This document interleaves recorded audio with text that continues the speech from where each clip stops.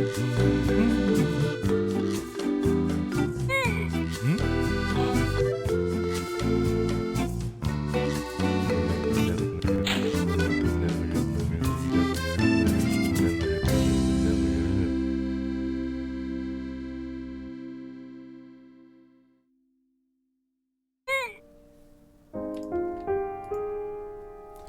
afternoon everybody and welcome to the stream. I'm Robert from the El Magnifico Games channel, and today we are going to begin a playthrough of Her Story. Now this is my first time playing this game. I have heard about it. It came out a few years ago and was quite critically acclaimed, I believe. So the premise of this game is that you are a police investigator and you have access to a police database which contains footage of a series of interviews that were conducted with a woman who was suspected of murder. And I believe the idea is that by going through the database bit by bit, you slowly piece together what actually happened. So let's get into it.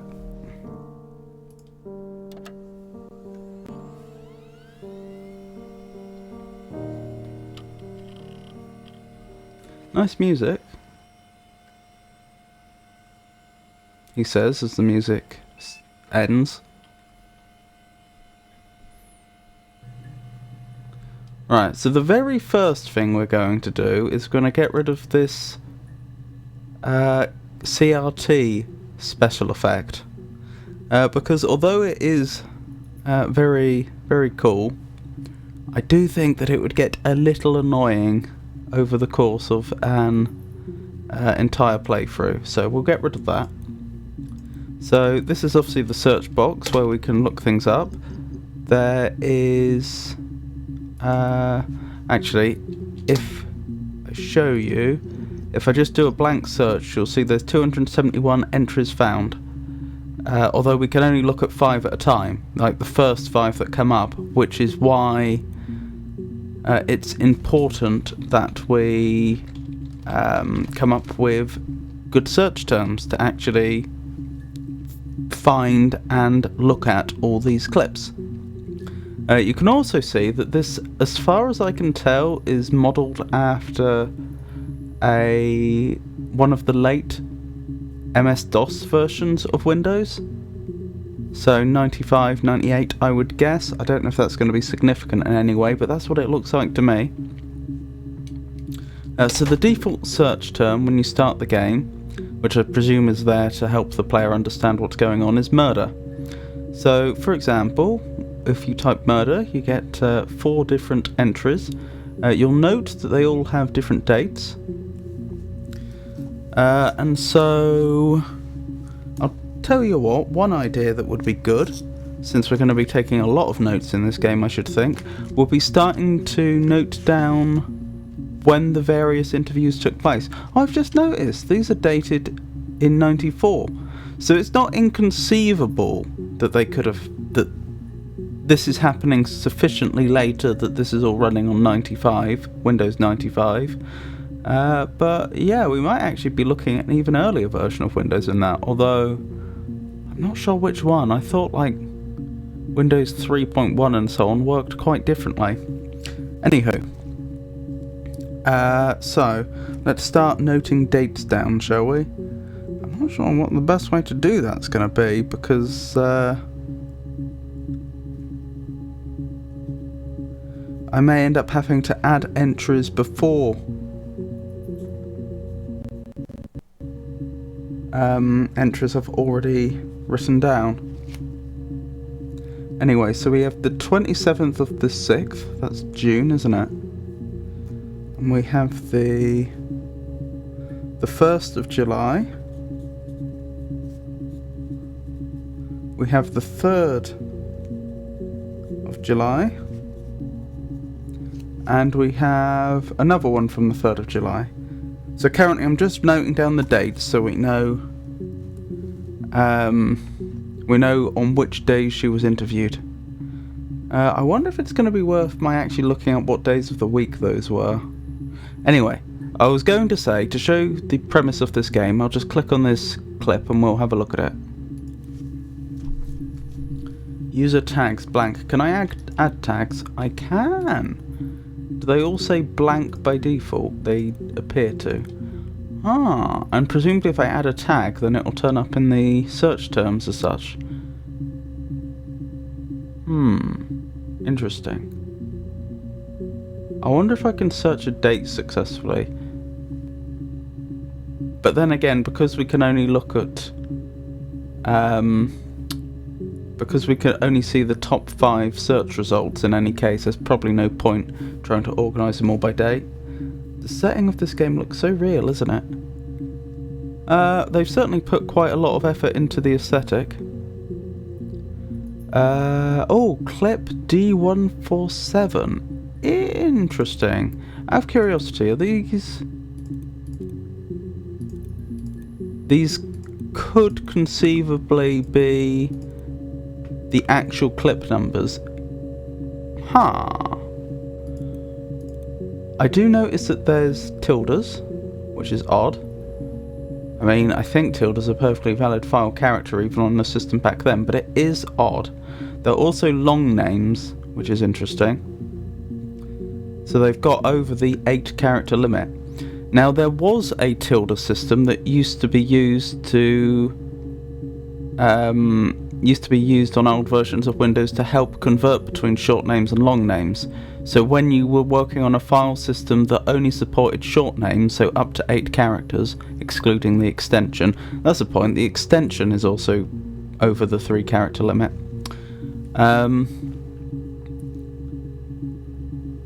If you were working on such a file system but you wanted longer names, Windows would let you do it by... I suppose I don't need to go into details, but there was a system which involved it generating short names for you which had tilde in them, but that's not what's going on here. That file actually has a tilde in its name. Also, I don't know what DB344... I suppose that's database 344 tilde A. Partial. Why is it partial? Has the database been damaged? Maybe. Anyway, let me get to the point. I will show you one of the clips. Yeah, that's me. But February, that was months ago. What's that got to do with Simon's murder? February, you say? Huh. Oops. The thing I was going to look up quickly is what day of the week these dates were.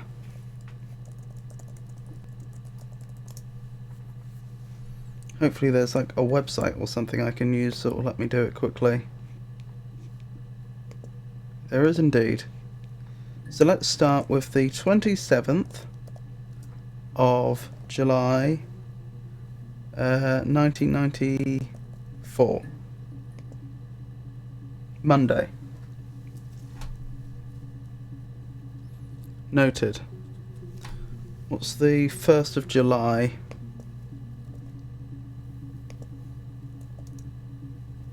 Friday. Oh, so there's the 3rd must be a Sunday. They interviewed her on Sunday. I mean, I suppose there's no reason they wouldn't.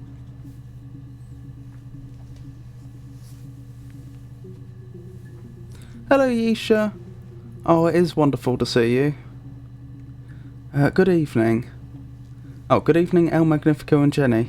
Sorry for being quite silent recently. Been lurking, but mostly been too tired and out of it to be social, sadly. So kept mostly to myself. Hope you're doing great. Oh, that's absolutely fine, Yisha. That is absolutely fine. Oh, no worries, Yisha. I just wanted to touch base, make sure you were actually alright. Yeah, I do hope you're well. Yeah, so I'm not sure if you were here when I started the stream, but this is a game called Her Story. I am just starting it now. I have not played this game before, but the premise is that we are a police investigator. We have access to a database which contains excerpts from a series of police interviews with a particular woman who is suspected of murder. and it is our job to go through the database, looking at the clips, and figure out what actually took place. One limitation of this database is, although we can look things up using the search terms, we will only ever be given the top 5 results. It won't show us more than that at a time. So actually coming up with good search terms is an important mechanic.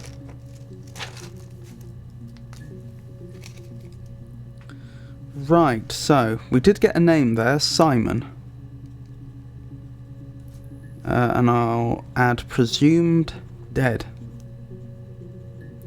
If anyone in chat wants to play along with me, who, obviously hasn't played this game before, by all means do so. In fact, I should probably remove the no backseating tag from the stream, now that I think about it.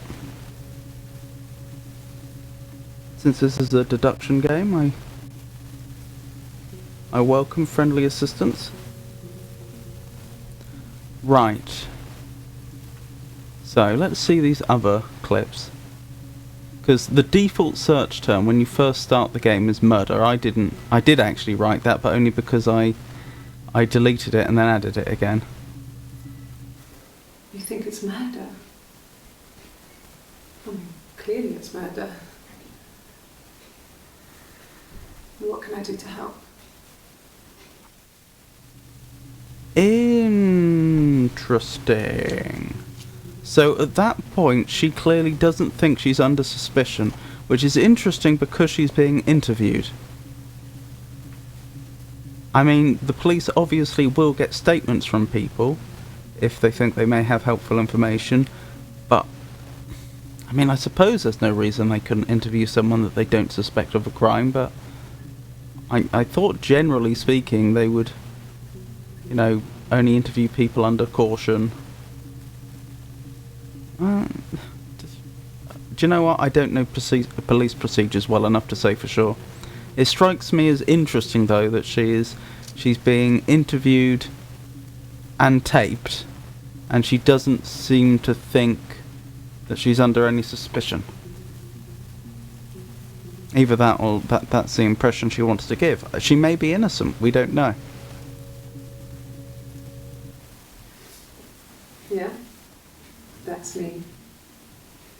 But February, that was months ago. What's that got to do with Simon's murder? I do know it's telling us what the rooms are as well. I don't know if that's going to be significant. Actually, what that says int room B, and that's also int room B, but that says MT room. I wonder what MT stands for.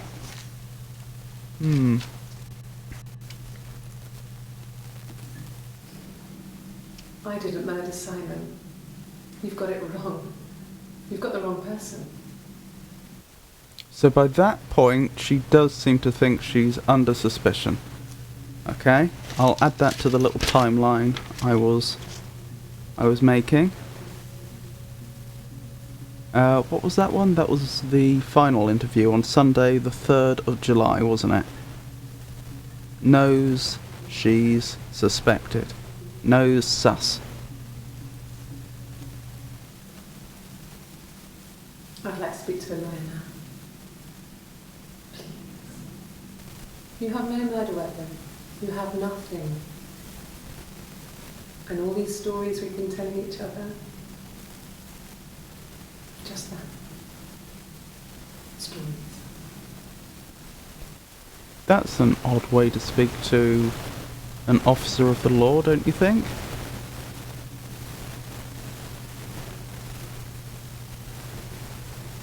Huh. Interesting. I do notice that there are other things we can click on here. What have we got here? South East Constabulary. We've got the database checker, the rubbish bin, a readme, really readme, log off, and clock. Now the fact we have a clock I find really interesting. Can we change the time here? No. Okay. I was wondering if at some point we'd have to change the time to be able to access certain clips or something. Interesting. That's not the actual time now either, is it?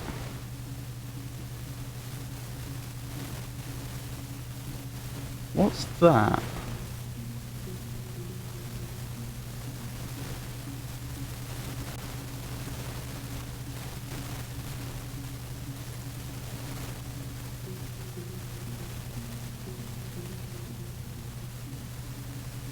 Because that's not the time, that's not like hours, minutes and seconds.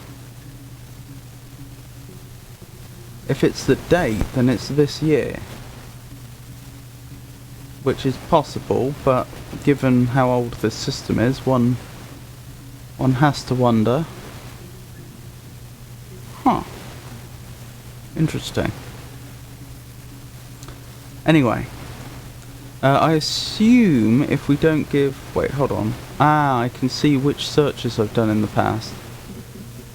And I can repeat the searches. Wonderful. I'm assuming that we probably get them in chronological order. Yeah, access limit to first 5 entries. I assume we probably get them in chronological order within a group that's returned by a search. But let's test that. Clip 121. That suggests I may be wrong. Not definitely wrong. Maybe wrong. Hold on. They have the same file name. Are they... so these... I thought the file names would correspond to each individual little excerpt, but I think the files... I think these clips have come from larger files, and that's the name of the files. If that's true, it may be worth also making a list of all file names we encounter. I do think it's possible that this was in chronological order though, because if we look at the time, it's 1724, 1746, 1808, 1832. So these are probably the very first entries, I would guess. Let's watch. Black coffee, thanks. No sugar. Sweet enough as it is. Huh, that seemed... okay. Again, that strikes me as a slightly odd way to address an officer of the law when being interviewed, but who am I to judge? My name is Hannah. Hannah. H-A-N-N-A-H. It's Pamela. It reads the same backwards as forwards. It doesn't work in numeric though, it's not quite symmetrical, but well, we get the idea. Sorry. Hannah Smith, I live at 31 Gladstone Street. Adding that, 31 Gladstone Street.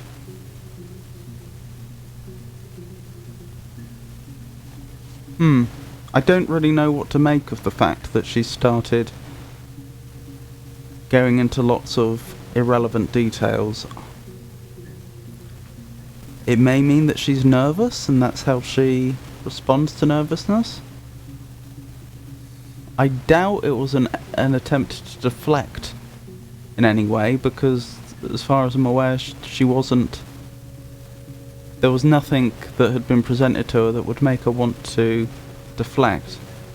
Maybe just generally to change the tone of the conversation if she was finding it intimidating. I don't know, I'm guessing. Simon Smith. Ooh. Works at Ernst Brothers Glass. They do windows, all kinds of glass. Simon does the more special work.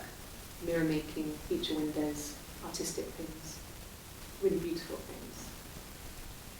Huh. What was that? Ernst Brothers? Glass. Simon Smith. He works at Ernst Brothers Glass. They do windows, all kinds of glass. Simon does the more special work. Mirror making, feature windows, artistic things. really beautiful things. Right, so sharing a surname is not proof of a relationship. Sometimes people just happen to have the same surname, but under the circumstances, it seems quite likely that these two individuals were either married or siblings, I would suggest. Actually, no, I don't know siblings. Say it was her uncle, for example. But it's quite likely they're related. Really quite likely. When I say related, I'm including marriage in this case. A mobile phone? Yeah. Well, they have one for the Glaciers, but it's only for work. I can't remember the number. It's in the kitchen. I saw it plugged into its charging cradle. A mobile phone in 94.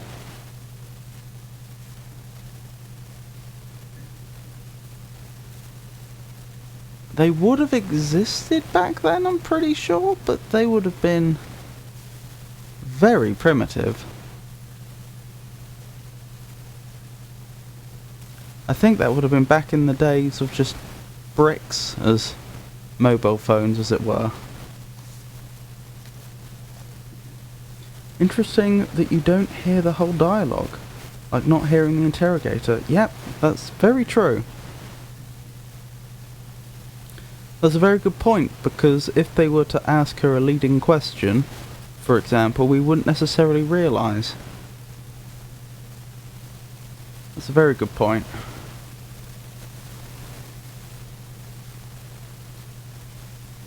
In fact, that's also the key to how they've split these up, isn't it? They've been split up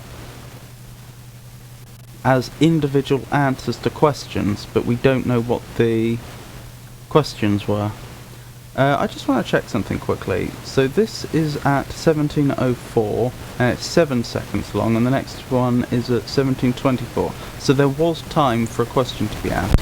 And again, so 20 seconds from 24, and we're at 48. So 2 seconds to ask a question. I mean, depending upon what the question is, that's possible. Oh, wasn't this the one which was talking about her name? Simon Smith. Oh no, his name. His brother's glass, the windows, all kinds of glass. Simon does the more special work. Mirror making, feature windows, artistic things.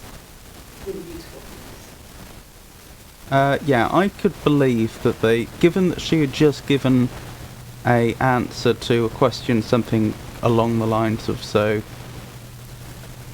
could you tell us your name, etc.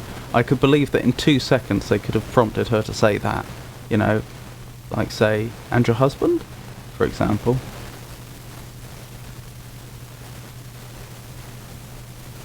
Especially in the clip where she seems to be answering several questions, the one where she was nervous. Might be just me, but is your microphone acting up? That is possible, I will check.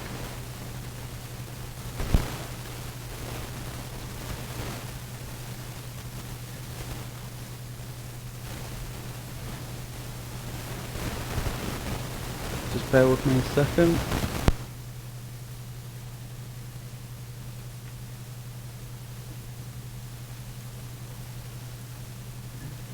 Oh yeah, that's acting up. Apologies for that. Just give me a sec.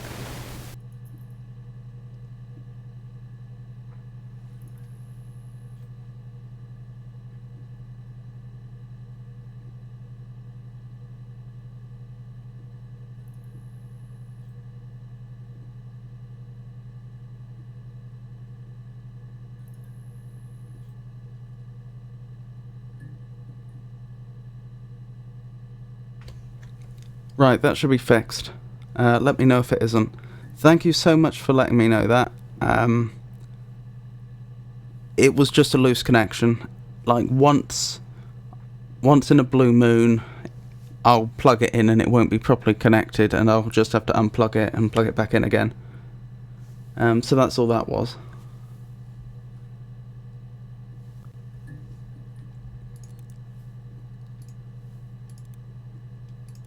And so this is the... Yeah, let's... What was the clip? The clip where she seems to be answering several questions. One where she was nervous. Yeah, let's watch that one again. I think that was this one. My name is Hannah. H-A-N-N-A-H. It's palindrome. It reads the same backwards as forwards. It doesn't work if you mirror it though. It's not quite symmetrical, but well, I mean, you get the idea. Sorry. Hannah Smith. I live at 31 Gladstone Street.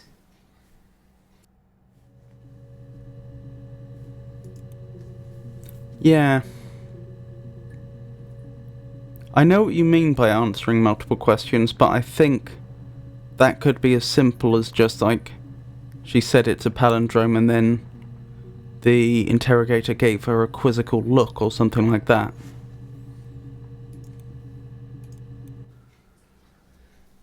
Simon is 6 foot, Ooh. darkish blonde hair, average build. He's clean shaven. If his beard grows, it goes ginger, so he shaves it. I mean, not that there's anything wrong with ginger hair. I bought a photo instead of spring photo. This was taken last year on holiday in Rome. It's the best one I have. Oh, we don't get to see it then.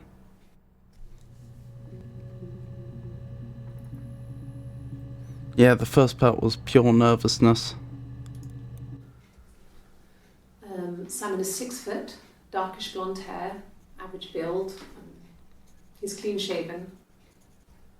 If his beard grows, it goes ginger, so he shaves it. I mean, not that there's anything wrong with ginger hair.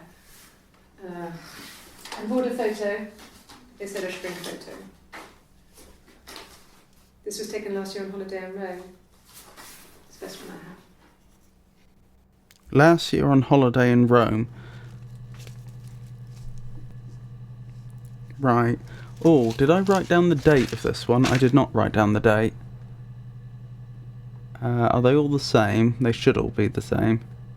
Yeah, they are all the same, aren't they? They're the 18th of June. And I assume these are the earliest interviews that were done with her. So what day of the week is that?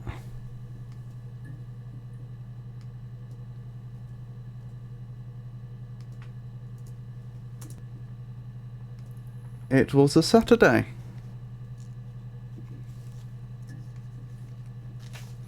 Right. Let's have a look through these readmes, because they might actually contain something important.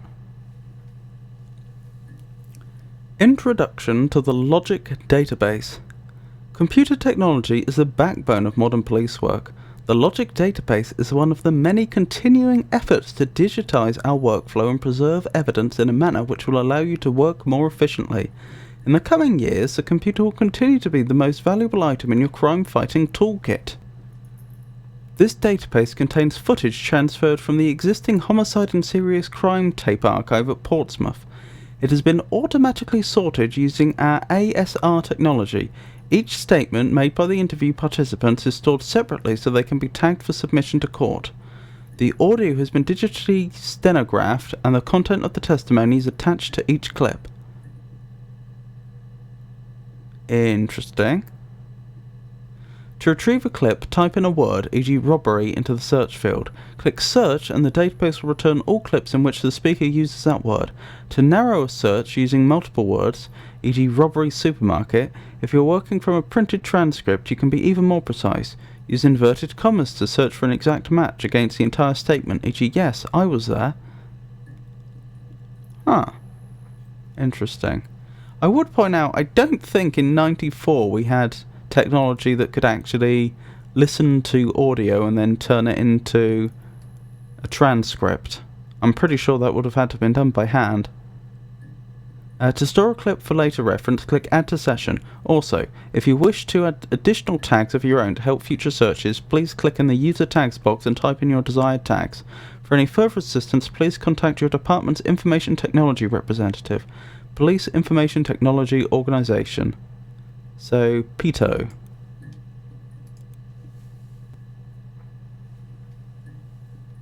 Hope not part of that time, alright? So, really read me. Hey, here's a database. I filed a Freedom of Information form to get you guest access. Everything seems to work. They transferred the videos of the original tapes in 1999. Okay, so the transfer happened much later on. That's actually a good point I should have picked up on. But this database still looks like it's running on 95 or 98. Which would have been too early for that sort of thing. For automatic transcription. They transferred the videos of the original tapes in 1999, and then the Y2K thing hit and they got mothballed. No one has touched them since. I couldn't find the server with the detective's footage on. Possibly those tapes got damaged when the old archives were flooded in 97, but figure this would be enough. Take your time, SB. SB, eh?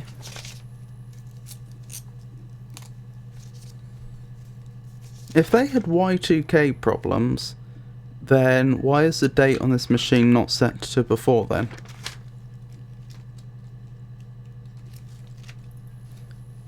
You know, if this database just didn't work or something.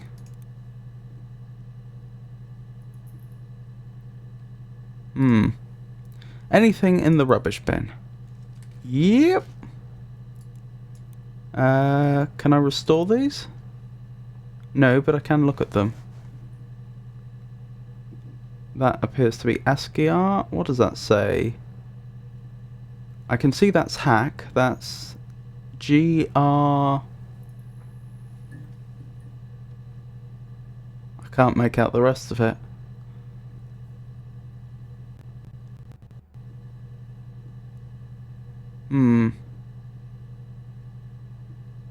Oh. No, that's not G. That's not Ghack. Kinda looks like Grace to me. Oh yeah, I can see that now. Grace hack. That's quite possible. Cracker, Cyber Ghost, Supplier the Legends, Stripper, You Never Seen Us, XXX, and Packager, Illusionist. One for the mums here. Classic 2-player strategy for lunchtime gaming. Enjoy. Cracks with class. Okay. Oh, that's a human face.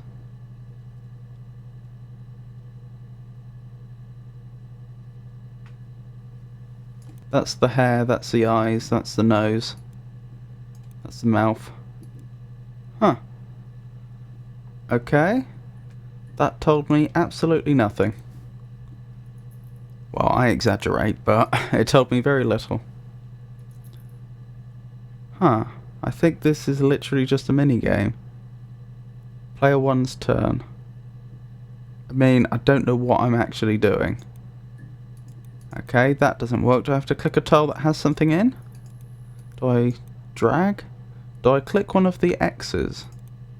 Yes. Player 2's turn. Oh, so I'm playing both players then. This is clearly designed for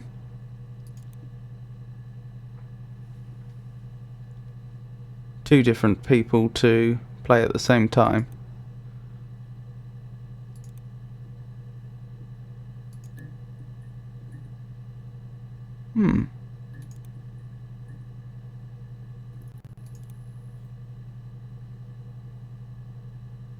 I'm only going through this once to see what happens when you complete it, if anything. I suppose it doesn't really matter where I go, does it, if I'm only trying to complete it? So I may as well click anywhere.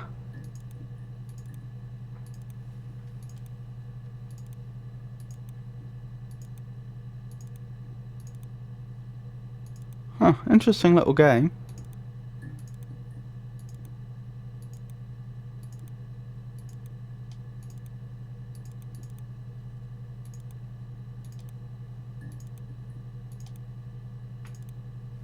Who will win? The reds or the purples?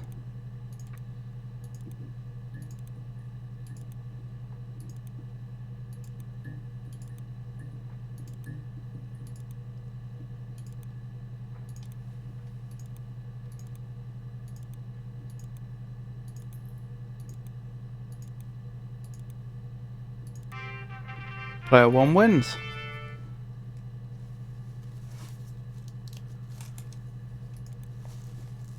Okay, that appears to be it. Huh. Nothing else in here? Nope. Scroll wheel does nothing. Huh. Alrighty then. The time has advanced, hasn't it? Interesting. And there's a database checker. 1 volume missing. I'm tempted not to do that until we've got further into actually looking through the clips here.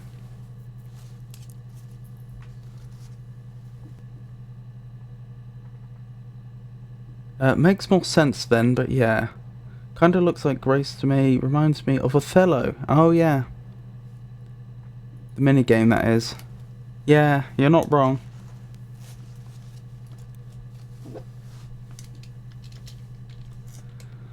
Right, shall we begin with a search of Simon and see what we get?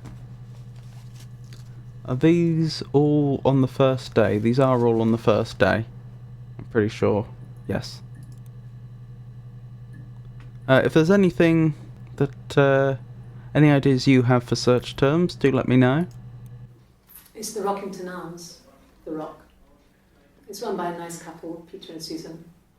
There's some other regulars there that Simon likes to drink with, and the barmaid they're having sometimes, Helen. Peter said Simon had been in and had a few drinks. Interesting. But because we don't know what the question was, we don't know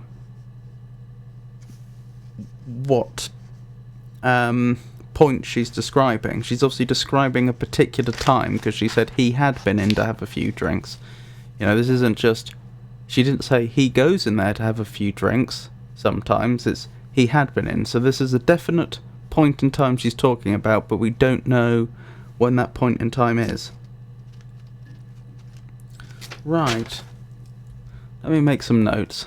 It's the Rockington Arms, The Rock. Rockington Arms. It's run by a nice couple, Peter and Susan. There's some other regulars there that Simon likes to drink with, and the barmaid they're having sometimes, Helen. Peter said Simon had been in and had a few drinks. Barmaid Helen.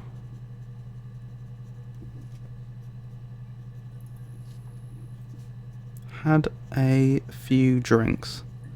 Noted.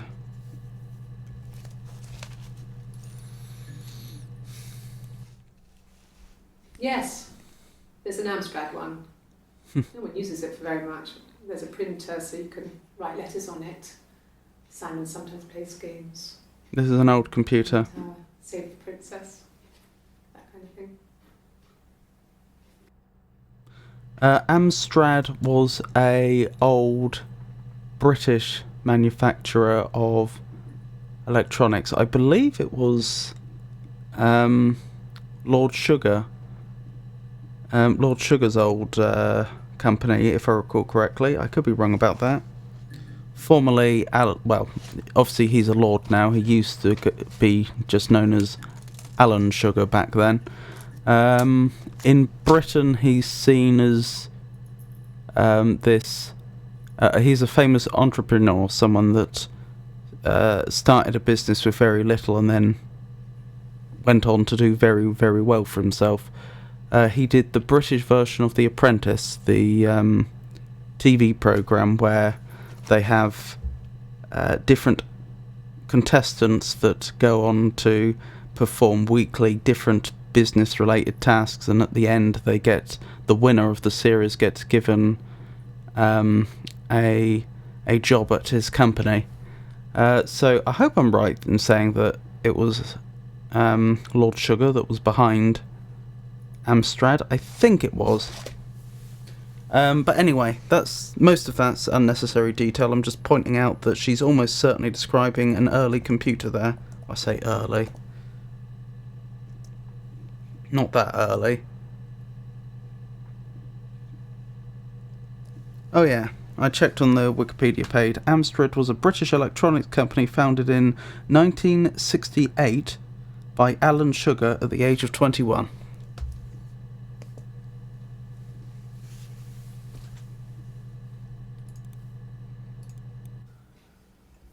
Simon isn't the type to run off or do anything crazy.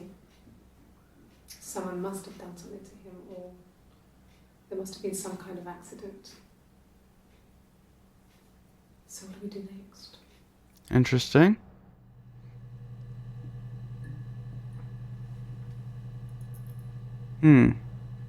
See, in one of the first clips, I noted something. One of the first clips we looked at, I think it was this one. You think it's murder? I mean, clearly it's murder. What can I do to help? See, I don't know how legally minded she is, but at least within the British judicial system, murder is quite specific. It implies that someone deliberately set out to kill somebody, they did so successfully, and that there were no other what's the term?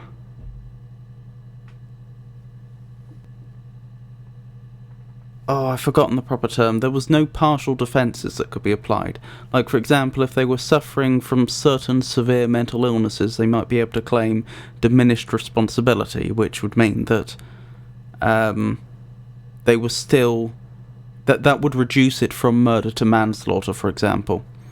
For example, manslaughter would be if, for example, you got into a fight in a pub and you punched somebody and then they died, and you hadn't intended to kill them, you just intended to punch them, and that's also what you would be the case if, say, you were suffering from a mental illness that induced you to kill someone, unless it's, you know, like a very severe mental illness, you know, where you really have no idea what's going on around you. That obviously would be a full defence. Anyway, my point is that her making this statement here about, oh, you think it's murder,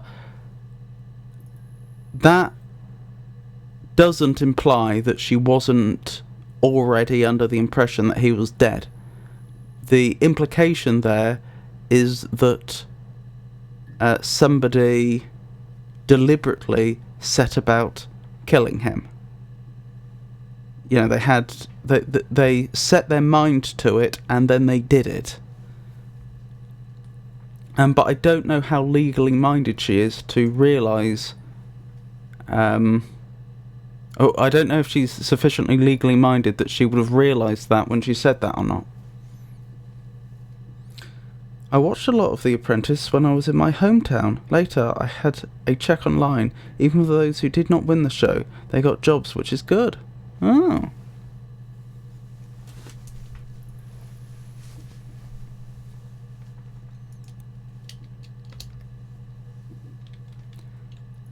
Right, so what should we search?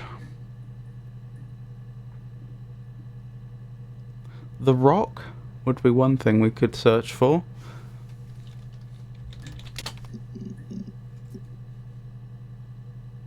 So the clip about the Rockington Arms that we saw before isn't actually the earliest reference, it would seem, unless she could be saying the word rock for some completely unrelated reason. You know, like, oh, and I stubbed my toe on a rock. So, it was Friday evening. We had an argument. He left. On Saturday, he didn't come back. I waited all day. He was supposed to go help Eric out with something on the Saturday afternoon. They had a job. He didn't show. So Eric was ringing on the phone. I checked at the Rock, that's our local. They said they'd seen him on the Friday night, but not since. He still wasn't back this morning. It just isn't like him at all.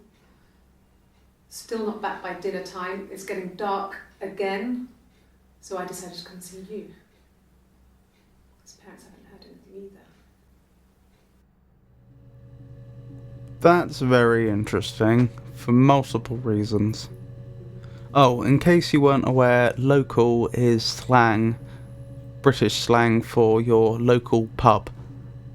You know, if I went down to the local, that would mean I went down for a drink at the pub.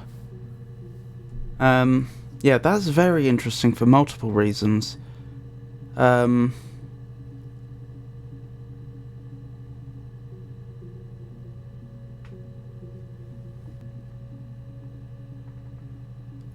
Not least, again, they're taping her.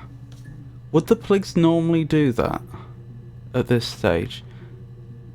Because she's come to them and said, again, we haven't established this as her husband, but, you know, so that we have something to say, so that we have some label for him, we'll assume he's her husband. She's gone down to the police station, said, my husband's gone missing. We had an argument on Friday.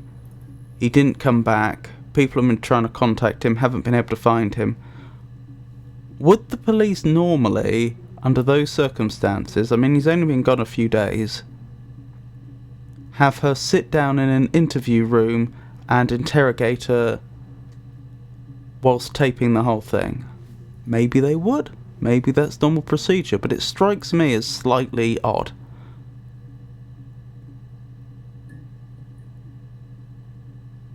I mean, they would definitely want a statement from her about what's happened, but, like, you just write it down, don't you? You ask her, okay, what are the facts? You write it down, and then you would probably, you know, do some I would assume some basic inquiries to try and figure out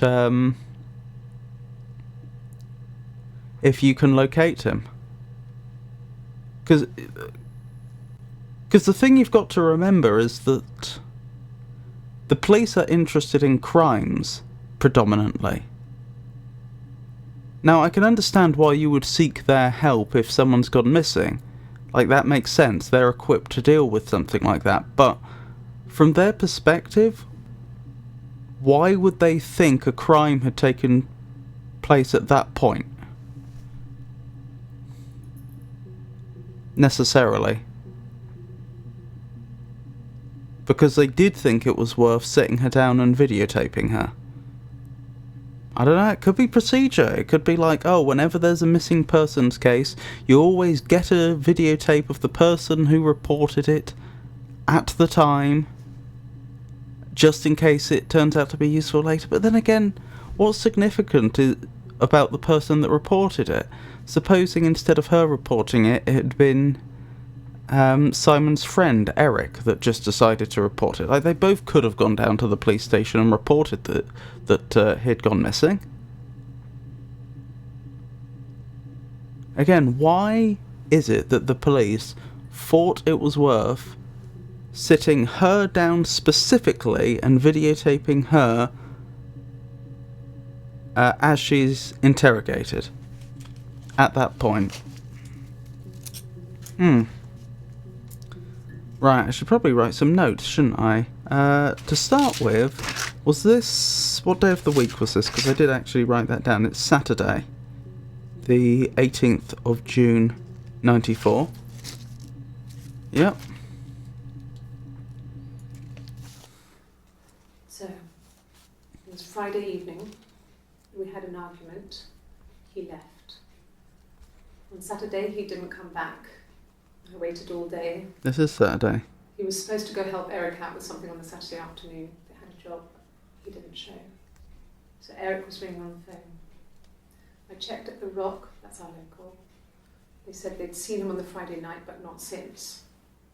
He still wasn't back this morning. Just didn't like him at all. Still not back by dinner time. It's getting dark again. So I decided to come and see you. His parents haven't heard anything either. So, it was Friday evening. We had an argument. He left. On Saturday, he didn't come back. I waited all day. He was supposed to go help Eric out with something on the Saturday afternoon. They had a job. He didn't show. So Eric was ringing on the phone. I checked at the Rock, that's our local.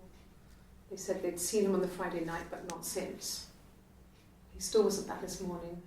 It just isn't like him at all. Still not back by dinner time. It's getting dark again. So I decided to come and see you. His parents haven't heard anything either. She's talking as if it's Sunday.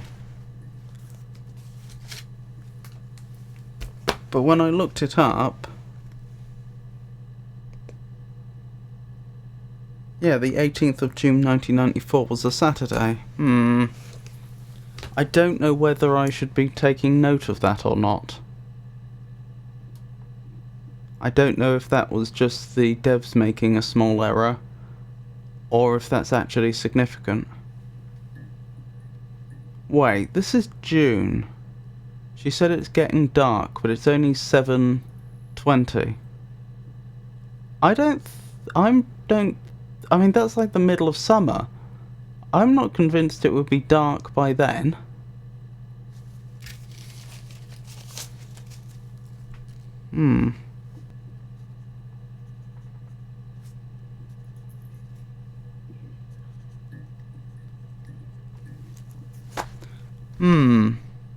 Very odd. Oh, this is a different date. I guess the Rock. You've spoken to everyone there. Someone must have seen where he went. I don't know. So many things could have gone wrong. So this is a new date. This is the 25th of June. So that's 7 days later. So also a Saturday.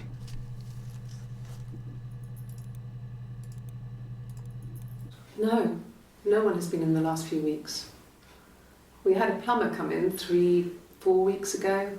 Someone summoned you from the Rock. And that's the 30th.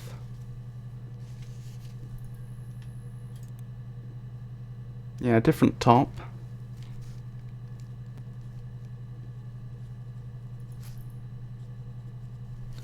Right.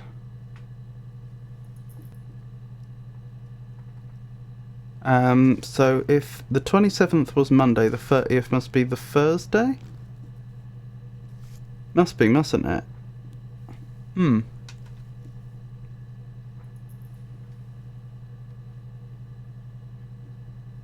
The fact that there's 2 cups there suggests to me she's been there a while.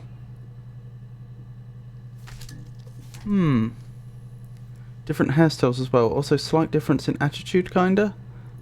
That's true. It's a good idea to pick up on things like attitude, but I would say that if she's been interviewed over a very extended period, it's not that surprising that there's slight changes in attitude. But yeah.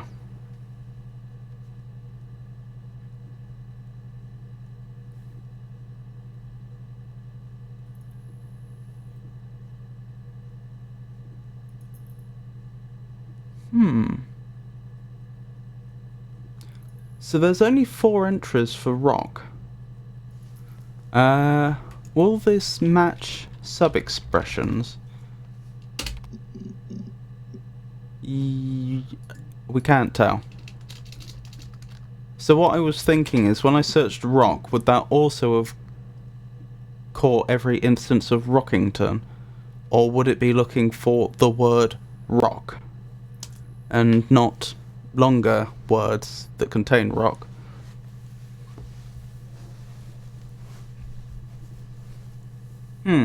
So that's the only time... That's the only 4 occasions in which she mentions the Rock. What about local? 2 entries, and there's one we haven't seen.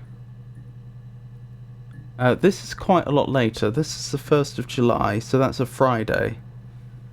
So I think that's 2 weeks minus 1 day after she first reported things.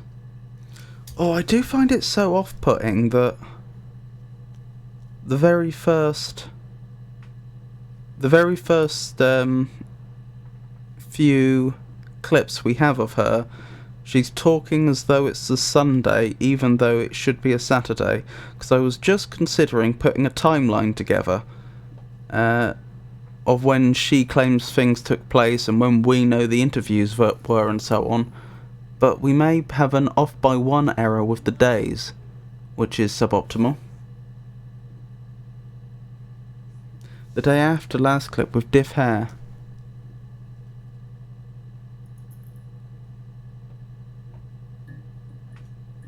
Yes. You're not wrong.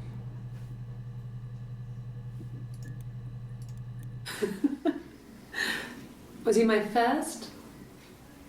No need to be so coy. No, he wasn't my first. That would have been Carl. He was a local boy in a band. He was a bit of a shit. But he was sexy. We were 15. Interesting. I don't think that was very relevant, but it was interesting. Local boy, Carl, first love interest at 15.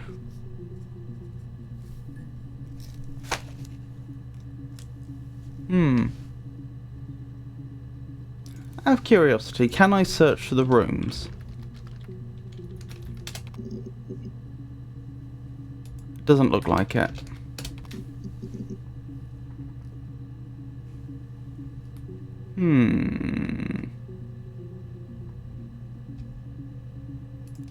I want to see the first few clips again. A black coffee, thanks. No sugar. Sweet enough as it is.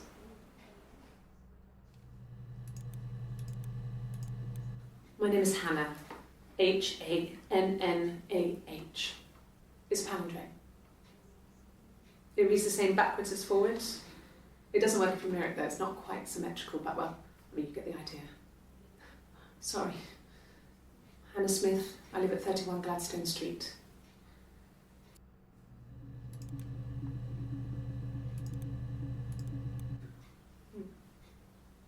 Simon Smith.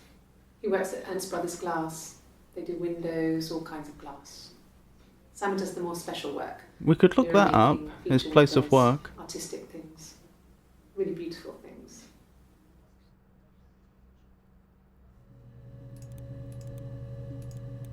A mobile phone? Yeah. And the phone? Well, they have one for the glaziers, but it's only for work. I can't remember the number. Oh, it's in the kitchen. I saw it plugged into its charging cradle. They were probably asking her if he had a mobile phone on him. Simon is 6 foot, darkish blonde hair, average build. He's clean shaven. If his beard grows, it goes ginger, so he shaves it. I mean, not that there's anything wrong with ginger hair. I bought a photo. Do you reckon the interrogator had ginger hair? This was taken last year on holiday in Rome. Best one I have.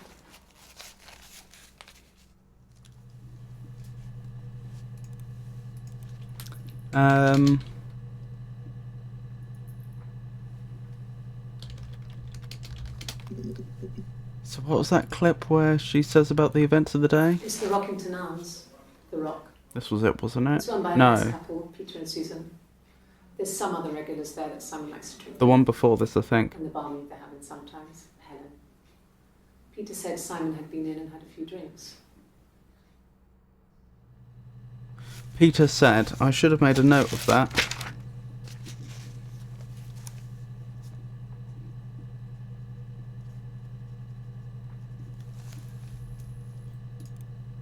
So Peter is another one we could look up. In fact, that's the point. We could just start making our way through the names we have. what are the names we have? We have Peter, Susan, Helen. What was his friend? Eric. Peter, Susan, Eric, Helen.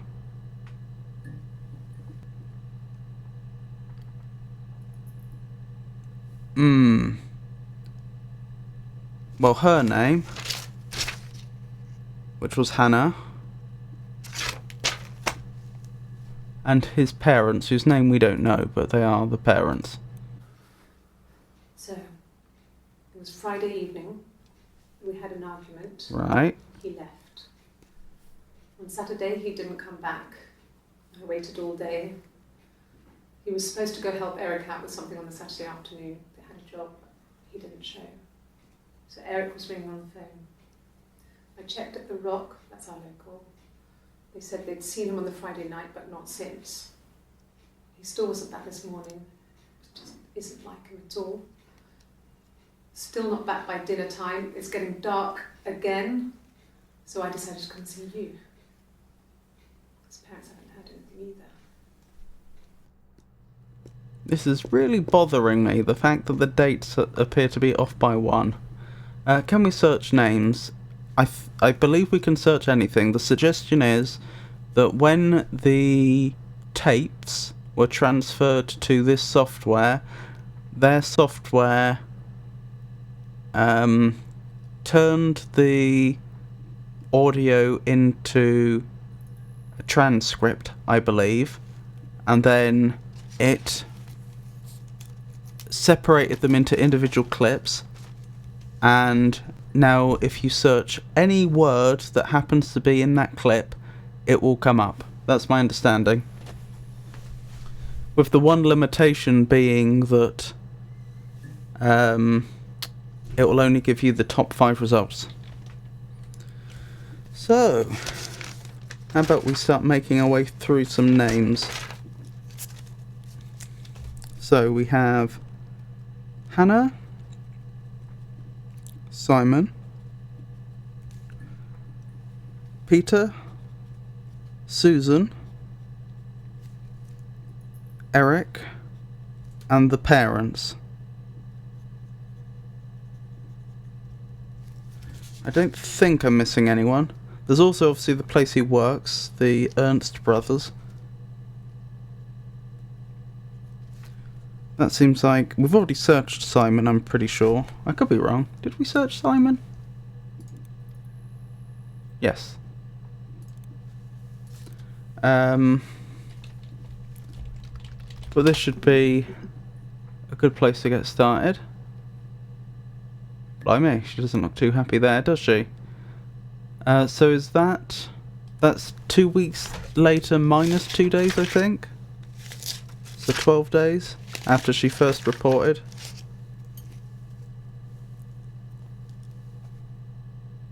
Just checking. Yep, I believe that's correct.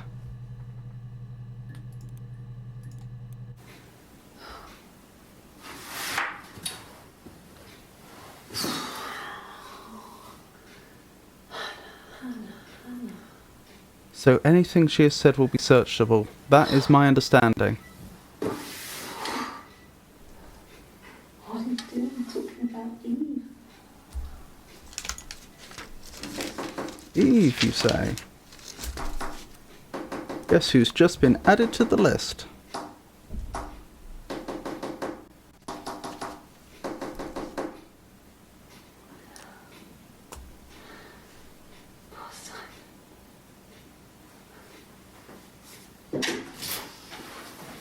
Oh, code, you think?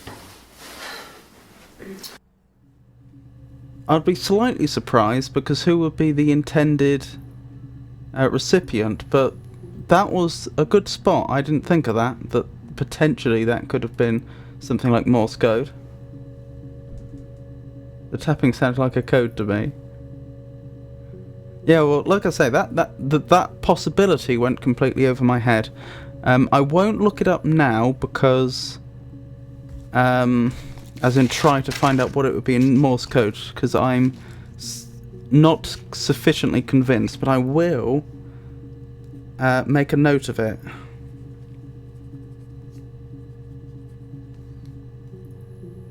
So that if at some point in the future we have reason to believe there might be important information there, we know to go back.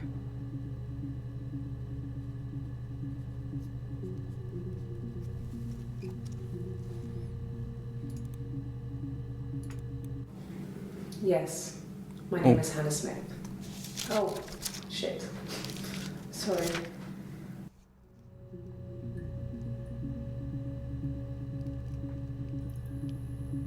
That was odd. Oh. They're giving her a polygraph test, aren't they? Probably. There's blood pressure and heart rate. Yes, my name is Hannah Smith. Oh, shit. Sorry. Huh.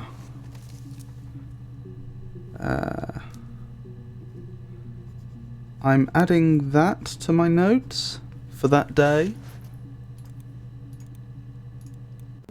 When's this? Same day. Across the road, where my parents first lived there, was a midwife called Florence. When Hannah was born, I was born at the same time. The midwife was there to help.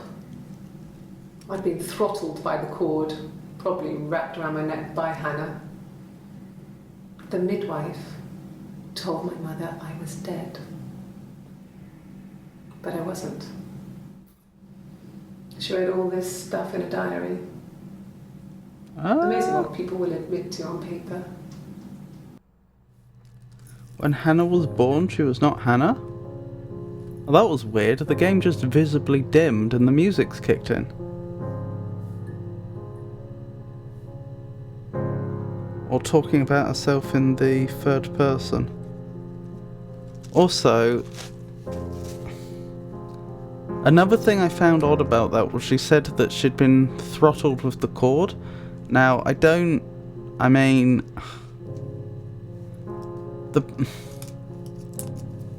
think of a delicate way of putting this, but, like, babies are delicate. I don't think you could throttle a baby with a cord and there not be serious damage well into adulthood, which we've seen no evidence of.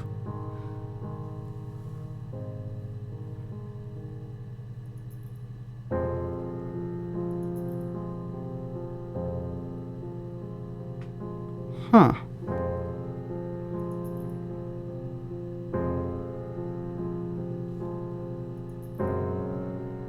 Sorry, what do you mean with throttle? Throttle would mean to strangle or choke quite vigorously. So throttling with a cord would mean like putting the cord around the neck and then, you know, like pulling it tight.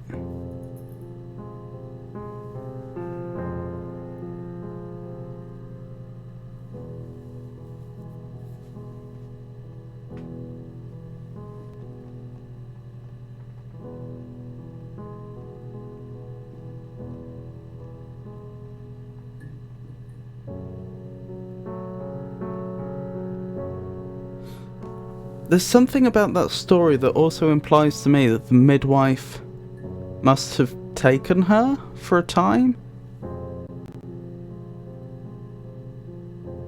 At least a time.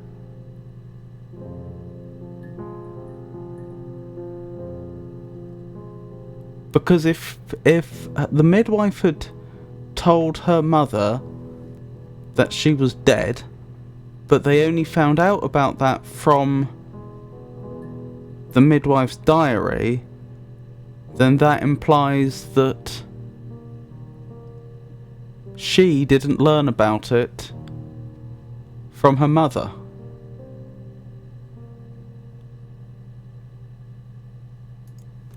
Let's listen to that again. Across the road, where my parents first lived there, was a midwife called Florence. When Hannah was born, I was born at the same time. The midwife was there to help. I'd been throttled by the cord, probably wrapped around my neck by Hannah. The midwife told my mother I was dead, Oh, I see. but I wasn't. I misunderstood. She wrote all this stuff in a diary. Amazing what people will admit to on paper.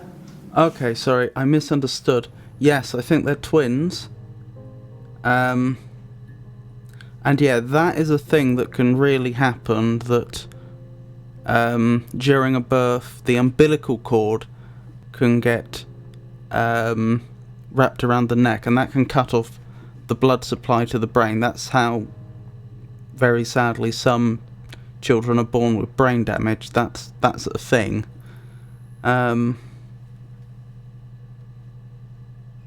She clearly doesn't literally mean that it was put round her neck by Hannah. I would interpret from that Hannah is her sister, and she either jokingly or seriously is suggesting that there's a rivalry or some other form of friction between the two. Yes, I think the implication there, and I can't tell how joking she is being, is she's saying that, oh, my sister must have put the umbilical cord around my neck while we were still in the womb, or something like that.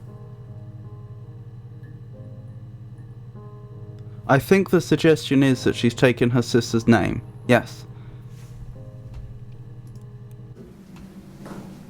So, across the road, where my parents first lived there, was a midwife called Florence. When Hannah was born, I was born at the same time. The midwife was there to help. I'd been throttled by the cord, probably wrapped around my neck by Hannah. The midwife told my mother I was dead, but I wasn't. She wrote all this stuff in a diary. Amazing what people will admit to on paper.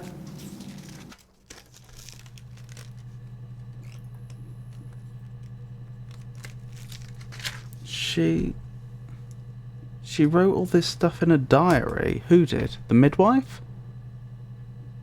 Her mother? And why does she say admit to, as though there's something wrong there? Even if it were literally true that she had a twin sister that had actually put the cord around her neck, that's not, any sort of crime, because it's an infant. Not even infant. They're still in the womb. Like that's not something that they could be held responsible for. Since in the first clip, the first woman says her name is Hannah, is this clip she talks about Hannah, not herself? You are a genius. We could be dealing with two women here. Of course we could be.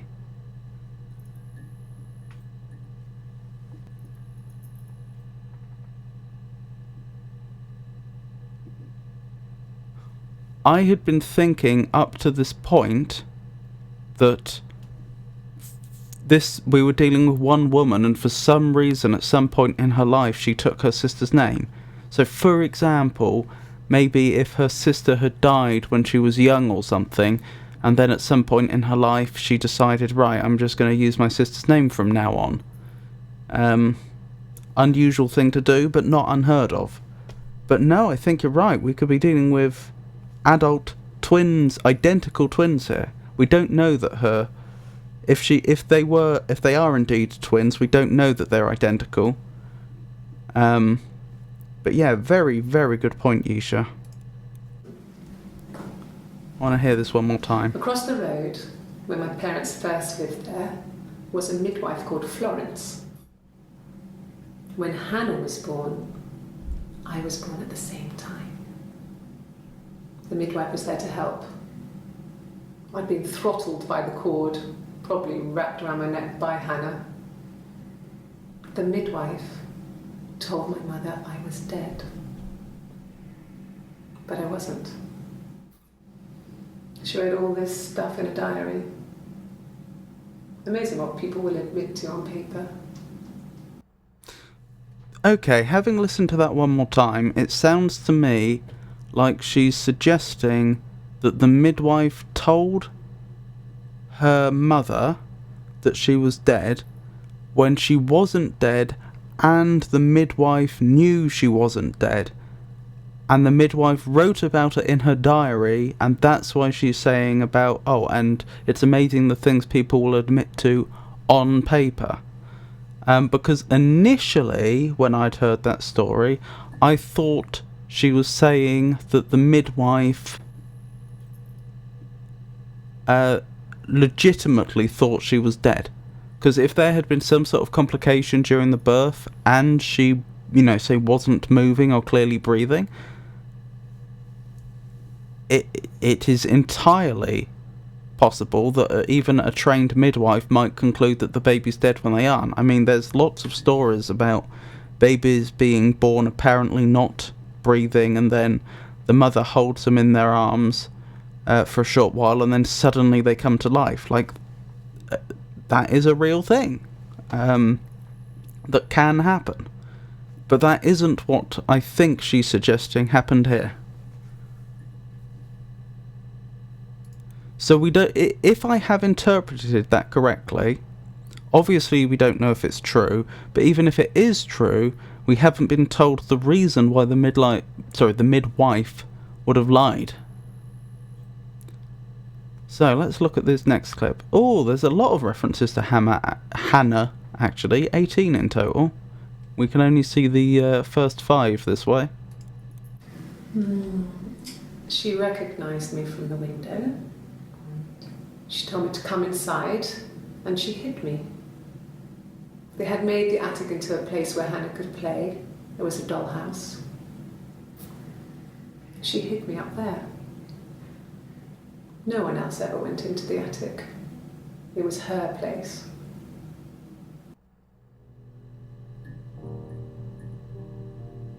Okay. Right, so everything I just said is my best interpretation of the evidence that we've currently been presented with. I'm just going to suggest that there is actually one other possibility we should keep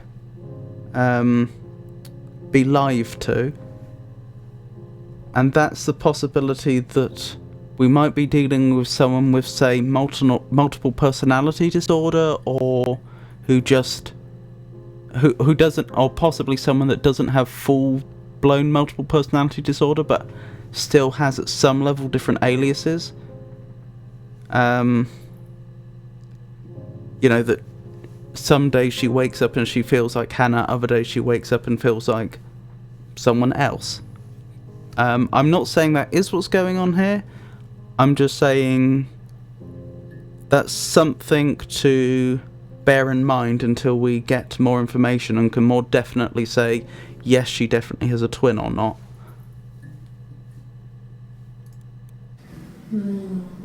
She recognised me from the window. We don't know who this is. She told me to come inside, and she hid me. They had made the attic into a place where Hannah could play. It was a dollhouse. It could be Hannah she's talking about. She hid me up there. No one else ever went into the attic. It was her place.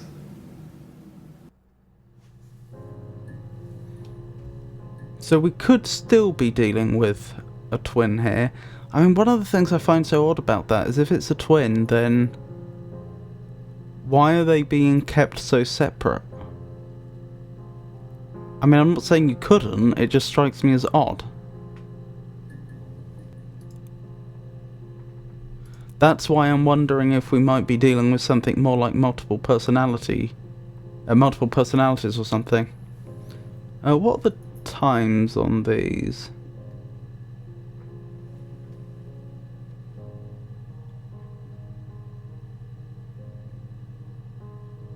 Hold on. This seems unlikely. Oh no, it is possible. I was going to say, look at the difference in time between these two. I'm not sure if you can make it out on stream, but that's 11:27:01 and that's 11:29:13. So they're only 2 minutes apart, and she's apparently fully geared up for a polygraph test there, but not there. But I suppose that's possible. I mean, it wouldn't take them long to pull the equipment off of her. But I mean, it is the same hair and the same clothes, isn't it? So that's possible. It is the same room, I checked. Okay, that was very interesting. Not same date, right? Yep, same date. It's the 3rd of the 7th, 94. Was that the Sunday? Let me check. Sunday.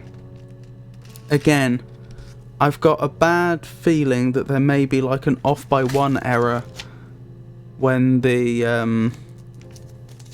devs made this game or something, so I can't say with absolute certainty that that's supposed to be a Sunday, but yeah, it's the same day.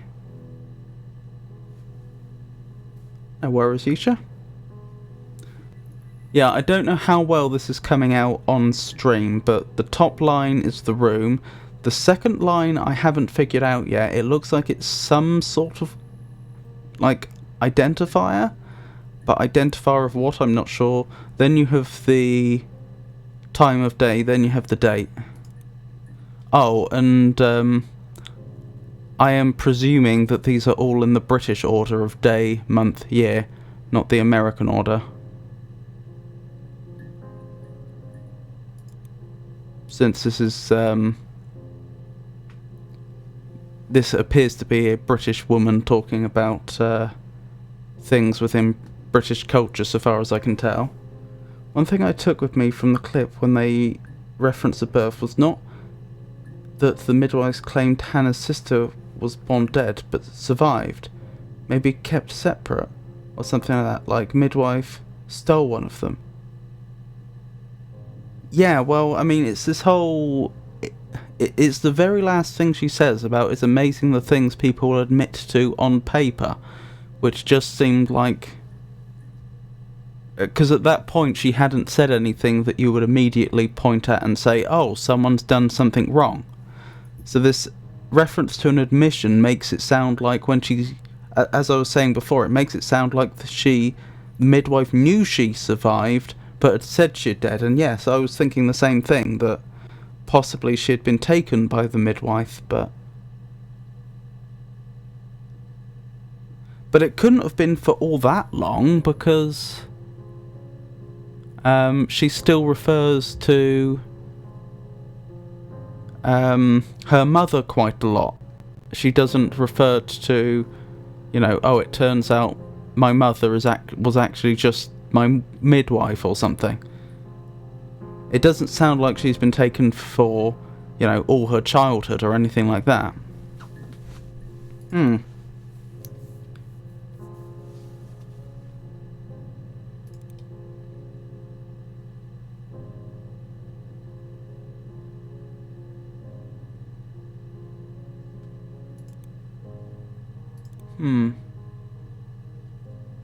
Alright. Let's search another name, shall we? Yeah, I've got a list of names here. We can, you know, get through them one at a time. Let's go with Peter. Okay, the only reference to Peter is in a clip we've already seen. That'll be talking about The Rock. Susan, same. She only mentions him there. Wait, I could have sworn there were 2 clips that mentioned Peter.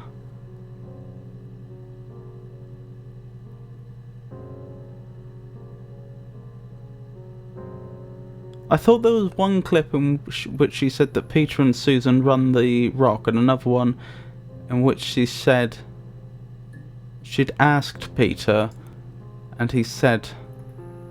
Maybe that is actually the same clip. Hold on. It's the Rockington Arms, The Rock.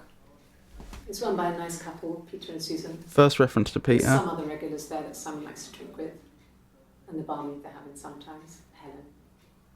Peter said Simon had been in and had a few drinks. Oh, same clip. Okay. That's the cause of my confusion. I'm going to add that to the session. I don't know how many we're allowed in the session, but it seems like the clip in which he actually talks about what happened the day that he went missing is probably going to be a pretty important test. Pretty important clip. Across the road, where my parents first lived there, was a midwife called Florence. When Hannah was born, I was born at the same time. The midwife was there to help. I'd been throttled by the cord, probably wrapped around my neck by Hannah. The midwife told my mother I was dead. But I wasn't. She wrote all this stuff in a diary. Amazing what people will admit to on paper. Right. So our current leading theory is she has a identical twin sister. Actually, no, we don't know she's identical. We were considering the possibility that we may be dealing with two different women.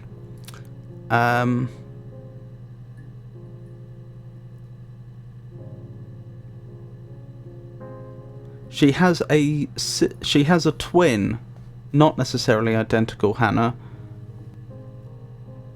And the midwife tried to take her. That's our current thinking. Yes, my name is Hannah Smith. Oh, shit. Sorry.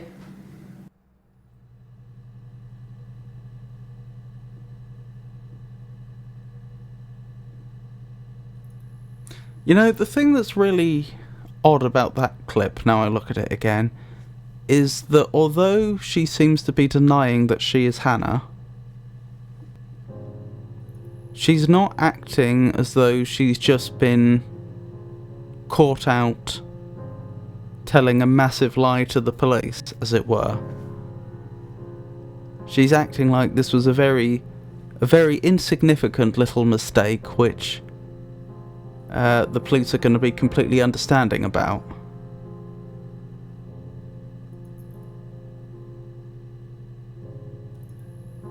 I mean, it implies that they already know she isn't Hannah, but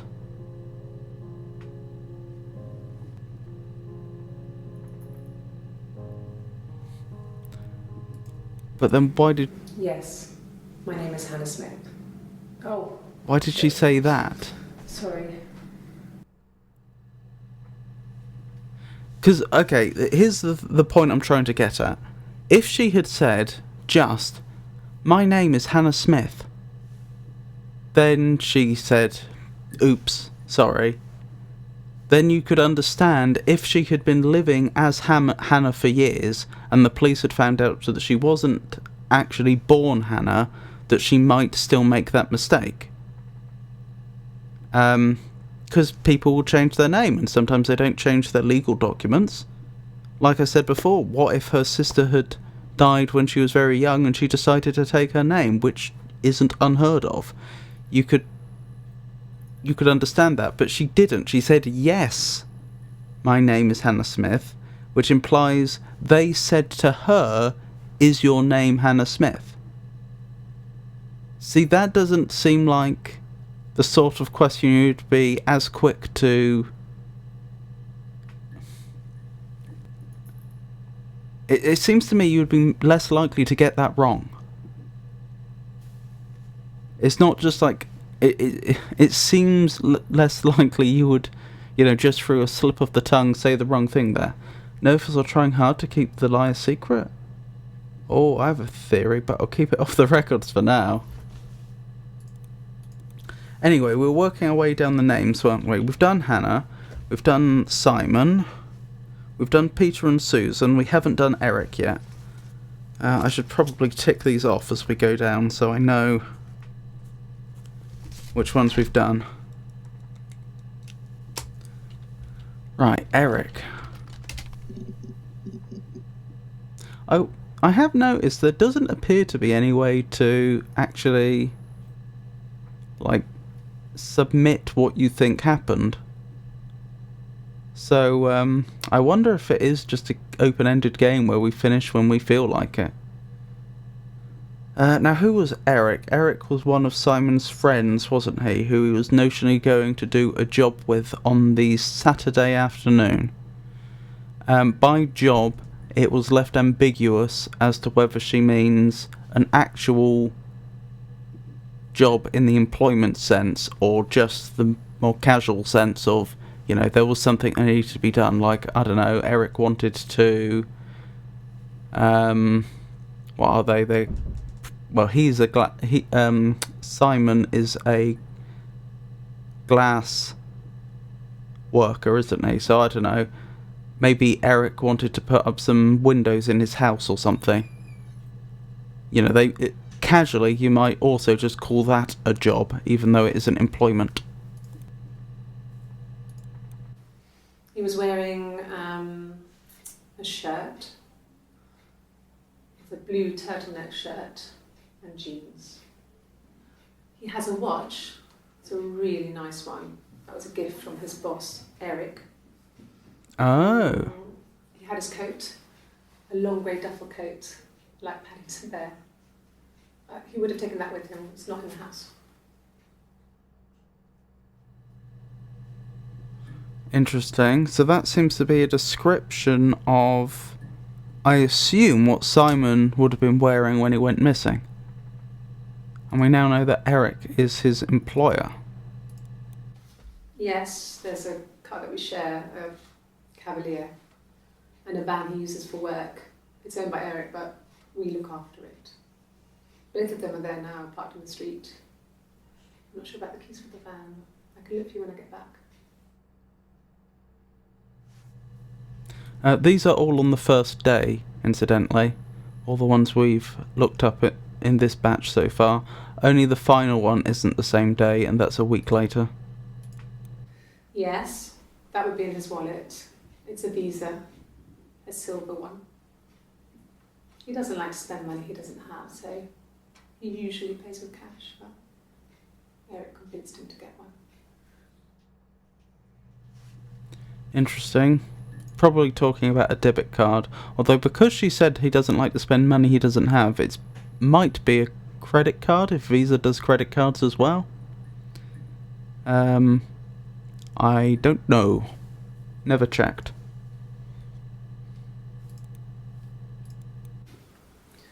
Eric was like an uncle to him.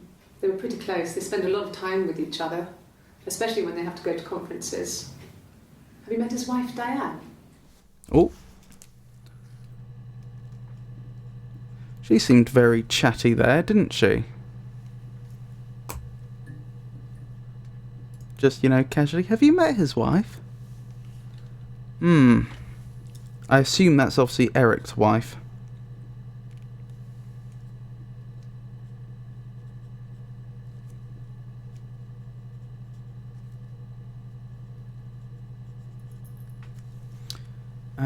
Parents, that's the next one I have on the list. Do we get a different result for parents versus parent? No.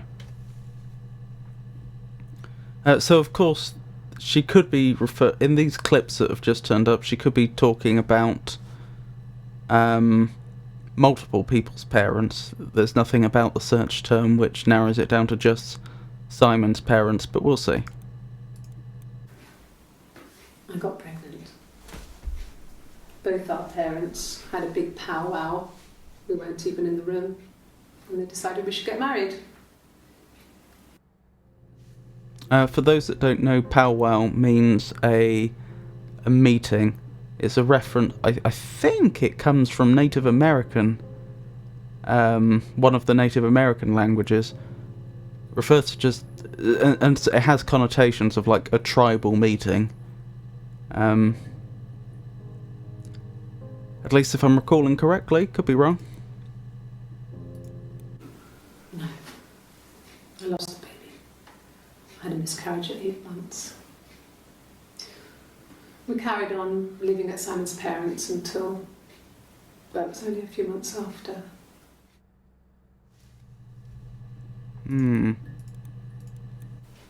Then my parents died. It was the worst year of my life. A miscarriage and then my parents.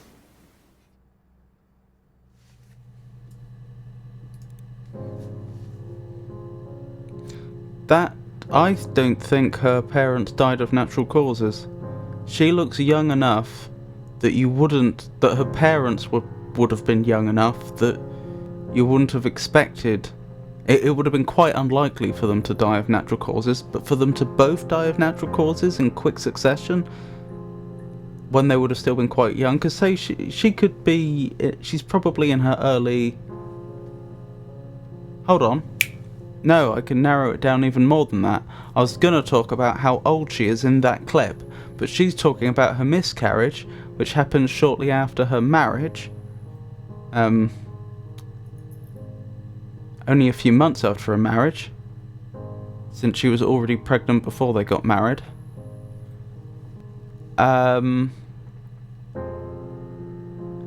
And she said about the powwow where Simon's parents and her parents got together and discussed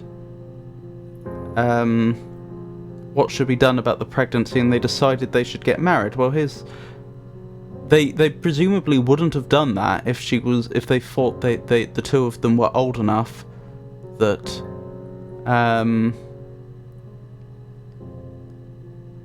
that they would have expected them to have complete autonomy. Like, supposing Simon and Hannah were 40, do you think their parents would get together and decide they should get married because Hannah was pregnant? I'm saying Hannah when we know it may not be Hannah, but you know what I mean. The woman formerly known as Hannah.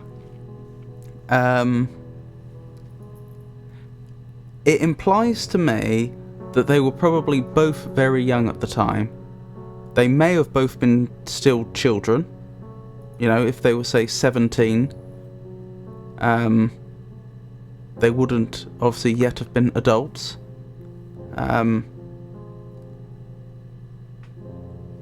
Could have been a little older than that, depending upon their individual temperaments. You could imagine parents doing that if they were in their maybe early 20s. By mid-20s, I think that sort of behaviour would be seen as a bit odd, though. So my point is, say let's pick the worst case. Let's say she was like 24 when that happened. Well, her mother and father then would have been, you know, supposing they had her when they were 40. That, like, an absolute well, okay, not an absolute upper estimate, but like, it's very unlikely that they could have been older than like their mid-60s, and even that is pushing it, is what I'm saying. In all probability, they were probably a good deal younger than that, probably in their 50s. So, back to their deaths. You wouldn't expect someone to die at that sort of age from natural causes, although it can happen. And for them to both died of natural causes in quick succession, pretty unlikely. I think something happened. Yes. I inherited it from my parents, so it made sense to move back. Me and Simon. Felt like going back to old ways before the pregnancy. Reminded me of being a girl, a dollhouse in the attic, old things. We didn't sleep in my parents' bedroom for a long time.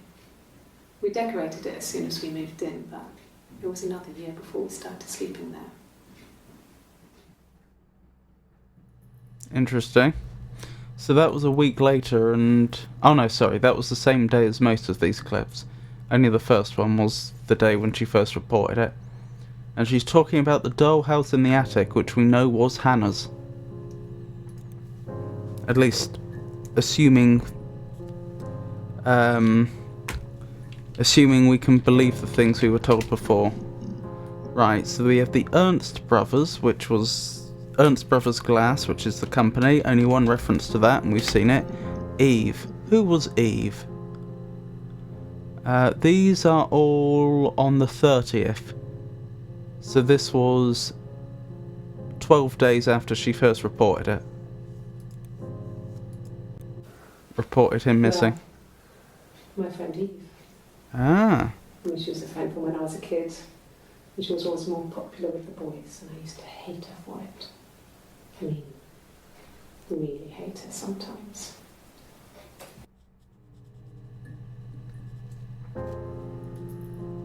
Interesting.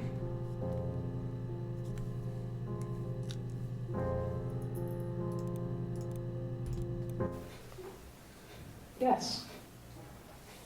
We'd fight.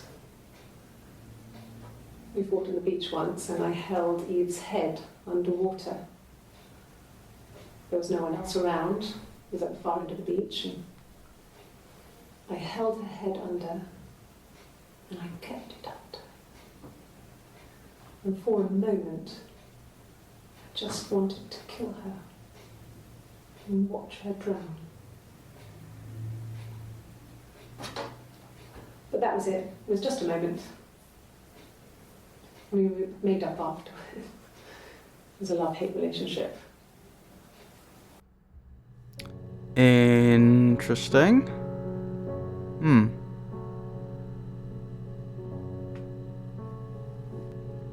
Oh, there's 7 entries with Eve in. Obviously, we only get to see the first 5. A police station. Yeah. When I was young, we ran away on my birthday. Bob Dylan was playing in London, and we thought we could break into his tour bus and have him take us with him. The taxi driver we paid to drop us off, I mean, we'd saved money, pinched a bit here and there to pay for the fare. He was suspicious because we were so young, so he told the police. So they came and picked us up and took me back to Portsmouth. My mum picked me up from the station. But I blamed everything on my friend Eve. My parents let me off. Interesting.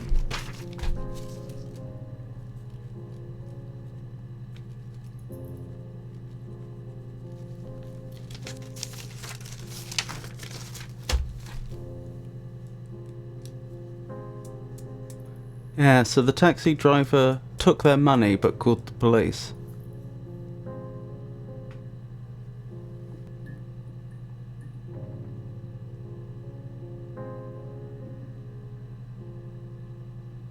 Oh, and pinched means stole.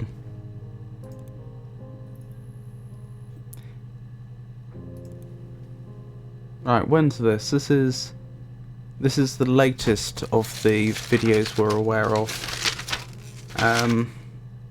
the interviews. This is Sunday the 3rd of July.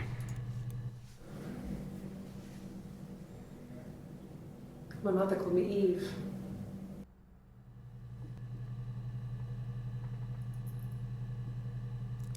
Huh.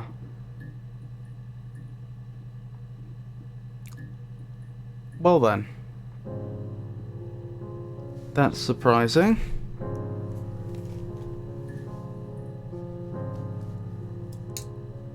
Well, unless it's a coincidence, the only way to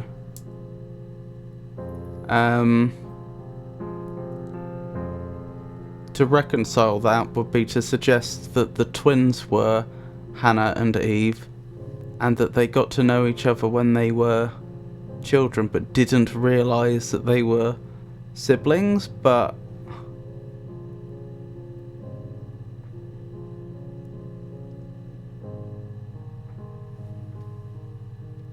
if we are dealing with 2 different women being interviewed here, identical twins, I refuse to believe that they could have met each other and not realised that they were identical twins. That's ridiculous. So something doesn't add up here.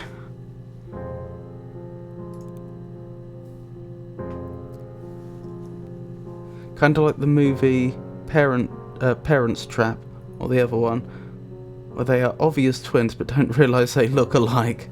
I've never seen it, although I do recognise the name. Alright, Florence, that was a midwife. Oh, blimey. 5 entries for Florence. I was actually thinking that might be the only... the one we'd already... The clip we'd already seen might be the only one with Florence in, but apparently not.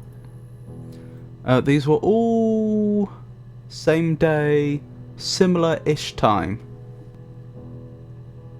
There's a bit of a gap between the third and the fourth one of about 3 minutes. So she's just finished talking about the fact that Florence had the midwife, at least we think that's who she was referring to, because I think she used the pronoun she to refer to the person in question. She had just said that Florence had written in a diary about lying about her being dead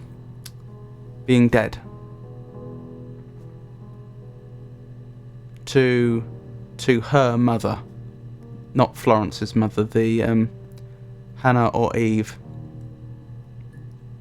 Oh no, that would be Eve, wouldn't it? Because she said her sister was, or the other child born at the same time was Hannah.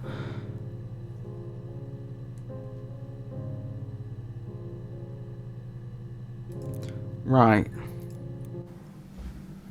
Florence took me home with her.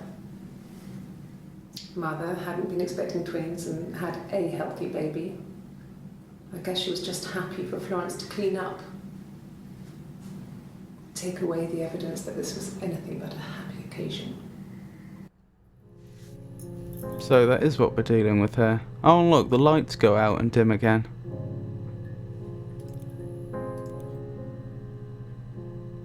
Oh, the lights dim, yeah. So, the mother knew. No, the suggestion is that the mother didn't know, or still not aware she was born dead. My understanding is that the mother was expecting a single child. She didn't know she had twins. She then went into labour. The midwife came along to help out. She gave birth to we don't actually know the order in which Hannah and Eve were born, but one of them was born first, obviously, and then the other was born, much to their mother's surprise. But one of the children had the umbilical cord wrapped around her neck, and the midwife had claimed that she was dead when she wasn't dead, and then the midwife had claimed that she would take the body away and deal with it, and that's what she's saying about clean up, so that her mother could pretend this has been nothing but a happy occasion, because her mother had given birth to a healthy child and she was expecting to give birth to a healthy child.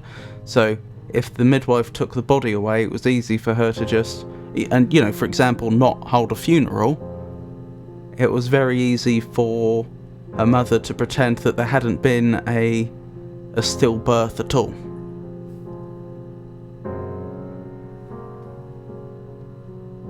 Yes, exactly.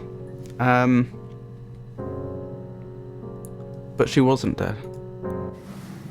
Florence raised me in her home. I never left it. She kept me out of sight. It wasn't odd for people to see a midwife with a baby, carrying in supplies, washing nappies, that sort of thing. I never knew any different. I grew up looking out of my window and seeing her across the road. I thought it was like a reflection in the mirror. She was me. Huh. So...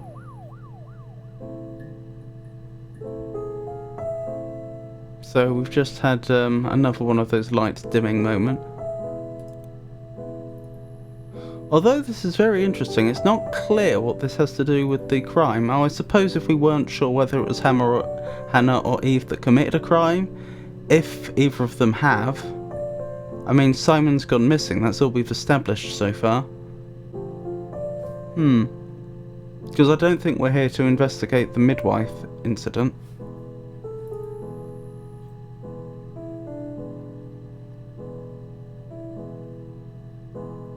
So there was that clip earlier where the woman being interviewed said she'd been invited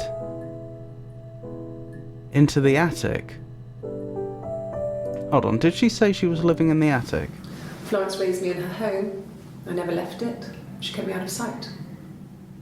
It wasn't odd for people to see a midwife with a baby, carrying in supplies, washing nappies, No. that sort of thing. I never knew any different. I grew up looking out of my window and seeing her across the road.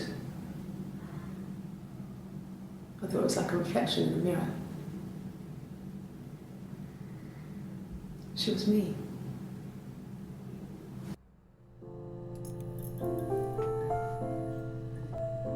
Let me know if you want to hear my theory, by the way.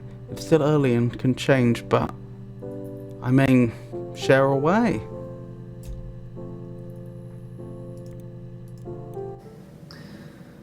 Florence was a warm, kind person. But she was broken, I guess. When I found her diary, I also found a biscuit tin with other stuff in it. Older papers, letters, that kind of thing. Her story wasn't there. I never really spoke to her about it. I was far too young to really understand, I guess. I just put it together later, once I was older. She had loved children, planned to have a large family, but her husband died in the war. And that was back when you married for life. She never felt like she could marry again. Isn't that strange? She was a widow from her 20s. But, I mean, I guess it was different then. You know, you married for life and she felt she could never marry again. I guess it was harder, a war widow. One of the dead. I don't know, maybe there was more to it than that. I don't really know. Yeah, that doesn't really make sense. It's true to say that divorce was very hard to come by in the past, and so, in that sense, marriage was for life. But that's the point, it's for life, it doesn't go past life. Once someone's dead, the marriage is dissolved, and people absolutely did remarry. Like, I'm not aware of a period in which remarrying after your partner has died was in any way looked down upon.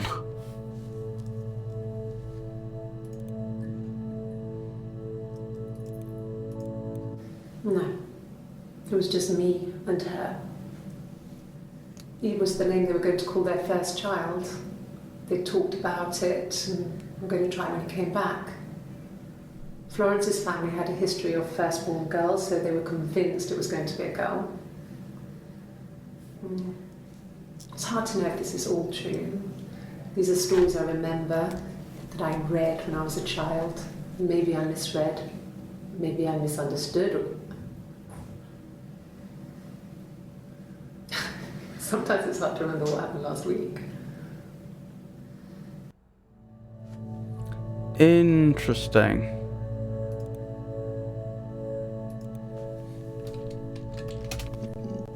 So let's go back to the entries about Eve. So do we think this is a different woman to that woman?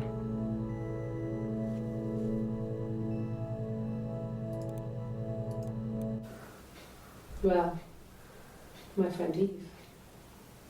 I mean, she was a friend from when I was a kid, and she was always more popular with the boys, and I used to hate her for it. I mean, really hate her sometimes.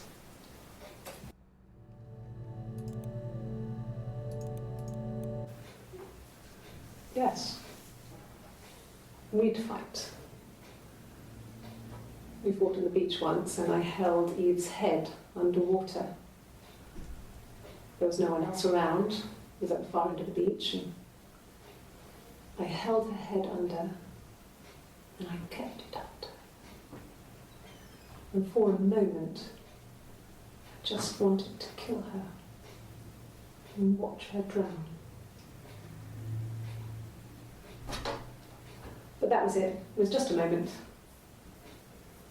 We made up after. It was a love-hate relationship. Right, okay. So, Hannah, Eve, presumably. My mother called me Eve. So we don't know how consistent this is going to be, but Hannah has the more colourful top and tied up hair. I mean, of course they could change it, but, you know, I'm just trying to find some sort of pattern. Eve has the hair which isn't tied up and less decorated clothes.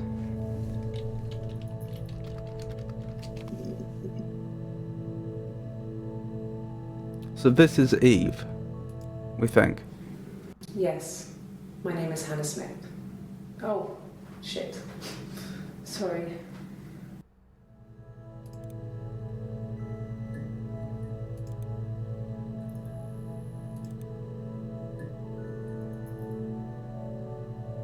So logically, we'd think that is, again, if the hairstyles were consistent, which they don't have to be, we would think this is Eve. My name is Hannah. Hannah.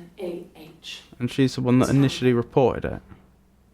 It reads the same backwards as forwards. It doesn't work from Merrick though, it's not quite symmetrical, but well, I mean, you get the idea. Sorry. Hannah Smith, I live at 31 Gladstone Street.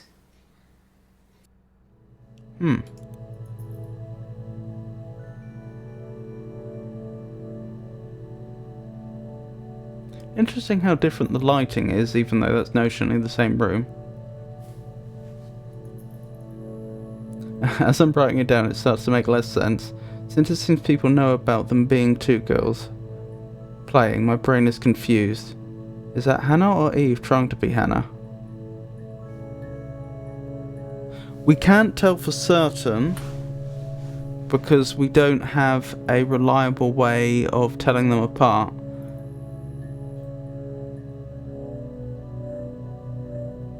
But I'm leaning towards it's Eve pretending to be Hannah. Right, who was the other one? Was it Diane? Huh. Diane's come up quite a bit more than I expected. 5 entries total. So that's Eric's wife. And Eric, at least we thought so, based on what she said before. And Eric was Simon's boss. Well, Eric was like an uncle to him. They were pretty close. They spend a lot of time with each other, especially when they have to go to conferences. Have you met his wife, Diane?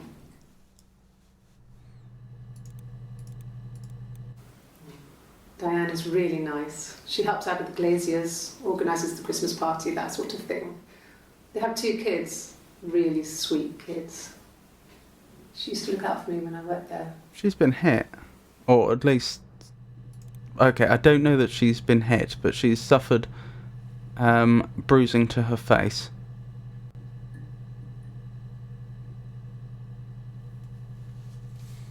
(27th). Did we know about an interview on the 27th of June? Yes, Monday. Glazier? A glazier, I believe, is someone that works with glass.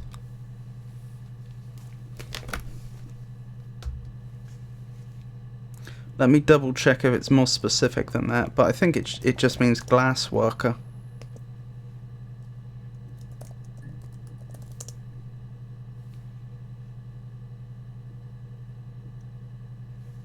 One who glazes, a craftsman who works with glass, fitting windows, etc. Yep, that's all it means.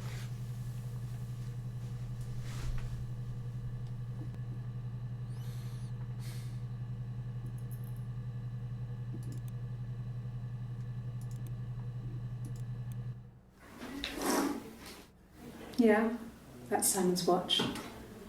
It was a gift from Eric. We got it this year. It was a wedding anniversary gift. Steel. It would have been Diane who chose it. She has really nice taste. That time. You must eliminate me. I was in Glasgow then.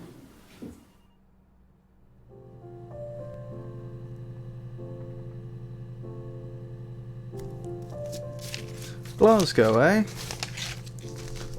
I assume eliminate you mean from the crime that's suspected. But why? Just gonna add a note about the bruise on the 25th. The fact that the woman on the 25th has a bruise and the woman on the 27th doesn't makes me think it may be a different woman, but on the at the same time it could be that it's had 2 days to heal and she's applied her makeup in a more conciliatory fashion. Oh, I was thinking of glaciers. Not really. He would go to the pub. He had his drinking buddies there, but no one ever really came back to the house.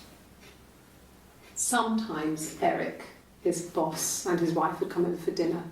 That would be us returning the favour.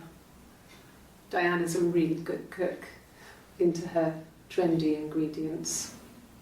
And the last time Simon cooked something off MasterChef, he got the recipe off CFAX. CFAX. I did my Lloyd Grossman bit, commenting from the sidelines. I don't know who Lloyd Grossman is. That's a reference. From the supermarket. Have you ever eaten fennel?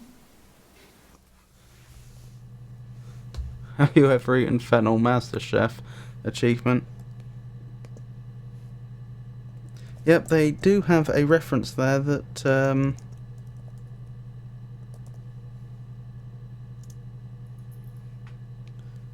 that I didn't know. Lloyd Grossman, CBE, is an American-British author, broadcaster, musician, businessman and cultural campaigner who has mainly worked in the United Kingdom. He is well known for presenting the BBC programme MasterChef from 1990 to 2000 and for being the co-presenter with David Frost of the BBC and ITV panel show Through the Keyhole from 1987 until 2003, visiting homes of many UK and US celebrities. So that's who he was. Or is. I don't know why I was speaking in the past tense, I don't think.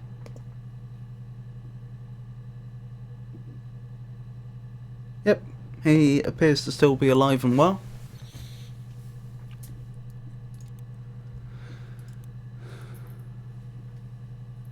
The 1st of July, did we know about that date?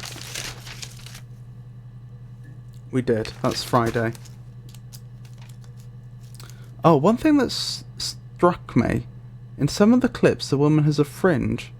I'm not sure if it does a proper English word for it, but, and some of it's tied up.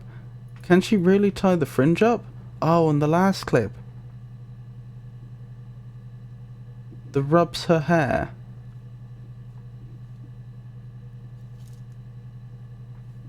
It's the 15/50/12, the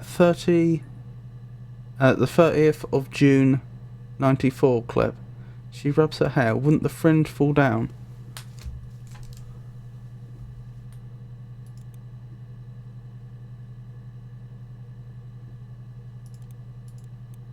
Not really. He would go to the pub. He had his drinking buddies there, but no one ever really came back to the house. That was very well spotted. Sometimes Eric, his boss, and his wife would come over for dinner. That would be us returning the favour. Diane is a really good cook, into her trendy ingredients. And the last time Simon cooked something off MasterChef, he got the recipe off CFAX. And I did my Lloyd Grossman bit, commenting from the sidelines. I had to find fennel from the supermarket. Have you ever eaten fennel? Yeah, that hair's longer. Now, she could have cut her hair after that, but she couldn't have done it before. I think you may have found the I think you may have found the characteristic we can use to distinguish them.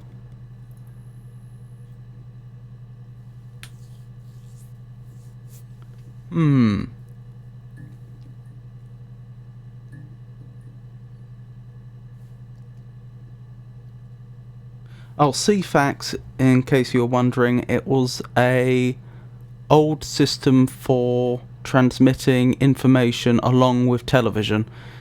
I mean, so you'd have a channel you'd be watching and you'd be able to press the CFAX button and it'd bring up a page of text, including some formatting, as I recall, which the channel had decided to also broadcast alongside the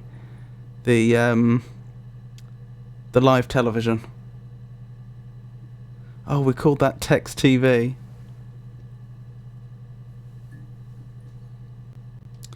Lot of nostalgia for CFAX.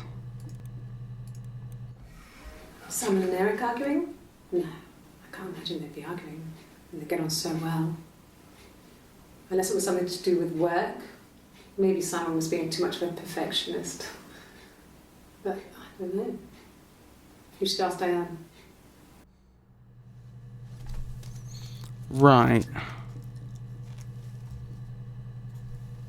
So, who's who? These are all Fringe lady.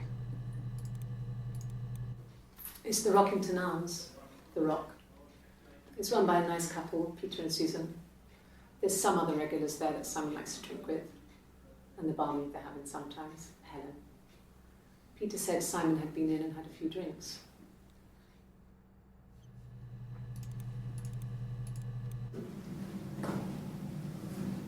Across the road, where my parents first lived there, was a midwife called Florence.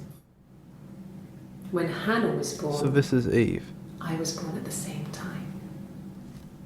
The midwife was there to help. I'd been throttled by the cord, probably wrapped around my neck by Hannah.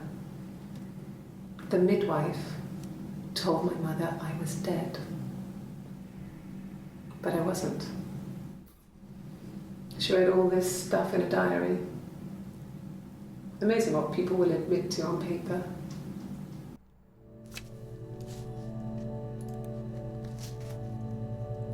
Oh, just saw another thing. One of the women has a tattoo on her left arm and the other doesn't. First clip in the search result showed the left arm with no tattoo. Oh my goodness. Yeah, absolutely right. Eric was like an uncle to him. They were pretty close. They spend a lot of time with each other, especially when they have to go to conferences. Have you met his wife, Diane?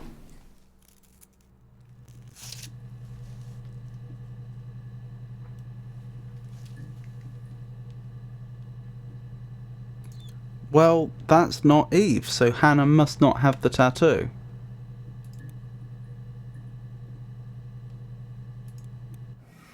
Simon and Eric arguing? No, I can't imagine they'd be arguing. And they get on so well.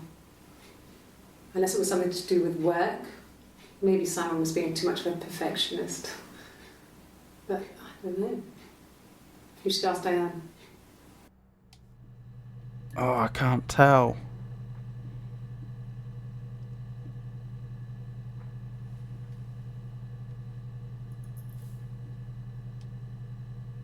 The tattoos were clearer in another clip. This one covered too much detail, yeah. Alright, let's go backwards through our search results then. So before Diane we did Hannah.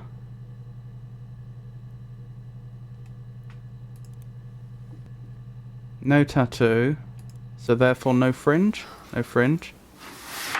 Oh, I didn't know I could do that. Alright. Yes, fringe. That must be Eve. What did we search before that? Oops, didn't mean to do that. Eve. Still no sign of a tattoo. Florence. I still don't see any evidence of a tattoo there.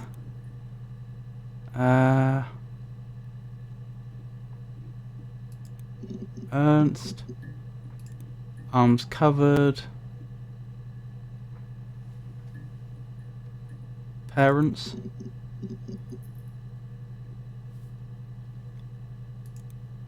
Still not seeing it. I mean, it's always possible she touched her arm at some point.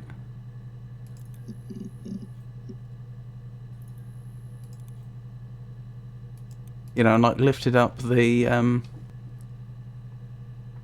lifted up the sleeve enough to see a tattoo.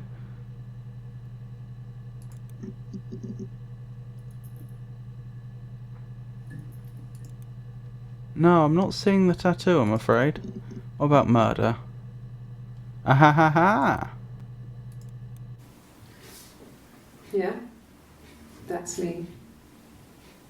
But And she has a fringe. that was months ago. What's that got to do with Interesting. murder?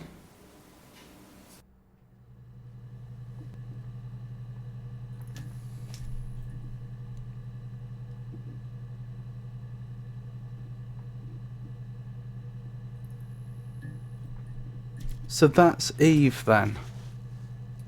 We were thinking the lady with the tattoo was the one with the fringe, which is Eve.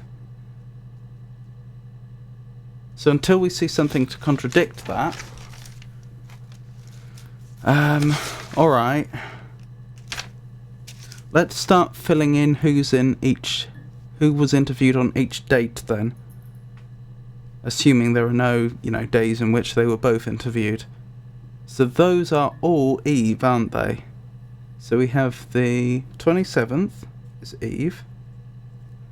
The 1st is Eve. And the 3rd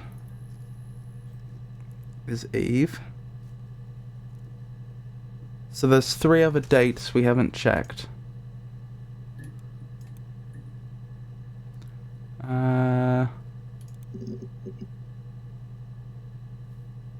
That's all the 3rd.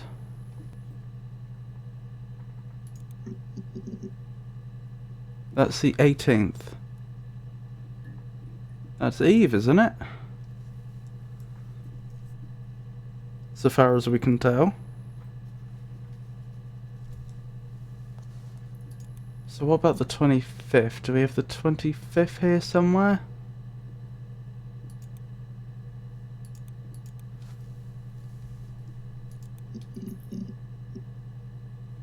We do. That we think is Hannah.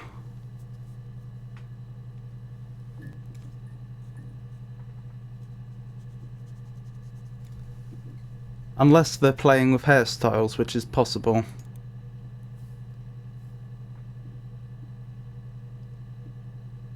That is also Hannah. So 18th was Eve, 25th was Hannah, 27th was Eve, 30th was Hannah, 1st was Eve, 3rd was Eve. We're currently thinking. So Eve was the one that reported it.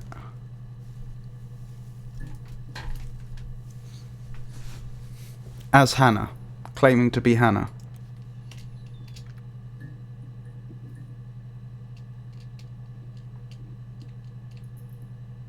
Right. So what about Glasgow?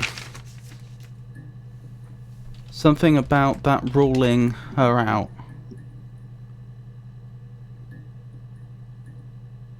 So this is Eve, isn't it? Although she may be pretending to be Hannah. And I drove. I just kept driving north. Just kept going, just wanted to get as far away as I could. When I finally stopped, I was all the way up in Glasgow. I was so tired. I just had to sleep. Interesting. Yes. I got to Glasgow, I was exhausted, so I pulled over and slept in the car. I woke up because a rubbish truck went past. I got some petrol, bought a coffee and a pastry, tried calling someone from the payphone, and then headed back.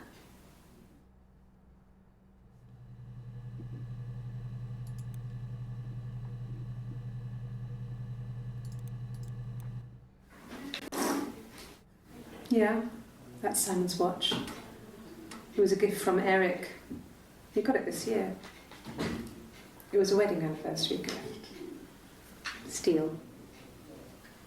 It would have been Diane who chose it. She has really nice taste. That time, it must eliminate me. I was in Glasgow then.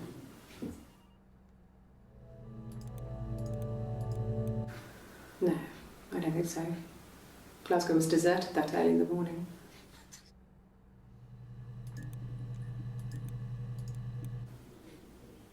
When I arrived in Glasgow, I was exhausted. The streets were empty. I was driving badly. And I hit a taxi. Not a big crash, just paintwork. The guy was so pissed off because I didn't have a driving license on me. But when I told him I was pregnant, he made sure I got to the hospital so they could check me out. It was fine. Interesting. The hospital must have details when I was looked at. There's a scratch on the car.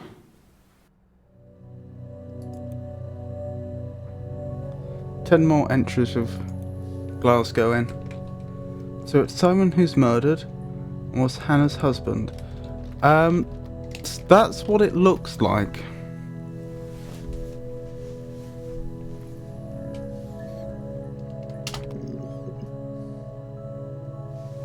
I don't want to call it too soon. Since we don't know what actually took place. Currently we only know that he's missing and the police found his watch.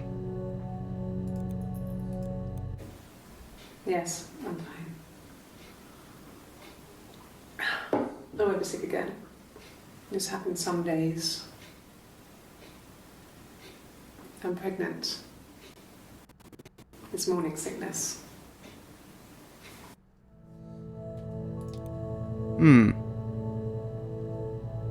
Interesting. No. Well, yes. He found out on my birthday. I told him I was pregnant. And that is Hannah, I think. Was that what we were saying? No, we thought that was Eve. Oh yeah, I can see the fringe. Oh yeah, but you can see the... No. Well... Oh, we can't rely on the yes. fringe. He found out on my birthday. I told him I was pregnant. It does go up and down during the interviews. The only thing we can really rely upon is the tattoo then. Yes, I'm fine.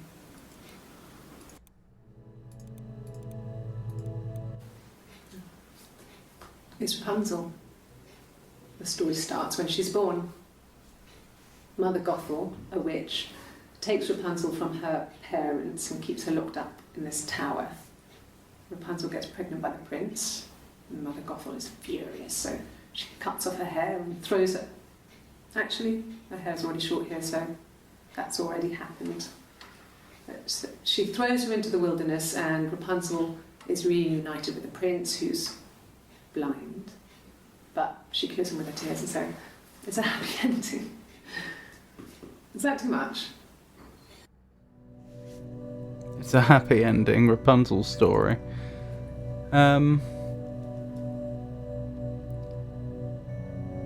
Yep, it's the same room and only 2 minutes apart. So I'd suggest that the fringe isn't a reliable indicator. I've just read up that you can tie up a fringe. Shows how much I know about hairstyling. Okay.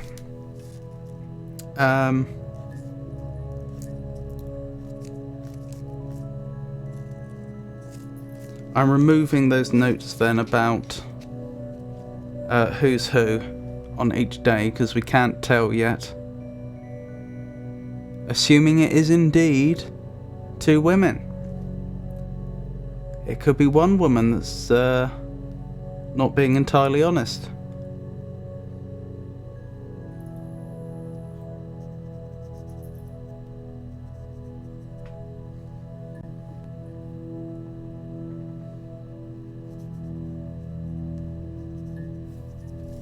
My gut theory from earlier is that Eve murdered Simon and Hannah got accused, and since Eve and Hannah are twins, well, makes it confusing for the investigation. As mentioned earlier, only my gut theory. Why do you think Eve and not Hannah killed Simon?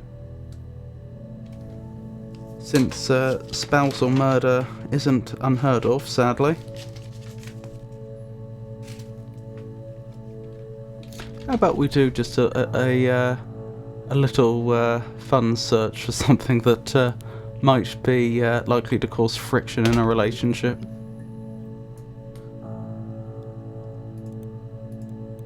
Sure, I think. I do all This is the bills first and day. the work and handle all the money stuff, so it should be easy for me to find. Do you want them dropped off to you? Oh, we can be fairly certain there are two women, can't we, because of the tattoo? There is such a thing as non-permanent tattoos, but still. No. Everyone loved Simon. He's a glazier who doesn't have much money. I don't know. I don't know. So that was 9 days later.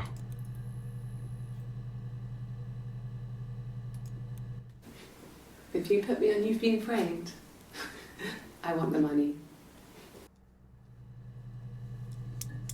You've Been Framed was a television programme. I don't recall the specifics, but I think essentially it involved setting up elaborate pranks and filming people. So I think she might be suggesting that this isn't a real interview.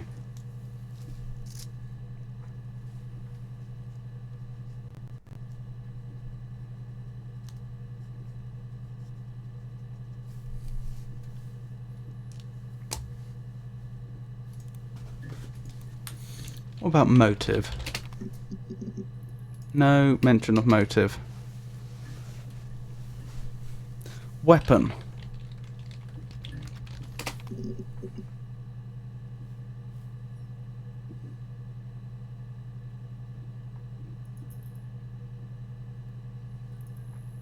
Oh, true. My gut told me jealousy was involved. It was something involving the love-hate relationship they had. Only one mention of weapon. I'd like to speak to a lawyer now. Please. You have no murder weapon. You have nothing. And all these stories we've been telling each other. Just that. Stories. What do you mean by stories you've been telling each other? A detective is unlikely to tell you a story.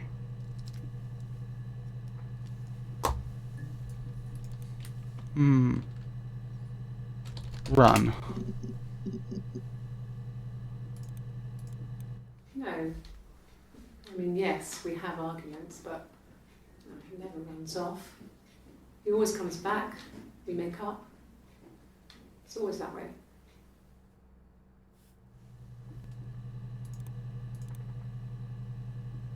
If she's talking about Simon there, that's interesting. That's on the day she reported it. See, if this was... If she had just turned up to report a missing person, and then she said that, I would have thought the obvious next question is, so why do you think it's different this time? Really? Go on then. Take the cup. Run your fingerprints. They'll match. Fucking do it. That's a date we didn't know until just now there had been an interview. That's the 2nd. That's a Saturday. Fingerprints. Ooh. So I think the police are getting suspicious that they may not be dealing with the same person. 5 entries found. Exactly 5. Fine. I've never had my fingerprints taken before. I once put my hand on the oven. The only implication I can think of that is she may be suggesting that her fingerprints would be damaged, but I'd be surprised. I'd be surprised if that would pose a problem. Fingerprints?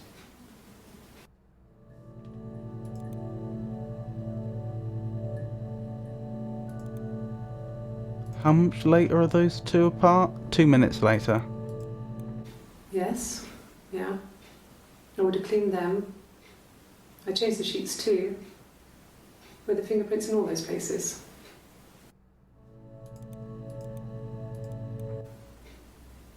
Could they have been my parents' fingerprints? I'm not sure how long they last for, but is that possible? Interesting.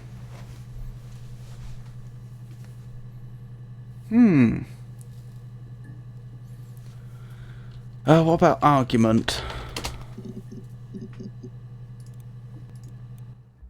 No. I think he spoke to Helen. She said he was upset about her argument, but I'm not sure what else he said. He likes Helen. He likes blondes.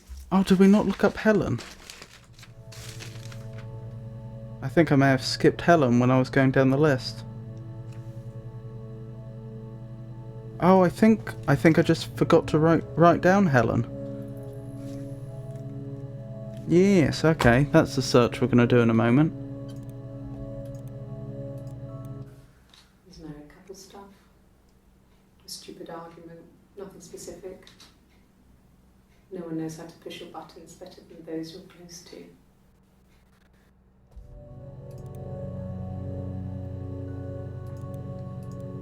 Yes. He left after the argument. It was about 8 o'clock. We have a time.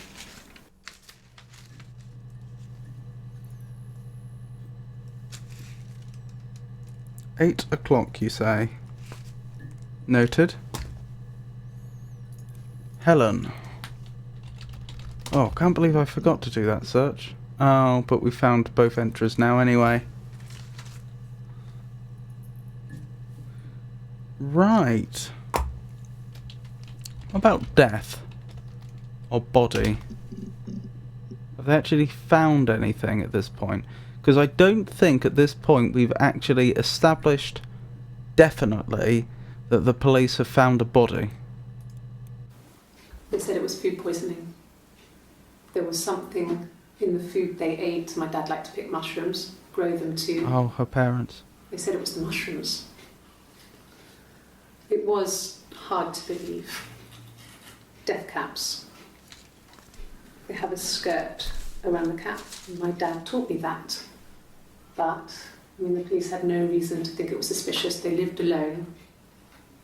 And no one had any reason to hurt them. Huh. Well, that's obviously not Eve. Or at least ignoring the possibility they could be impersonating each other. That's obviously not Eve. There could be an indicator there that Eve killed Hannah's parents.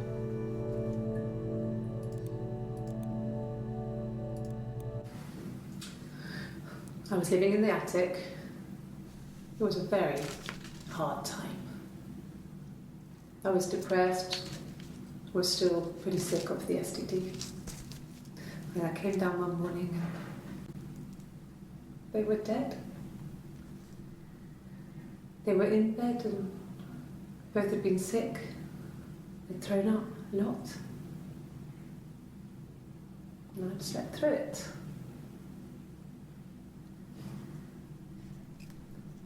The police said it was the mushrooms they ate.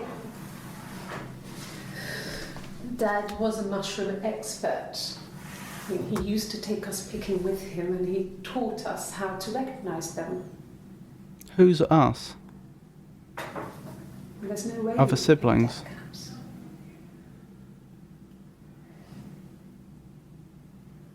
But the police believe that's what happened.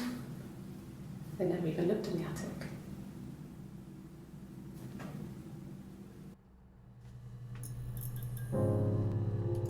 Oh, another little dimming.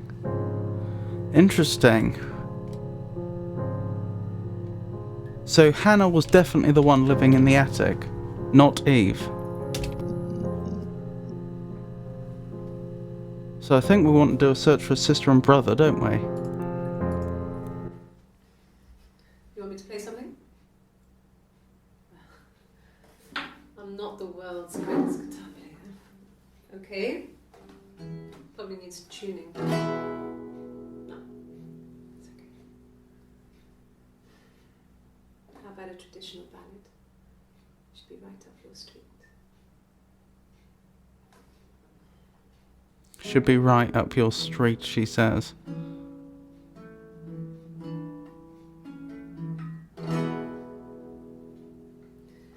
There were two sisters came walking by the sea. Oh, the wind and the rain. The eldest one pushed the other one in. Oh, the dreadful wind and rain. See, they both had a love for the captain's son. Oh, the wind and the rain. But he only cared for the youngest one. Oh, the dreadful wind. Oh, the eldest envied her sister fair. Oh, the wind and the rain. With a pretty little face and her long blonde hair. Oh, the dreadful wind and rain. So she pushed her in and held her down. Oh, the wind and the rain. Watched her as she slowly drowned. Oh, the dreadful wind and rain. Oh, she floated up and she floated down. Oh, the wind and the rain. Floated till a ship came by. Oh, the dreadful wind and rain. Out comes the captain's son. Oh, the wind and the rain. Father dear, here swims and swan. Oh, the dreadful wind and rain. And then it gets really weird, so I think that's a good place to stop. Interesting. See, in some ways that story, not in every way, but in some ways that story resembled the account we heard earlier of, was it Eve trying to drown Hannah? Was it that way round?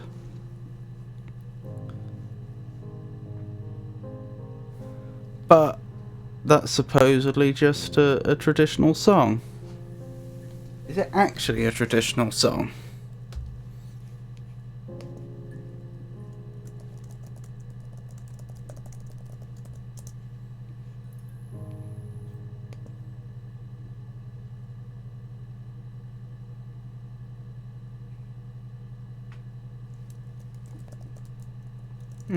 I found a song that seems to have the same name, but the lyrics are different.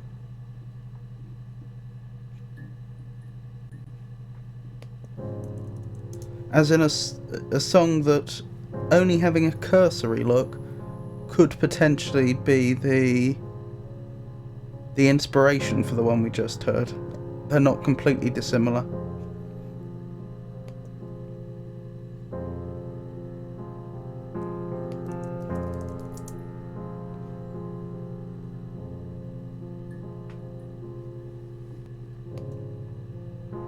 Oh, I may have found it.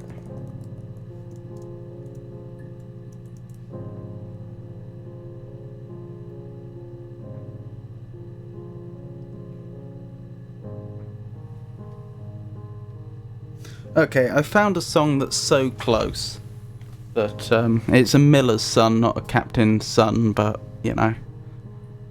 I'm willing to believe that is actually a song that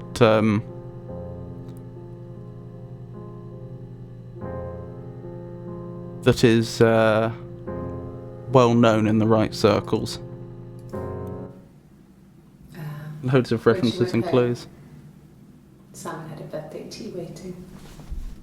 Afterwards, she told Simon about me, told him I was pregnant. She wanted me to move in with them, this sister he didn't know she had. She knew that instant. The look on his face. She knew.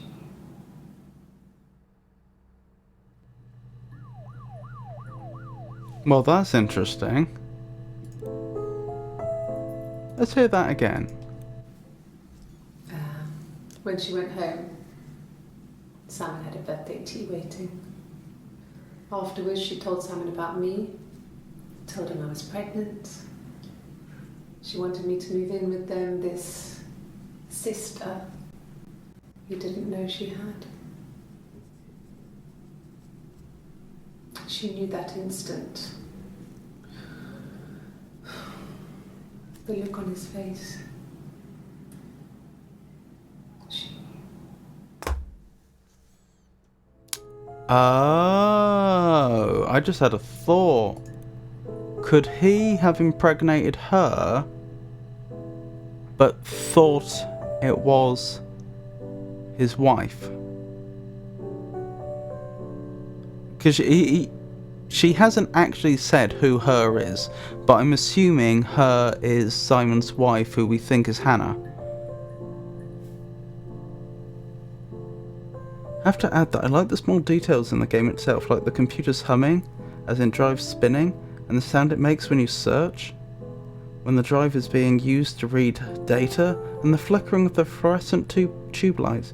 One thing I've not been able to drop, though, is you keep mentioning the dimming of the lights on the screen. Does it change with the time? Adding the clock on the computer feels oddly extra, unless it's been a taskbar clock.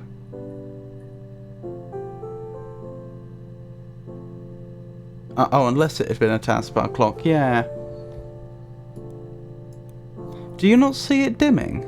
Like, just after I finished playing that one for the first time, like, the screen dimmed and then it got bright again.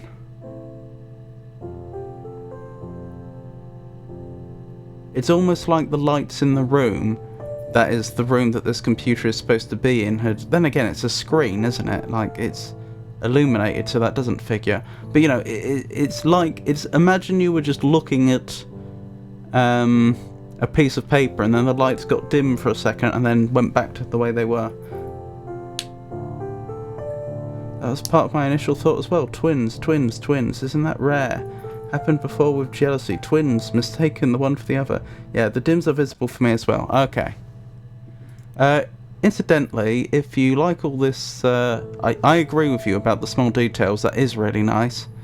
When I first started the game, I'm not sure if you were there, I didn't have the anti-glare filter on. Without the anti-glare filter, this is how the game looks. And I said right at the beginning, I really like that they did this, it's a cool filter, but I feel like playing the entire game like this would get pretty obnoxious. You can actually see the reflections of the lights in the room.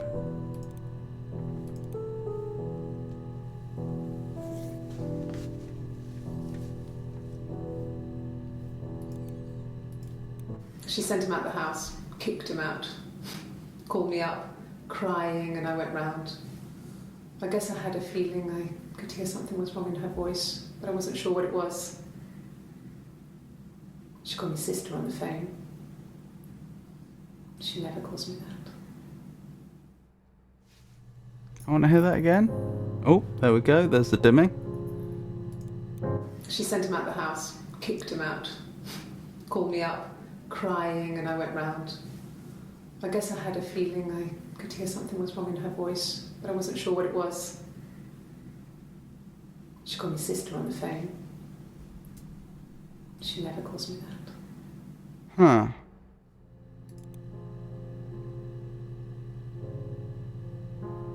Huh. This is Eve, isn't it? Before I look at the last sister clip, how did we get the... Oh, was it Hannah we looked at? That was the search term that got us the polygraph. Yeah. So this is Eve. I'm going to add that to the session, although we've filled up the session now. So I won't forget. So, sister. My sister is gone. And she's never coming back. Huh.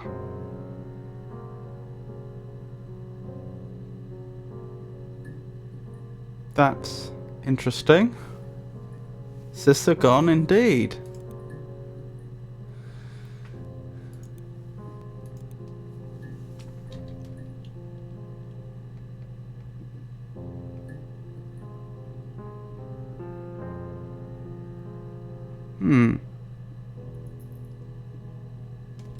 Brother, just in case.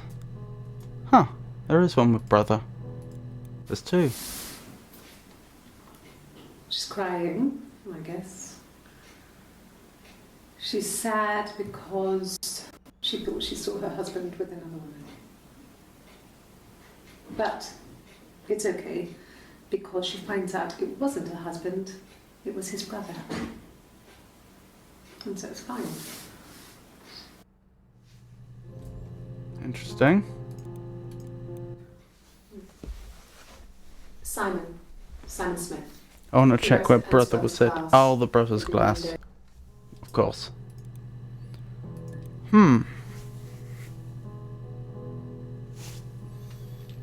Picture, because they're showing her pictures.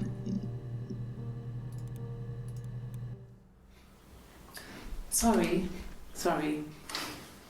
The picture, the way it's drawn, just reminded me of the books we used to read as children. I read those fairy tales over and over, and they were so real to me. Rapunzel was my favourite. My brain is just full of it. Are any of these in colour? Unfortunately, we don't know which of the two sisters that is. We were obsessed with fairy tales. Not just the pretty ones, Who was? but the traditional ones. They were dark and real, bizarre and violent. Felt like life. We had this huge old book that I think Mum must have bought from a library sale. The illustrations had thin tracing paper over them to protect them. They were in colour, shiny plates. At the front of the book was an index of illustrations. We read that more than the actual stories. We'd read aloud the captions and flip between the pictures. There was something intimate about peeling back the tracing paper, undressing the pictures. Rapunzel's hair is cut. The eagle plucks out his heart. The princess pricks her finger.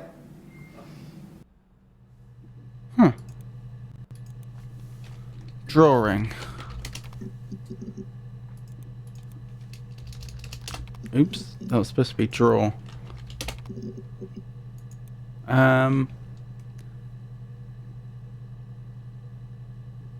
Photo. No, he doesn't have any tattoos. He has a scar down here near his stomach, past his hip. Cut himself with some glass. That was before, a long time ago. He looks just like the photo. He's not got his glasses on here though. He takes them off for the camera. But he needs them to see properly, you know, when he has to read a newspaper or a menu in a restaurant. Not books so much, or watching TV. He likes TV. Not books. So he needs them to read menus but not books. Is that what she said? No, he doesn't have any tattoos. He has a scar down here near his stomach, past his hip. Cut himself with some glass. That was before, a long time ago. He looks just like the photo. He's not got his glasses on here though. He takes them off with the camera. But he needs them to see properly, you know. He has to read a newspaper or a menu in a restaurant. Not books so much. Watching TV. He likes TV. I cannot comprehend that unless these are like children's books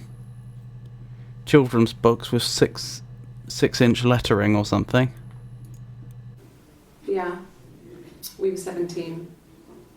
It was a nice wedding, people said. They were 17. Simon looked very handsome in the photos. His parents paid for everything, but he's an only child, so it was important to them. It was what they called a shotgun wedding, but if you looked at the photos, you couldn't tell. The dress was beautiful. It looked like Princess Diana's. The train wasn't quite as long though. There's a great photo of the bridesmaid helping to carry it out of the car. So a shotgun wedding, for anyone that's not aware, that refers to a scenario where typically a man gets a woman. I should say the sort of setting you'd expect this sort of thing to happen is in like the Wild West. So a man gets a woman pregnant, and it's considered very desirable that she marry him quickly, but he's not entirely keen on the idea, and so typically the young lady's father or brother or something like that comes round his house with a shotgun and then escorts him to the church, and then still with a shotgun aimed at him, a priest officiates the marriage. I have no reason to believe that necessarily actually did happen on any regular basis in the past, but that's what the term shotgun wedding comes from, as I understand it anyway.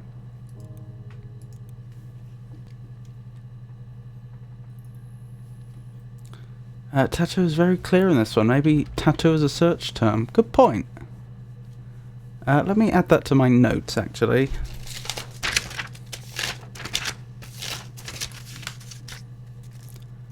Which clip she's got the tattoo in.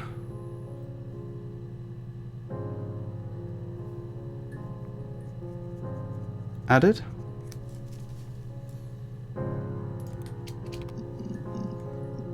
Oh, well spotted, Yusha. Oh, my tattoo. I got it to express my individuality. It's an apple and a snake.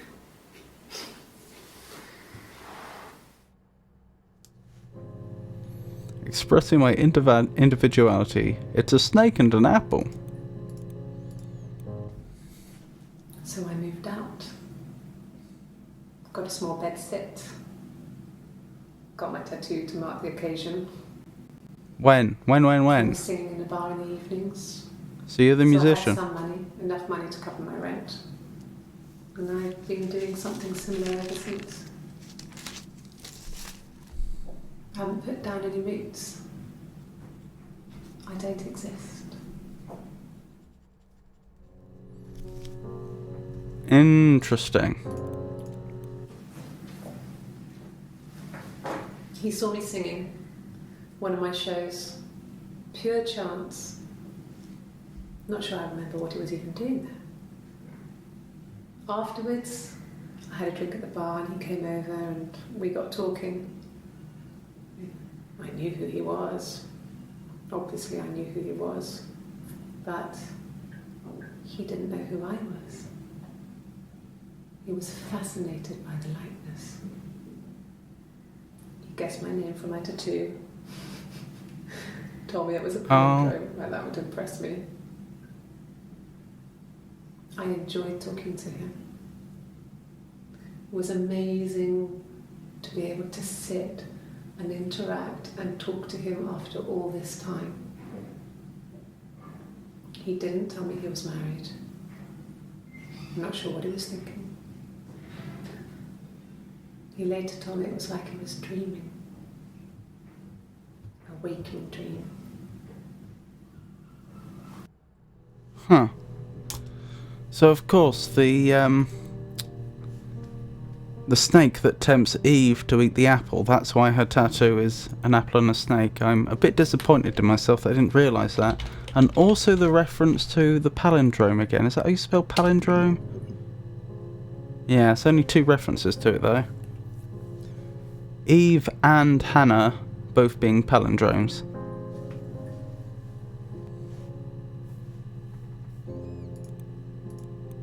My name is Hannah. H-A-N-N-A-H. It's palindrome. It reads the same backwards as forwards. It doesn't work if you mirror it though, it's not quite symmetrical, but well, I mean, you get the idea. Of course, apple and Sorry. snake, Eve, Hannah face Smith, palm. I live at 31 Gladstone Street.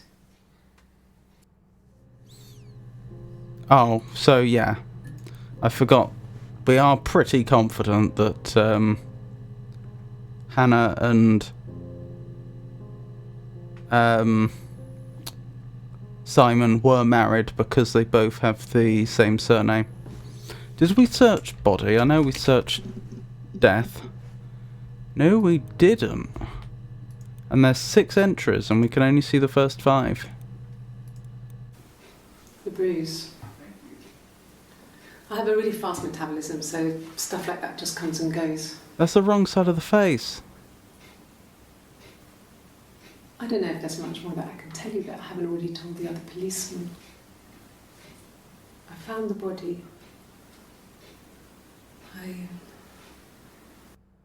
She rubbed the wrong side of the face. The bruise that she had was on the...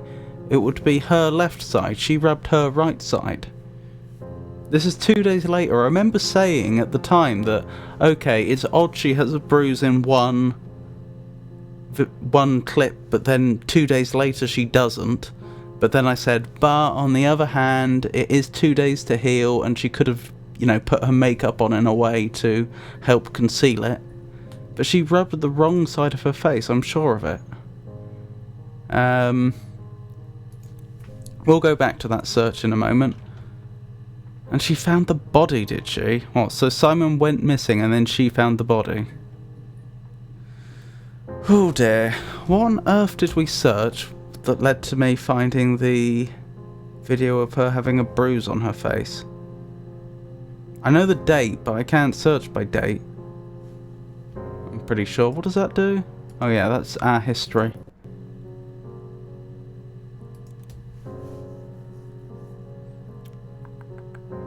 I have no recollection. I'm just gonna have to like randomly guess.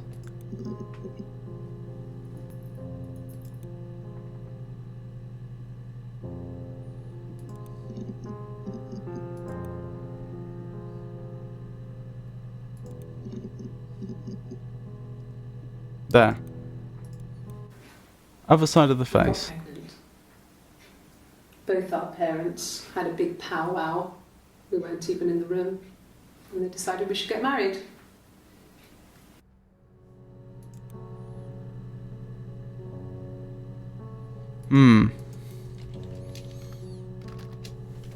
Alright. So, woman on 25th, definitely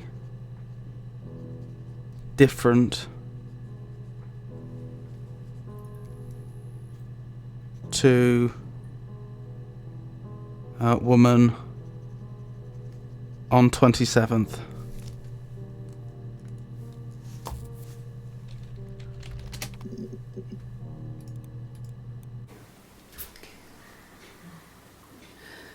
It was after dinner. I'd spoken to Sam's parents on the phone. I looked up for an early night and I suddenly had this thought. I think it was Yes. something his mum had said. Yes. She'd been speaking about old stuff, Mm-hmm. sad stuff, Keep going. back when we lived there, about the baby. Right. There's some boxes in the cellar, nursery stuff, Mm-hmm. stuff we never needed and I never had the heart to throw out. Right. And I suddenly remembered that when I'd looked down there the week before, Mm-hmm. those boxes, that pile was in the wrong place. Mm-hmm. I went cold all over. I went down there with a torch and went straight to the back, and that's when I saw the bin bags. Yes. Pulled them open, saw the body. I screamed, and that's when I called the police. I don't believe you. If that was a week after it disappeared... Hold on, so was this on her property? How did he kill himself and put himself in a bin bag? Or is that not what she's suggesting? And aside from that, after a week, bin bag or no bin bag, there would be quite some smell.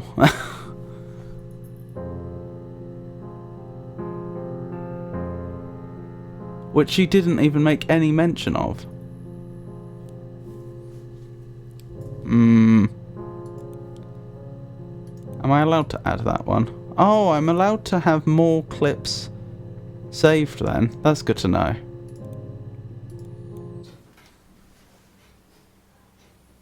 His body didn't look real. And his throat. It looked like his throat had been cut.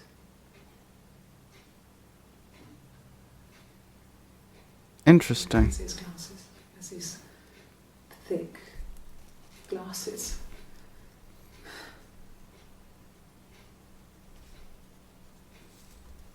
It doesn't always wear.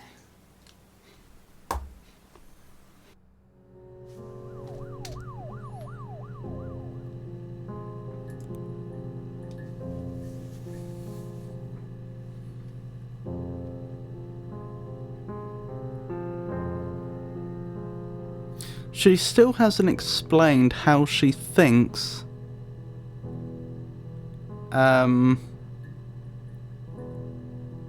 he ended up in that situation.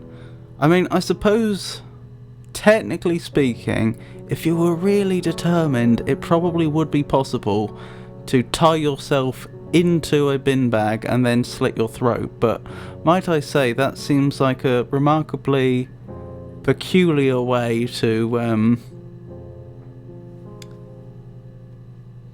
go about things.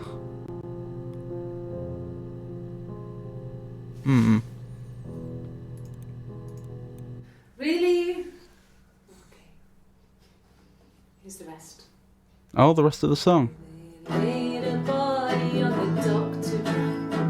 Oh, the wind and the rain, till a fiddler with a fiddle came walking by. Oh, the dreadful wind and rain. And he made a fiddle bow of her long hair. Oh, the wind and the rain. Yes, he made a fiddle bow of her long blonde hair. Oh, the dreadful wind and rain. And he made fiddle pegs of her finger bows. Oh, the wind and the rain. Yes, he made fiddle pegs from her finger bows. Oh, the dreadful wind and rain. And he made a fiddle out of her breastbone. Oh, the wind and rain. The sound could pierce a heart of stone. Oh, the dreadful wind and rain. But the only tune that the fiddle could play was oh, the wind and the rain. Yes, the only tune that the fiddle could play was oh, the dreadful wind and rain.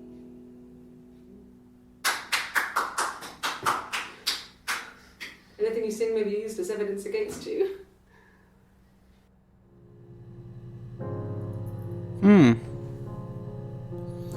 I liked that, the penultimate, the last two verses. First time hearing anything but, this is true. Probably just nothing but.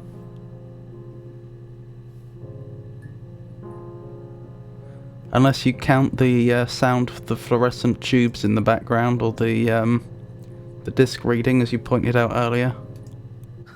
Can you imagine? I tried. I tried to get pregnant too, but it didn't happen. I slept with so many boys, men. My body refused. I think my period stopped because hers had. I was pretty ill. I mean, how could we stay the same now? I felt like Hannah had really fucked things up. Set us down separate paths. We had become different. Interesting. I was thinking more like in the clips. So far we've not heard anything from the interrogators. This is true. That's very true. Huh. That was interesting. So Eve couldn't get pregnant. I thought we had a clip of Eve saying she was pregnant.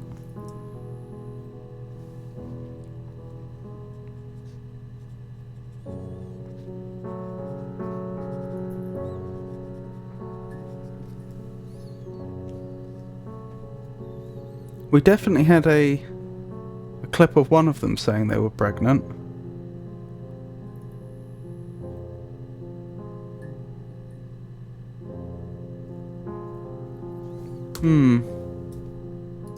Ill.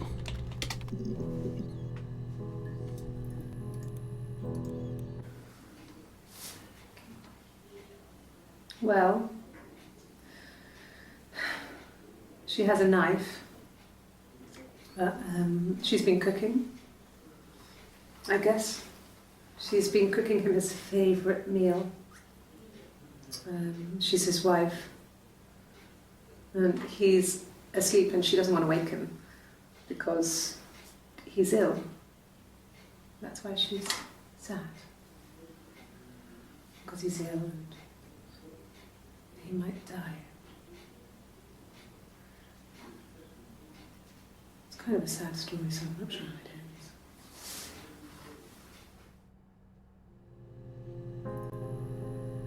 ends. Huh. The one in the orange jacket mentions pregnancy, baby and feeling sick. Morning sickness. Yes. When in Glasgow, hit a taxi. She was taken to the hospital since she's pregnant. Yes, that's right.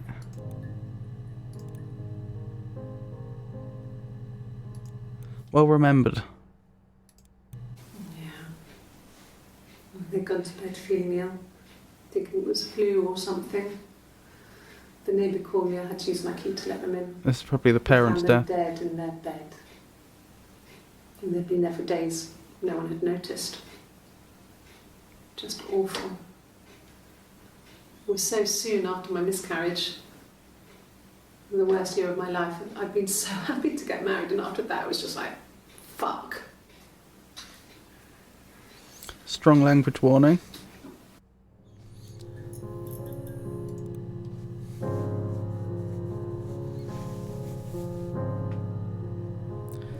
Perhaps that warning came a little too late.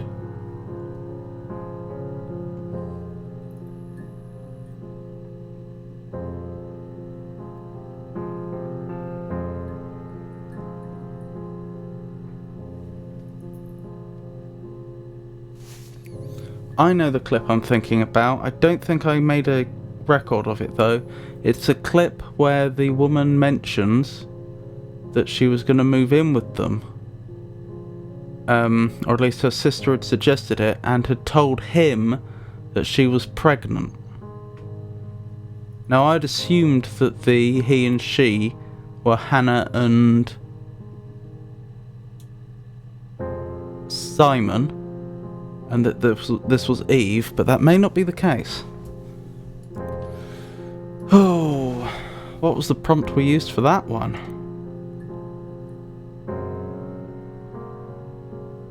What about kicked, for just kicked out? She sent him out the house, kicked him out, called me up, crying, and I went round. This was just afterwards, I think. guess I had a feeling I could hear something was wrong in her voice, but I wasn't sure what it was. She called me sister on the phone. She never calls me that.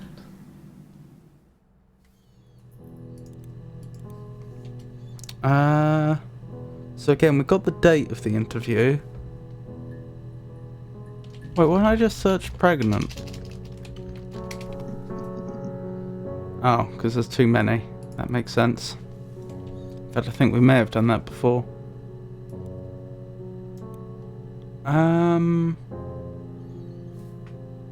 Move in? Oh, yep, of course. Huh.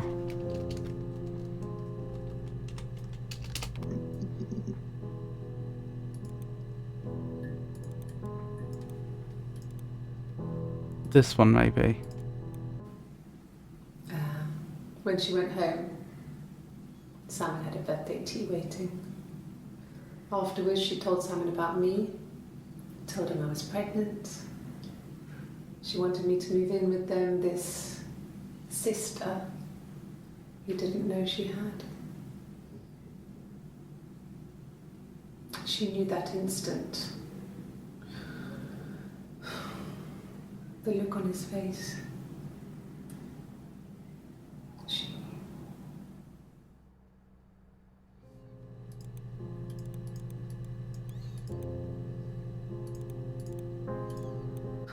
Can you imagine? I tried. I tried to get pregnant too, but it didn't happen. I slept with so many boys, men. My body refused. I think my period stopped because hers had. I was pretty ill. I mean, how could we stay the same now? Felt like Hannah had really fucked things up. Set us down separate paths. The look on his face. Did he then realise he might have made Hannah's sisters pregnant instead of her? Yes, I was speculating about that earlier. I think I've just put together what's going on here.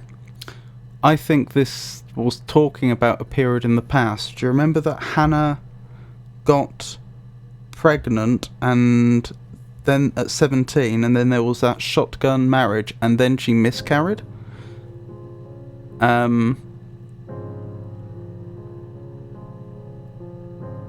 Well, I wonder if this is the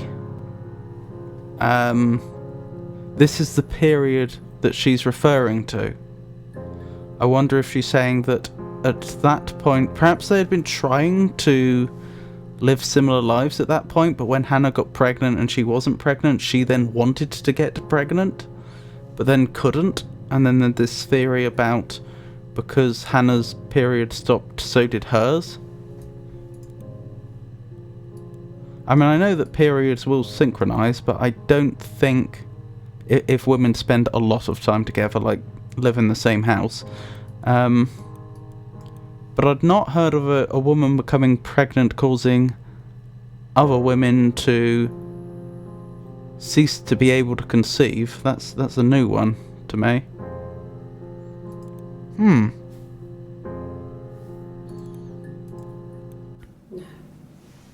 The parents decided there would be a wedding. And after the wedding, Hannah moved in with his parents. There was no way I could follow. So we were separated again. I stayed in the attic. It was hard. It was like I suddenly didn't exist. I would sneak out, but in case anyone recognised me, I started wearing a wig. Hannah and I would meet up in the park. I was trying to get pregnant. But I couldn't. I mean, I couldn't do it with anyone we knew, so it was sex with strangers, drunk guys I'd met in clubs, parks and alleyways. I was 17. It felt like I was being punished. But it was Hannah who had betrayed us. I had to stop when one of the guys gave me an STD.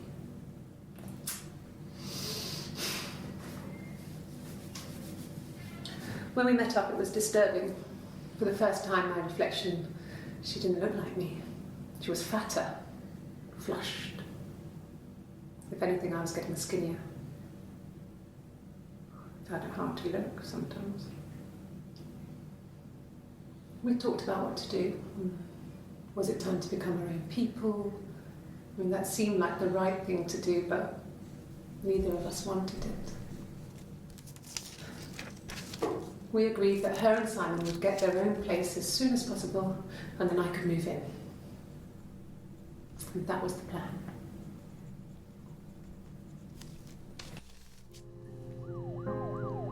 Then how could Simon have not known who she was?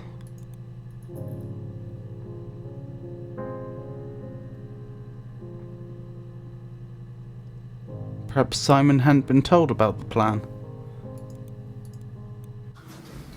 The legal stuff was completed very quickly. Hannah moved back in with Simon. Eric gave Simon the week off to help with the move. He decorated, modernised wallpaper, curtains. Hannah insists the attic be left as it was, dollhouse and all. Simon never went up there. So it's a suggestion that she lived with them for an extended period and Simon never knew. Then she told me she wanted to help more. She said I should move in with her. She would come clean with Simon about me. I was family, I couldn't have a baby in a bedsit. I told her I didn't want to tell Simon. Told her to wait for the time being.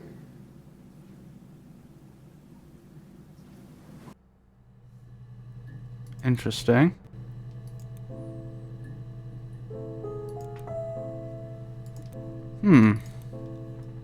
Interesting.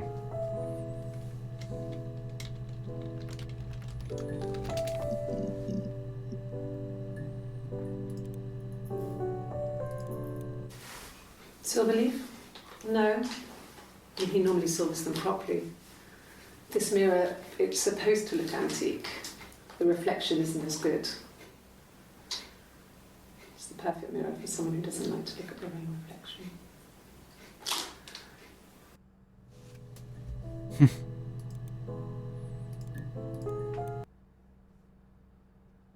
Hello, game? Have you crashed? Yep, game crashed. Let's hope it was saving our progress along the way.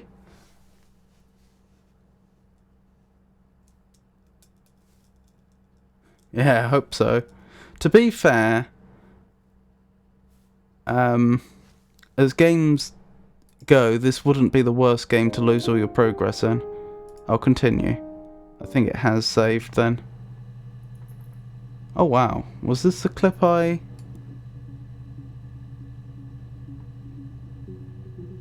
That was the last clip I looked at. Oh, that's good at least. I mean, I'm not... Oh, hold on. Sorry, I just noticed that OBS hasn't picked up. There we go. Sorry about that, you should have sound. What was I thinking? Yeah, when I first started this, it was on this one, so...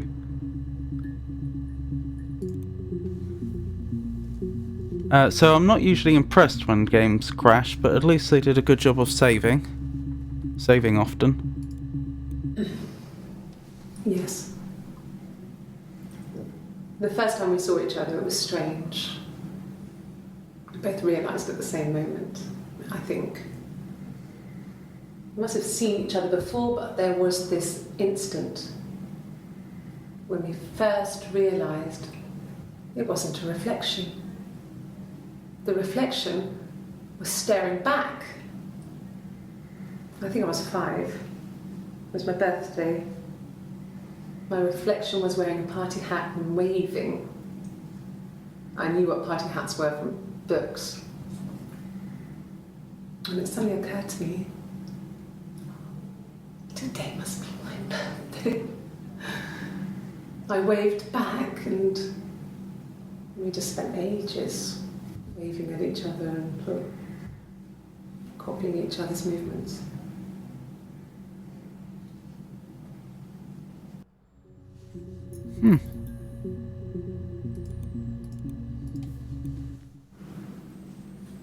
Mother wanted me to grow my hair long, but I kept cutting it myself. I wanted to look like my reflection. She always had short hair when she was little. Mother would hide the scissors, but I would find a way. Cut it with a bread knife, something like that. My reflection would always leave her house and go on adventures, but I never could. Mother taught me at home, and I had books and TV. Oh, TV was magical, but it was only on when it wanted to be, so I spent a lot of time reading books. So this is Eve, of course, and Mother is Florence, the midwife. I wanted to see my reflection. I thought that if I touched her, something would happen. We would become one. One girl. The fairy tale was over, the witch was dead, and I'd be restored to my rightful place. Interesting. Witch, you say? And there's one entry with reflection in that we can't see, because there's 6 found. Fairy tales. Stories about lost princesses, evil witches, magical mirrors and lost children. You see, even before I knew the truth, I'd found it in those stories.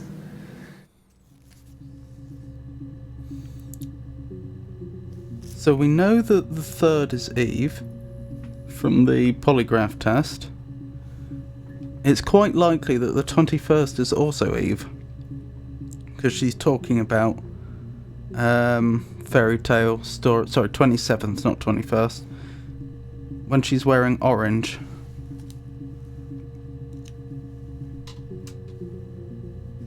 Because she's talking about fairy tale stories when she's looking at the pictures, as I was saying. So, not definitely the same person, only probably. Wasn't there a entry where they talked about February? I remember this ages ago. Yeah, that's me. But February, I mean, that was months ago. What's that got to do with Simon's murder?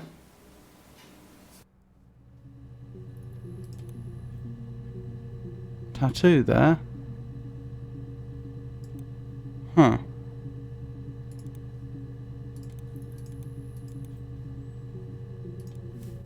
Well, I don't know. I probably had to pop out and get something, that's why I was speeding. And that wouldn't have been noted on my timesheet. But I really can't remember back to February.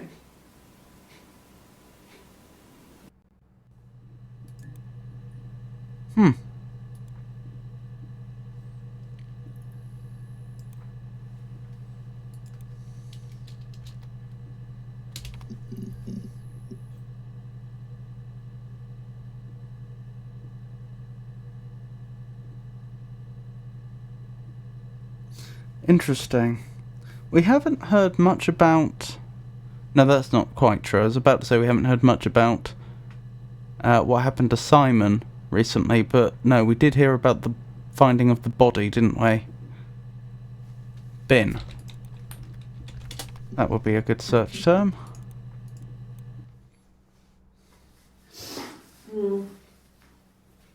I left the next day, Saturday. I slept for a few hours in the car. And when I woke up, I came straight back. Simon wasn't returning my calls and I wanted to try and make up. I got back to the house and Simon wasn't there, and excuse me. Is there a bin? So that's when she threw up.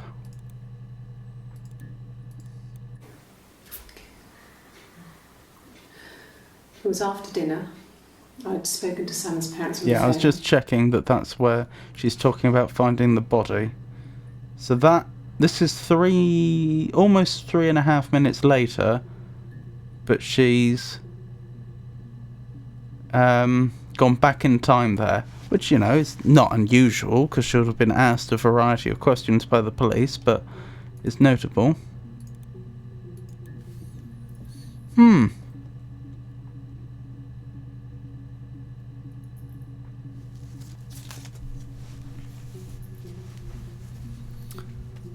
Trying to think what we should look up next.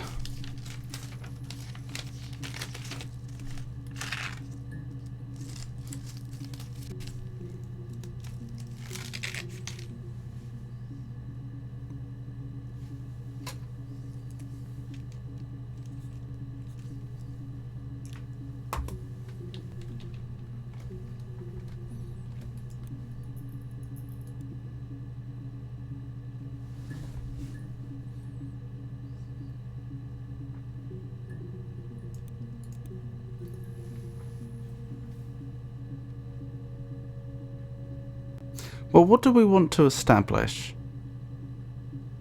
Her past with her twin sister is very interesting, but it's not very relevant to now. I think it's fair to say that we're trying to investigate what happened to Simon. What were our directions? Here's a database. I filed a Freedom of Information form to get you guest access. Everything seems to work. They transferred the videos off the original tapes in 1999, and then the Y2K thing hit and they got mothballed. No one has touched them since. I couldn't find the server with the detectives footage on. Possibly those tapes got damaged when the old archives were flooded in 97, but figure this would be enough. Take your time. SB. So we haven't actually been told what crime we're investigating, but I think it's reasonable to assume it's Simon's. What happened to Simon? Since he was reported missing, then his body was found. That's all contemporaneous with these interviews.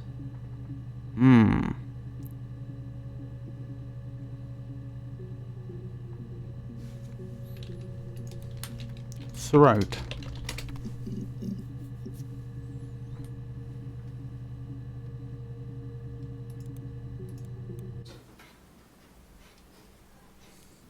His body didn't look real. And his throat. It looked like his throat had been cut.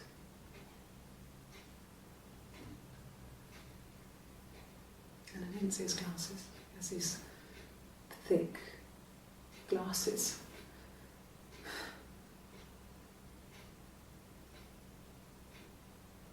He doesn't always wear.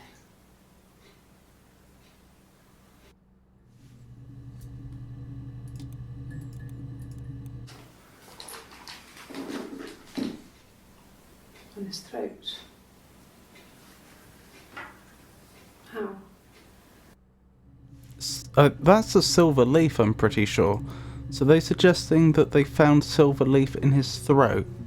Those interviews are 3 days apart. And I think this is 3 days later as well. Like I said before, it was 3, something like that. I walked in, saw Simon. He was on the floor of the living room. His throat had been cut. Oh. There was a lot of blood.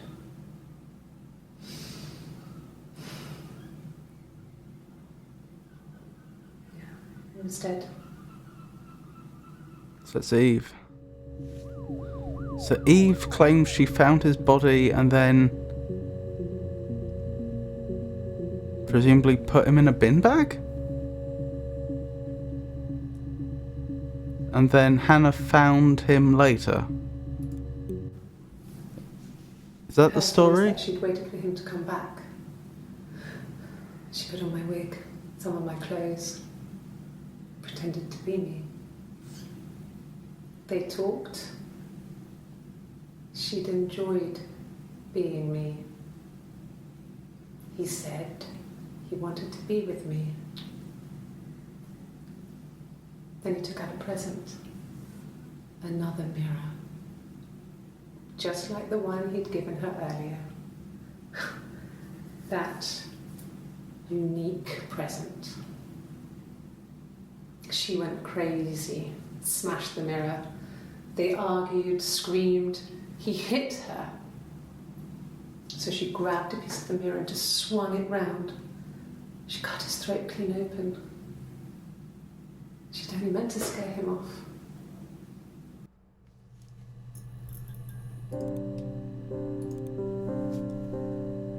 Huh.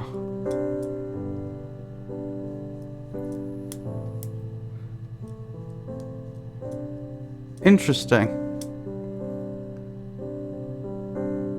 How does she know all that? Yeah. Presumably been told by her, but there's a fair point.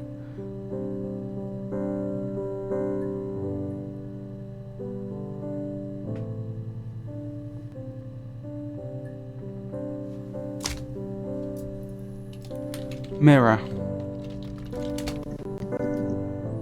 Let's hear more about this mirror, shall we? 11 entries with mirror. It wasn't the present so much. It was one of those arguments that had been simmering for a while. The present was a mirror. A nice mirror. He'd engraved the glass, the kind of mirror a princess would have in a story. He made it specially for me. Interesting.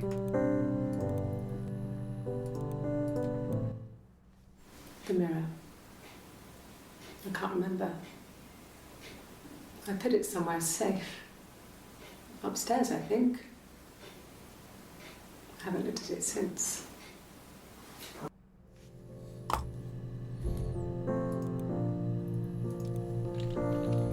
Let's hear more about this wig. A wig? You mean... But what type of wig? No, I've never worn a wig. What kind of wig?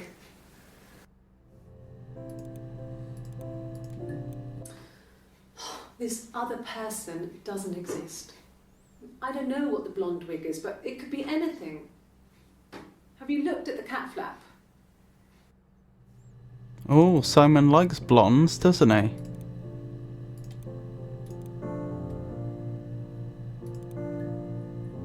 And presumably Simon would have predominantly met Eve while she was wearing her wig. This was about 9. I went round and she was waiting for me. She was furious and so angry. The kind of anger you can only have towards yourself. We screamed at each other, argued, cried, we fought. I hit her back, left a bruise. I had my wig on from performing, she tore it off. Interesting. Eventually, we grew tired of fighting and I left. Eve hit Hannah, she claims. Still doesn't explain rubbing the wrong side of the face, though. Sounds like jealousy.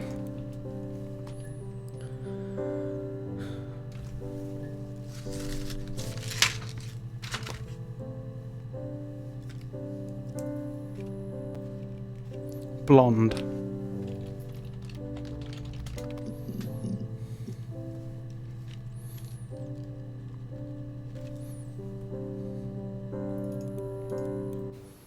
Could the hairs have come from somewhere else?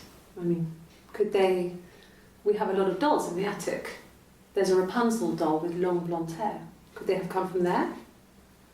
Oh, they both are into fairy tales then. Because Hannah lived in the attic, didn't she?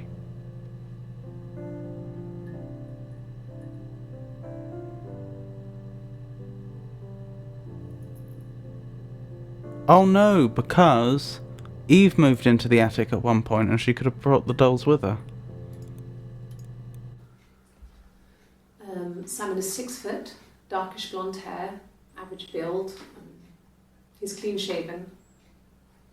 If his beard grows, it goes ginger, so he shaves it. I mean, not that there's anything wrong with ginger hair. I bought a photo. They said a spring photo. This was taken last year on holiday in Rome. It's the best one I have.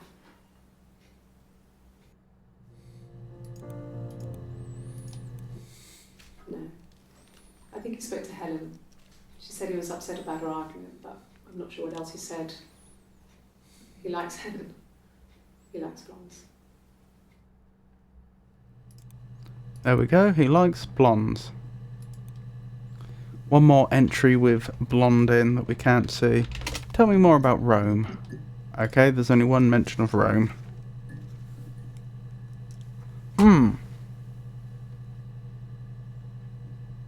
Tell me more about the attic.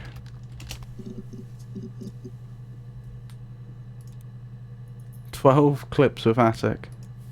Yes. I inherited it from my parents, so it made sense to move back. Me and Simon. Felt like going back to old ways before the pregnancy. Reminded me of being a girl, a dollhouse in the attic, old things. We didn't sleep in my parents' bedroom for a long time. We decorated it as soon as we moved in, but it was another year before we started sleeping there. Oh, so she was in the attic, is that right? When they first moved in? Yes.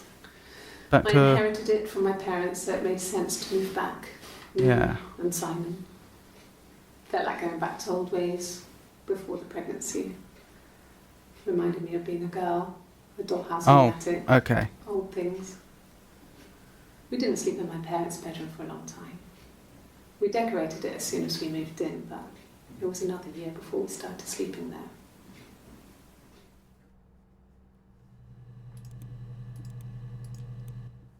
Yes, I read a lot as a child and watched lots of TV. Then the doll's house we had, we still have in the attic. It's kind of a fairy castle. We used to play up there and make up our own stories. So then there is a... it was Eve, wasn't it, that talked a lot about fairy tales as well, I think. Could the hairs have come from somewhere else? I mean, could they... We have a lot of dolls in the attic. There's a Rapunzel doll with long blonde hair. Could they have come from there?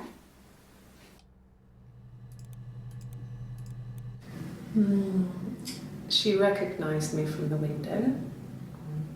She told me to come inside, and she hid me. They had made the attic into a place where Hannah could play. There was a dollhouse. She hid me up there. No one else ever went into the attic. It was her place. Right. So, Hannah, doll's house, attic.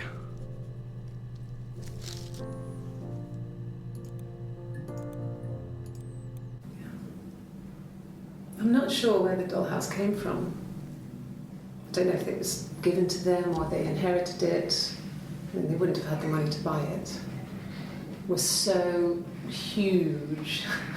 It must have been taken up to the attic in parts and then reassembled up there. It's a beautiful thing. Wallpaper to scale, little furniture, the lights work, mirrors, beds, big duvets and pillows. Blimey. We spent hours and hours playing in it, invented all these characters and families who lived there.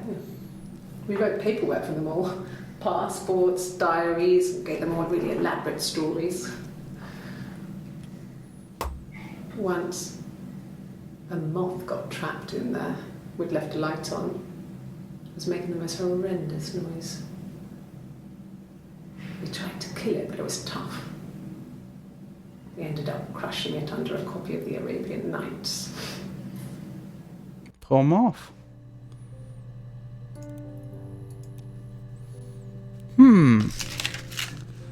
So it sounds like this wasn't one incident when she got hid up there. It sounds like repeatedly Hannah brought Eve up to the attic, and yet somehow her parents never saw them. I mean, I'd have thought if the parents had seen them together, it wouldn't have taken them long to figure out what had happened.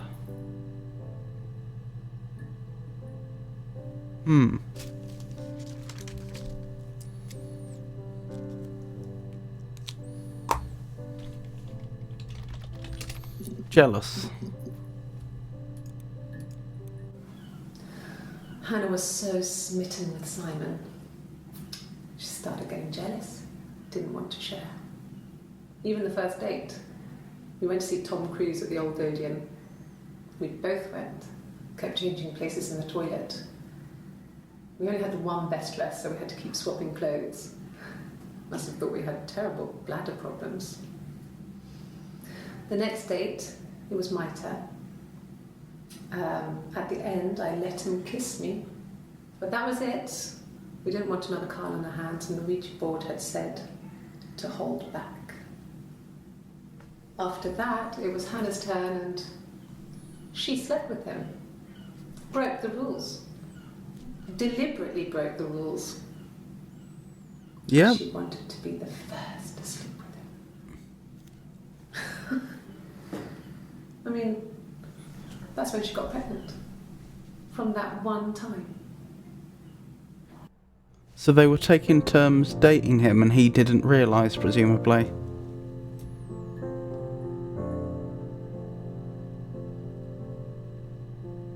Let's hear that again. Hannah was so smitten with Simon. She started getting jealous, didn't want to share. Even the first date, we went to see Tom Cruise at the Old Odeon. We both went, kept changing places in the toilet. We only had the one best dress, so we had to keep swapping clothes. Must have thought we had terrible bladder problems. The next date, it was my turn. Oh, Odeon being cinema. At the end, I let him kiss me, but that was it. We didn't want another Carl on our hands, and the Ouija board had said to hold back. After that, it was Hannah's turn, and she slept with him. Broke the rules. Deliberately broke the rules. She wanted to be the first to sleep with him. I mean, that's when she got pregnant. From that one time. Yup, and since she got pregnant, it got more and more difficult hiding the fact they were two people the longer they dated, of course. And that's why she wanted to get pregnant so badly.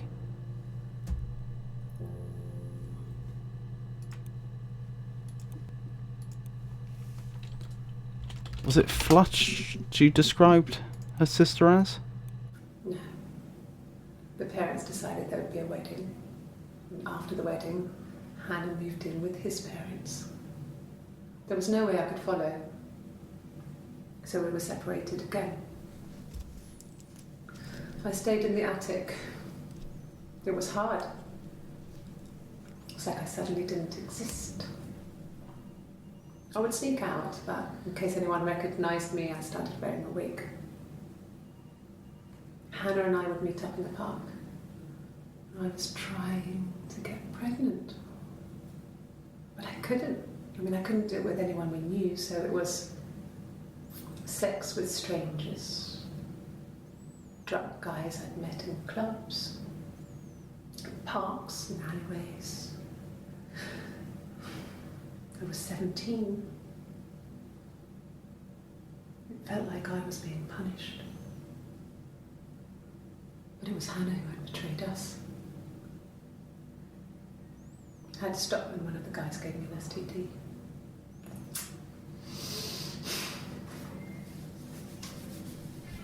When we met up, it was disturbing. For the first time, my reflection, she didn't look like me. She was fatter, flushed, If anything, I was getting skinnier. I had a hearty look sometimes. We talked about what to do. Was it time to become our own people?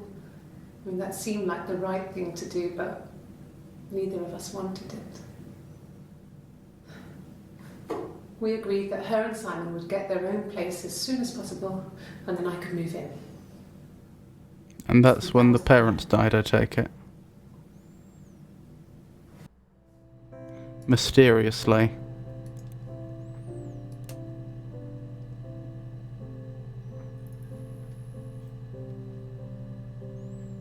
What was the time on that? 11:48:39, 11:48:27. So they do follow on from each other. Can I rearrange them? I can rearrange them. That's nice. You know, I could, in theory, just add every single video we come across to this and just sort them in chronological order. It would take a long time. Ooh, bits falling into place. Holy smokes, bits really falling into place. We still don't have a motive for killing Simon, though. Odeon. No, he was as shy as me. I asked a friend to ask him out for me. We had our first date at the Odeon in North End. We went to see Risky Business. I had on my one best dress. Simon paid. He bought me a Whisper, and I was worried about getting chocolate on my teeth. Whisper, I believe, is a brand of hot chocolate by Cadbury.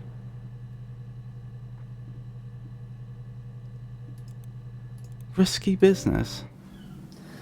Hannah was so smitten with Simon. She started getting jealous, didn't want to share. Even the first date, we went to see Tom Cruise at the old Odeon. We both went, kept changing places in the toilet. We only had one best dress, so we had to keep swapping clothes. Must have thought we had terrible bladder problems.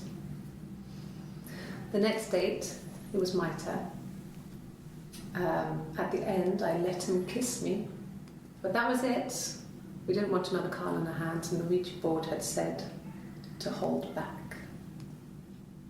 After that, it was Hannah's turn, and she slept with him. Broke the rules.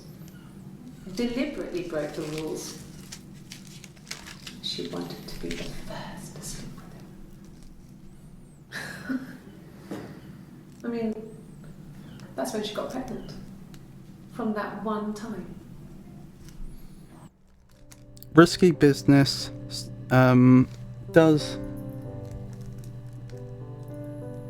star Tom Cruise. 87. Sorry, 83. 83. So that they were 17 in 83. It would seem. So this is what? 11 years later? So they're early. Sorry, they're late 20s now. Oh, thank you so much for the resubscription.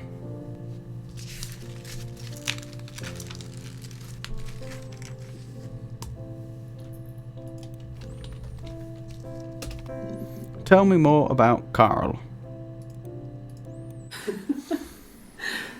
Was he my first? No need to be so coy. No, he wasn't my first. That would have been Carl. He was a local boy in a band. He was a bit of a shit. But he was sexy. We were 15. 15.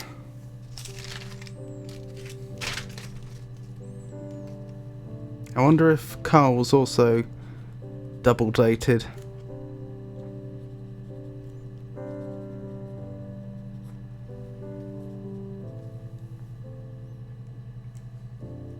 Just realised I wasn't subbed, had to correct that right away. That's jolly nice of you, you didn't have to, and I really do appreciate it.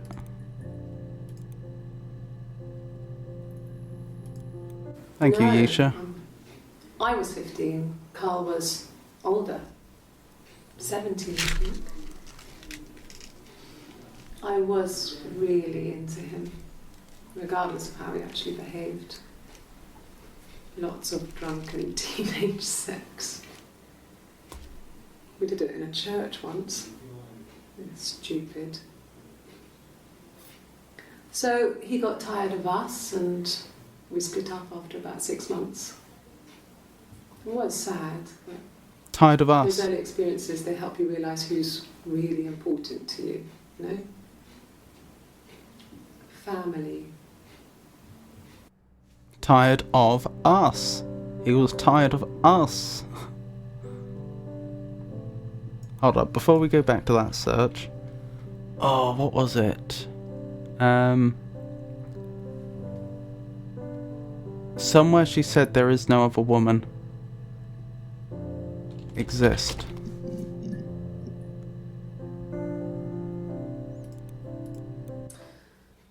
This other person doesn't exist.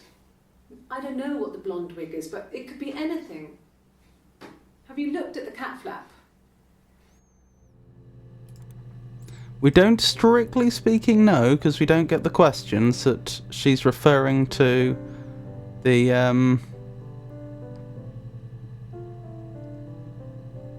that she's referring to Eve there, but it does seem pretty likely, doesn't it? Can you arrest someone who doesn't exist?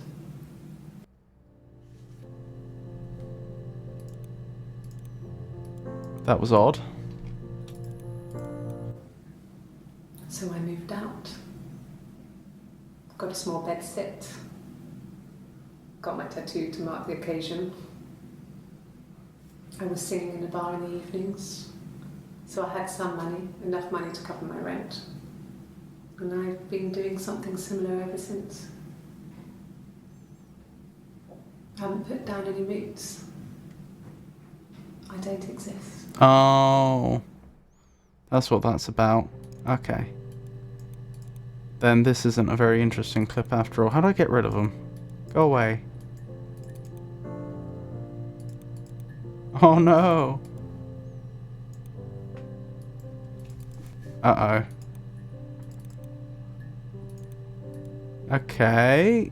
Can I really not get rid of them? If so, I need to be very careful about which clips I store in future. Huh.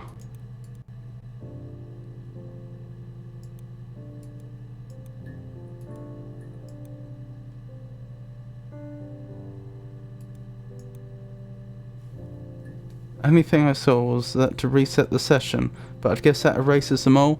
That erases everything, I believe. When you do that, you go back to the main menu and it resets all your settings and everything. I think that's just to start the game again. Right, was it Carl we were on? Yes.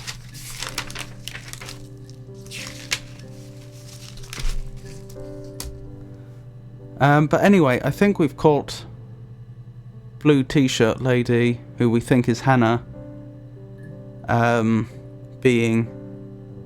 probably being dishonest. We can't absolutely prove it without knowing what the questions were that were put to her, but it looks like she's both denied the existence of Eve, but then used the word us to describe who was dating Carl, which I do get. Like, colloquially, it's not unknown for people to use the word us when they mean me. I think it would be seen as a bit of a polite but distant way to refer to yourself, a bit like using one to refer to oneself. But although that is true, I don't think that's what we were picking up on there. Because she doesn't... I've seen no evidence that she carries herself with quite that level, that type of...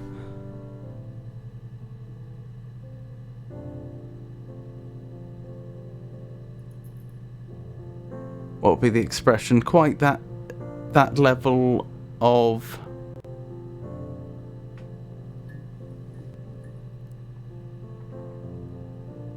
Oh, goodness me. She doesn't have that sort of personality, I don't think. She doesn't seem to come across as someone that carries themselves as being quite so proper. Family. So, Carl fucked off, and then there were other boys here and there, and then Simon.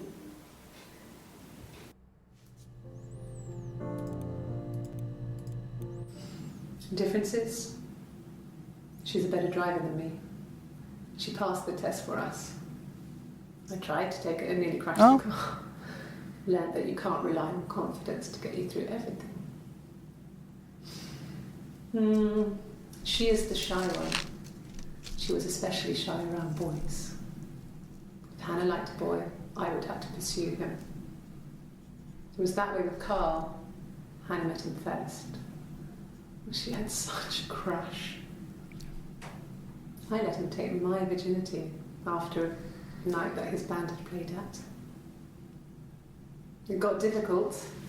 When I was with Carl, we would have sex, but Hannah couldn't let him see she was a virgin. She had lots of excuses. After a while, we decided that I should take Hannah's virginity. It's not that different to a bruise, pulling a tooth, a graze. We used a hairbrush. After that, we took it in turns, though. I was always the one who seduced the boys. Until Simon.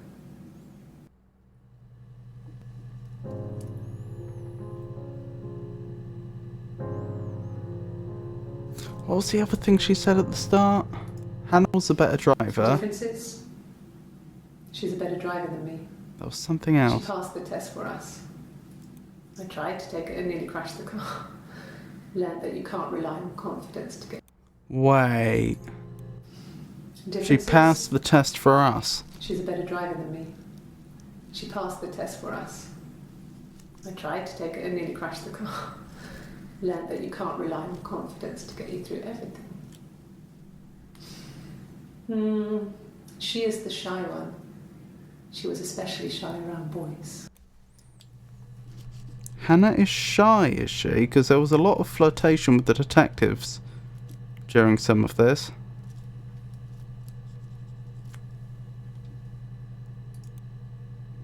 Interesting.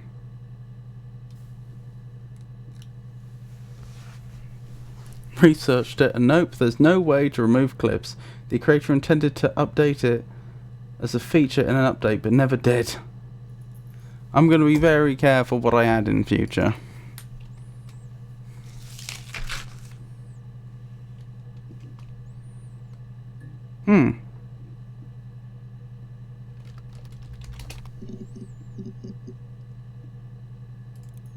So, tell me more about this Ouija board. When beautiful people died, we always felt like it was a sign. You remember Princess Grace? Grace Kelly? She died in a car crash the year before we met Simon. We used a Ouija board to speak to her, and that gave us the power to find him. That's what we thought then. That people who died tragically leave some kind of magic behind. We used to share dreams. We used to wake up and write them down in our diaries immediately and compare them. Huh. That's interesting. Chit chat? What do you mean chit chat? What's this? This is new. SB, how's it going down there? You done? This is new. Oh, just remembered, Hannah is the only one of the sisters who technically exists legally. Eve died at birth, so she has no papers legally. Right. Oh my goodness, you're right. I was thinking earlier when she was saying about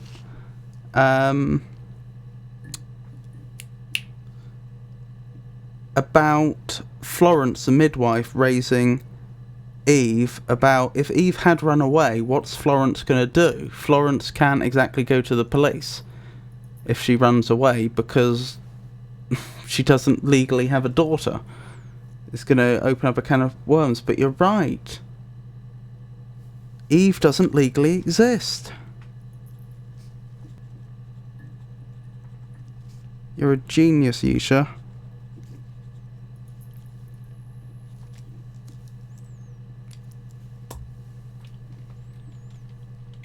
I don't know how sophisticated this is.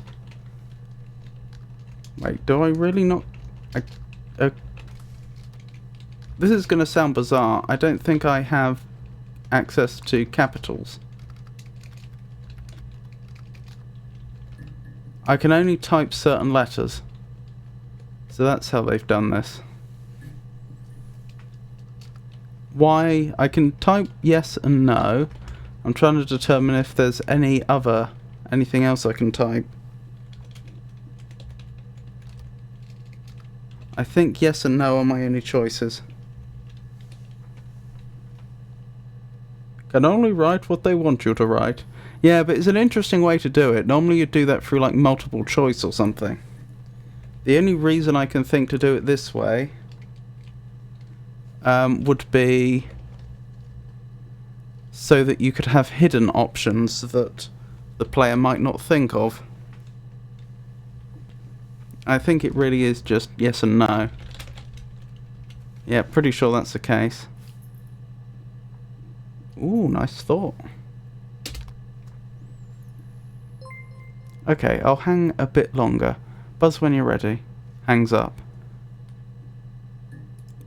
Okay.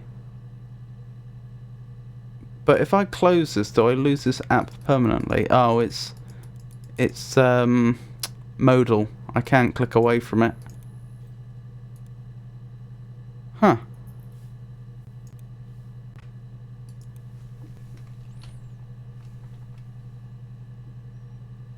Alright. Dream. I was about to search that, wasn't I? Apparently I did search that.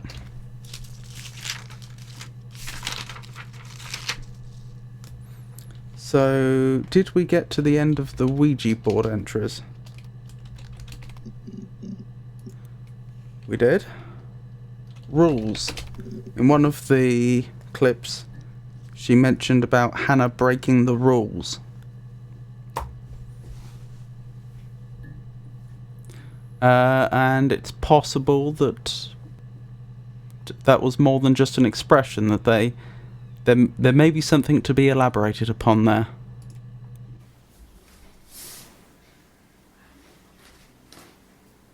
Okay. She's being chased. They're trying to catch her because she did something bad. I guess she broke the rules. Or maybe they think she did something bad. Maybe it wasn't her fault. She looks scared, not guilty. Maybe it was mistaken identity. Did they catch her there? I don't know. Interesting. Did you notice how she narrowed her eyes there, right at the very, very end? I don't think I can go forwards, can I? Oh, I can. Did they catch her there? I don't know. Yeah, right at the very end. I swear she narrows her eyes. It just became our way of life. We would swap places and take it in turns to do things. And we were very careful. Whoever had been out that day would come back and write a detailed diary so that we were on the same page. We had a list of rules that said what we could and couldn't do in any given situation. It was exhaustive. We lived a second life through those rules. Rules for things that could only ever happen inside our imaginations. We would consider all the permutations of future events and agree rules to walk our way through them. Blimey.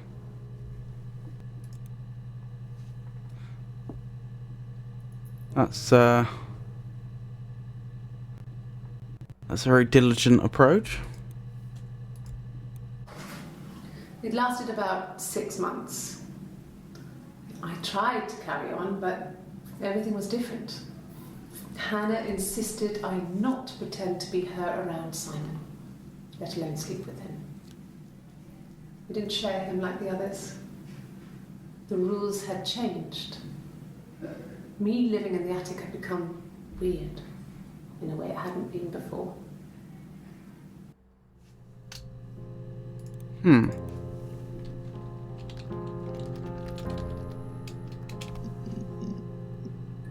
Oh, okay. Only one entry for that, and we've already seen it.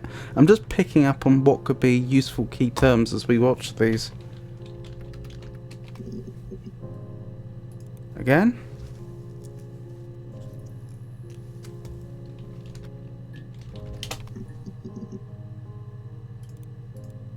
No, he doesn't keep a diary. That's my thing. I've kept one, well, as long as I can remember, since I was a girl. It helps make sense of my day. And when you're forced to put something into words, it just gives you perspective. Everyone's on the same page. Interesting. Let me hear that again. No, he doesn't keep a diary. That's my thing. I've kept one, well, as long as I can remember, since I was a girl. It helps make sense of my day. And when you're forced to put something into words, it just gives you perspective. Everyone's on the same page. Right. When I was 8, Mother died. She slipped down the stairs. Oh. It was an accident. I had read a diary at that point, and I knew she wasn't my real mother. So I burned the diary that day, and I left. Walked out and across the street.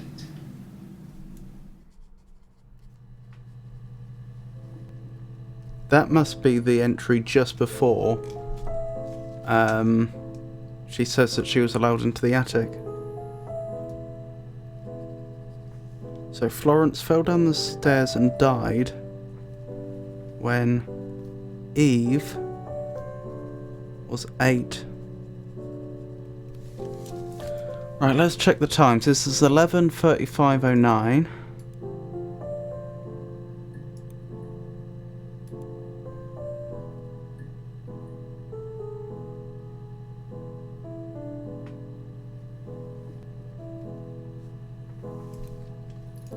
Hid.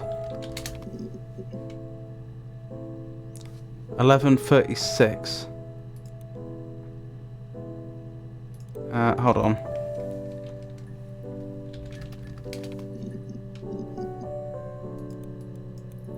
How long was this clip? Wait, was that the clip? This was the clip. So, 24 seconds.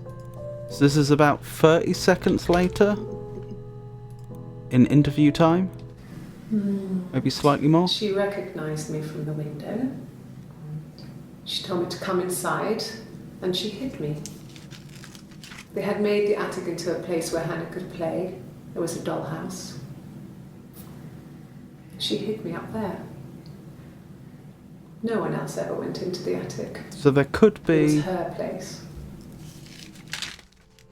a clip missing between those two.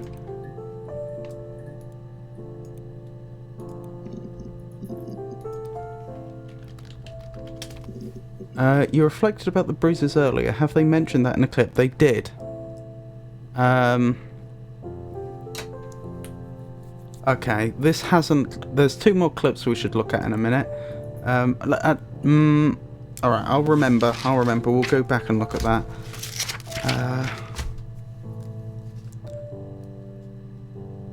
Let me find the clip about the bruise if I can. It was probably one of those 2. Differences? She's a better driver than me. She passed the test for us. That wasn't the one. This was 9, about 9. I went round and she was waiting for me. She was furious and so angry, the kind of anger you can only have towards yourself. We screamed at each other. argued, cried, we fought. I hit her back, left a bruise. I had my wig on from performing, she tore it off. Eventually, we grew tired of fighting and I left. I think it was Hannah that hit her. This was about 9. Let me hear that again. Herself. Cried, we fought. I hit her back. There we left go. a bruise. That was it. I missed that the first time I replayed that. Bruise? Oh, yeah, no, it's nothing. I was going through the top cupboard in my kitchen and the chair slipped and I kind of hit the door with my face. I mean, it hurt like hell.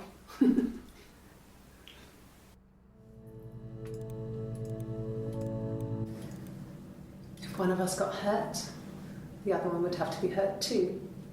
A grazed knee, a bruise. When I lost my tooth first, we had to pull out Hannah's to match. Once, I slept with a boy who was seeing another girl. The girlfriend came up to Hannah the next day and punched her in the face, gave her a huge black eye. That night, she had to do the same to me. But she almost went too far. I couldn't see out of that eye for days. But she snuck a frozen piece up for me from the kitchen. So much of our bodies was synchronised anyway. We started our period on the same day. All our childhood diseases, stomach bugs, nits. Huh. It's surprising then that they didn't swap places in the house. I suppose they might have been afraid that their parents, of all people, might actually be able to tell the difference, but if their parents had no reason to believe that the twin had survived, they really did, and hadn't thought about it for years, I'm not sure they would realise. Ouch. Ouch indeed.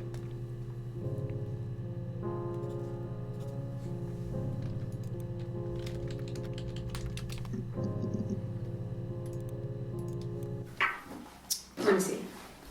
Yes. I drove in here because I remember, well, I went over the river. And then there was a church. There. Yeah. And I probably parked. Well, I remember seeing a street sign called Princess Street. There it is. Yeah, so I'm pretty sure it must be this one. There.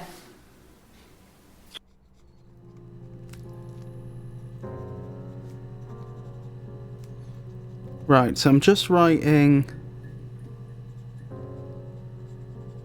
a list of open questions. I think you may be able to think of other questions that I haven't thought of, but I think the two big ones are why did she go north and why was Simon murdered? We still have no cause. I mean, we're speculating about jealousy, but we don't know. There's one other thing that I think would really, really help us, but I'm not quite sure how we're going to accomplish this. I think we need to nail down who was being interviewed on which day, regardless of who they claim to be. Yeah, no clear motives at this point.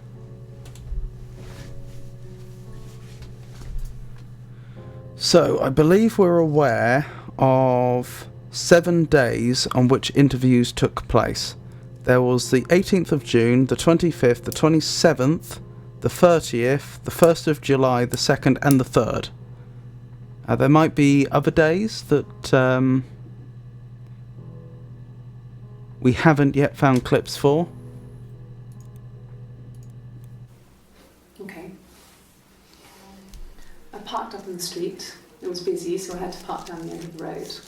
Walked up, knocked on the door, no answer. I took my keys out of my bag and unlocked the door. The main lock was unlocked. You can tell because the key doesn't turn when you try to turn it to the left. I walked in. Simon's coat wasn't on the peg. I couldn't see his shoes in the shoe rack. I shouted out.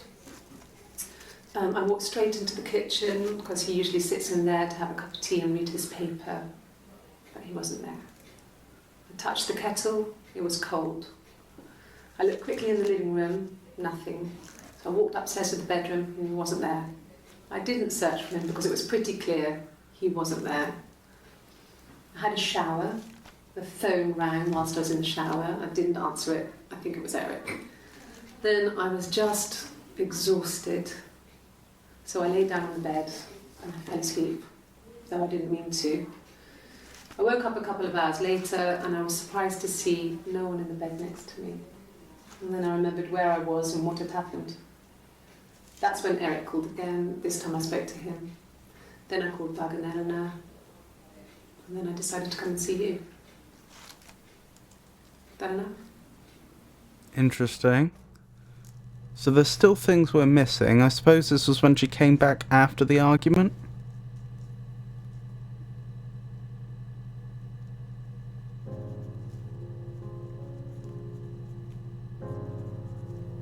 Right.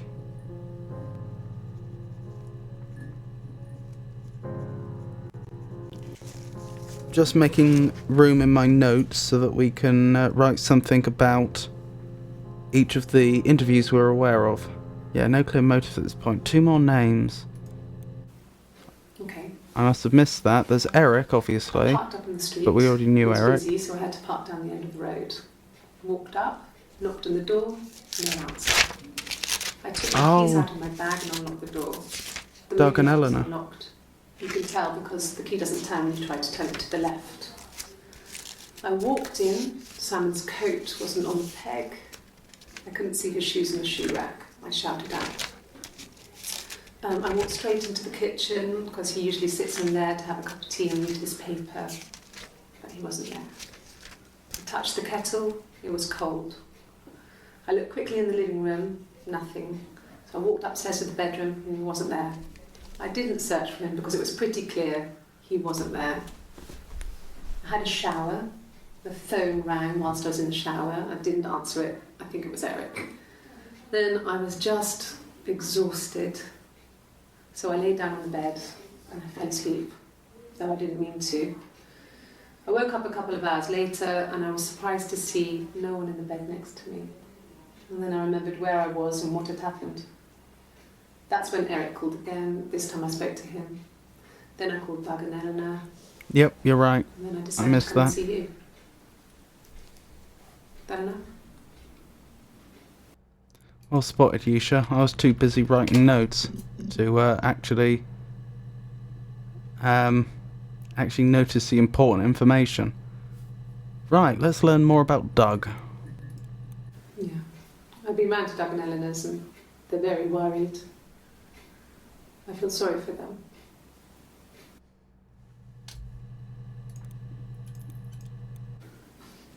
I got a job to contribute, you know.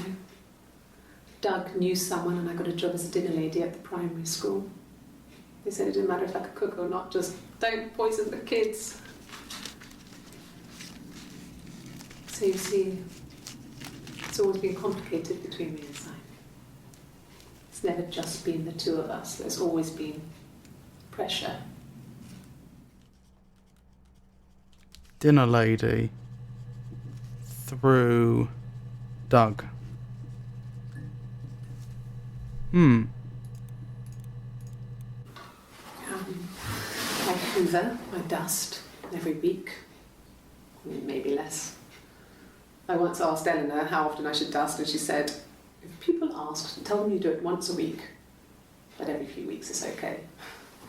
I think she was just trying to make me feel better. I mean, when I was there she was hoovering every day, you know, ran an ordered house. You know how that generation is, putting on a brave front. So they're older. She has secret stashes of cigarettes. Doug doesn't even know she smokes. When I was That's there, unlikely. I saw her.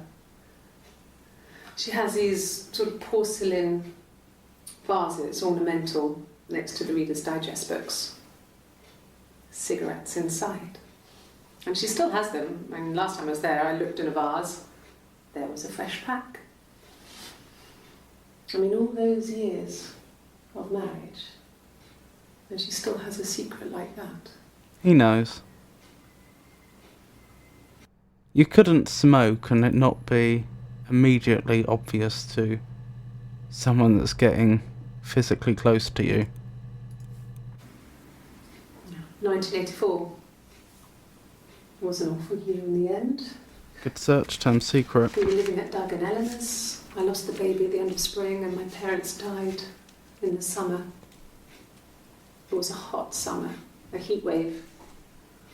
So when they discovered the bodies, it was just awful. Dead parents, presumably. Because of the circumstances, them dying together like that, they brought in a lot of police. The forensic entomologist. I had to look that up. It was because of the heat. It was just awful.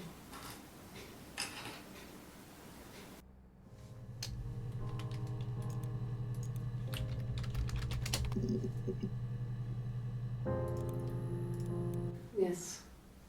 I speak with Eleanor at least once a day. Not that there's anything much to say. It's more just... Spilled coffee. Secret. Interesting.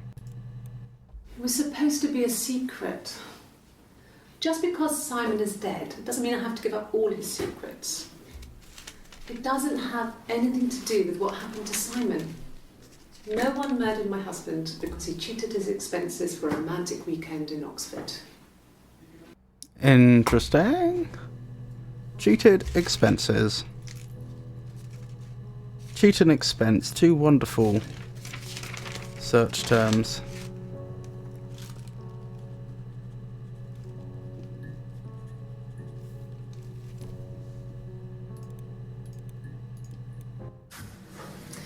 When we weren't together, we'd send secret messages by tapping out a code that we'd learned from a book. Oh my Not goodness. code. Something prisoners of war would use. You were right, We'd tap Yisha. them out on radiator pipes or the attic floor.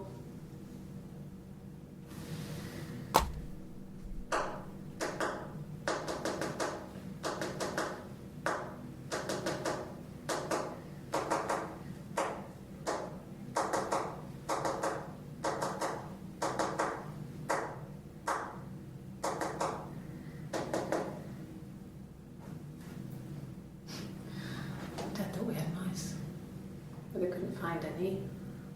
Bought a cat anyway. Oh my goodness. Was that the first one I made a note of? It wasn't the present so much. It was one of those arguments that had been simmering for a while. The present was a mirror. A nice mirror. He'd engraved the glass. No, kind this of was mirror. much later. Oh, I see. I didn't scroll. It's the Rockington Arms. The Rock. Nope. It's run by a nice... I'm sure I made a note of it. Oh, well, I know we found it when we looked up Eve, didn't we? Because she says, oh, why did I mention Eve? That one.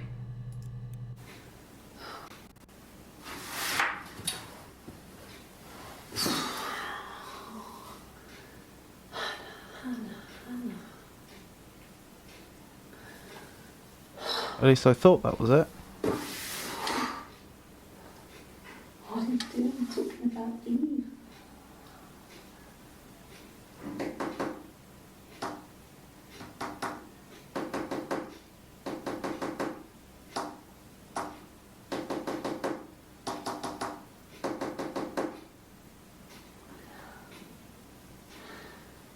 Poor Simon.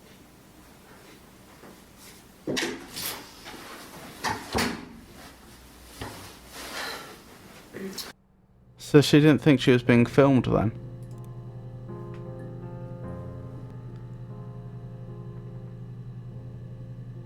What had she said directly before then? A police station. Yeah. When I was young, we ran away on my birthday. Bob Dylan was playing in London and we thought we could break into his tour bus and have him take us with him. The taxi driver we paid to drop us off. I mean, we'd saved money, pinched a bit here and there to pay for the fare. He was suspicious because we were so young, so he told the police. So they came and picked us up and took me back to Portsmouth. My mum picked me up from the station. But I blamed everything on my friend Eve. So my parents let me off. So she did mention Eve there. So when was that? That was on the 30th. When did... I am going to go back and check the tap code. Oh, you've already decoded it, blimey. Sorry, Rob, currently there's no internet in my accommodation. I've already contacted my landlord. There's not much I could do. I have to leave early. Oh, no worries. If you're still watching this somehow, then absolutely no worries. That was fast. Yisha? Have you decoded both of them, or are they the same? Because we currently have 2 videos clips with tap codes in.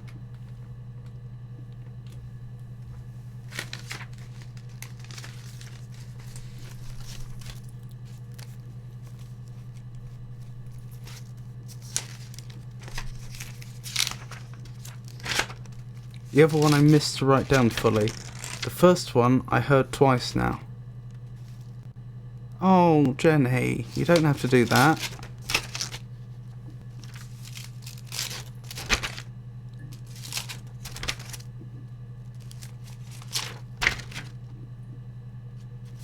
No worries, I completely understand, and if you can't stay, that's not a problem.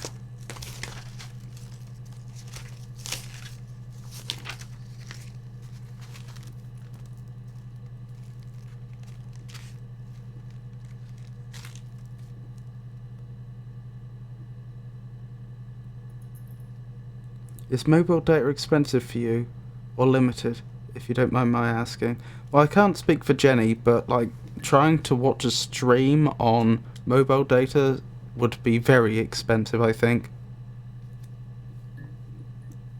Because streams would have quite the consume quite the bandwidth.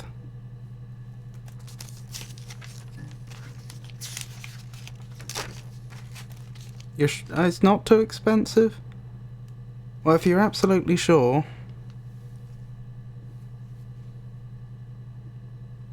what was I doing? I was writing down the time when she was talking about Eve, so I then can compare it to when she said that this person doesn't exist.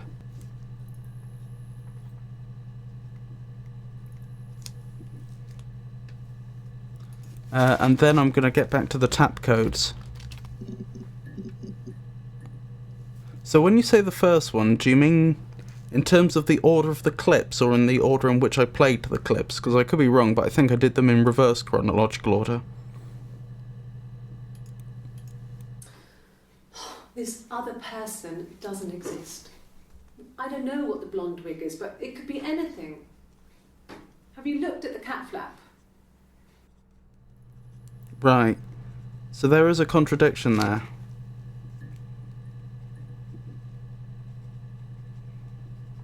I assume she means in the second one that she doesn't live with anyone. Notice that when she mentioned Eve before, she just called her her friend, not her sister.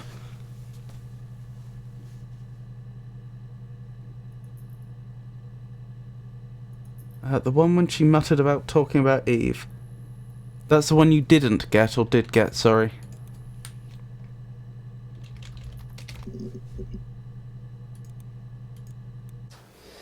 Police station. Yeah. That's wrong, isn't it? It's that one.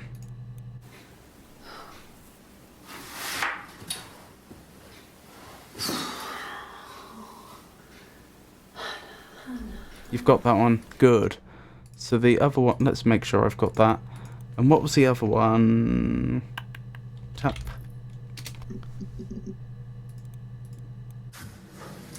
When we weren't together, we'd send secret messages by tapping out a code that we'd learned from a book. The knock code.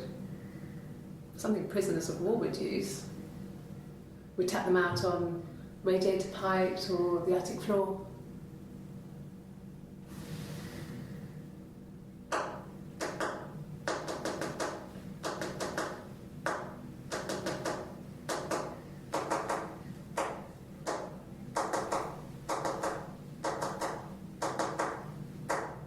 Wow.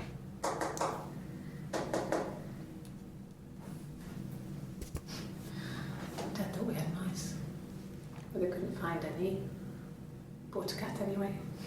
I just checked how the tap codes work. It's the Roman alphabet. They've combined C and K so that there's only 25 letters in total.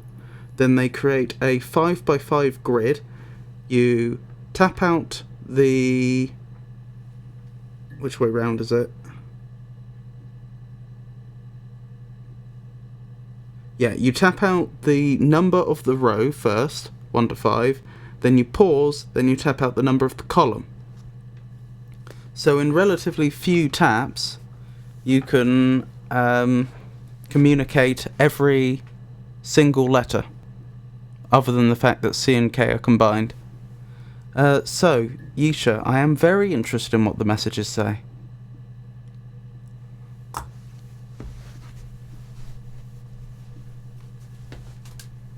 If you need me to play anything again, let me know.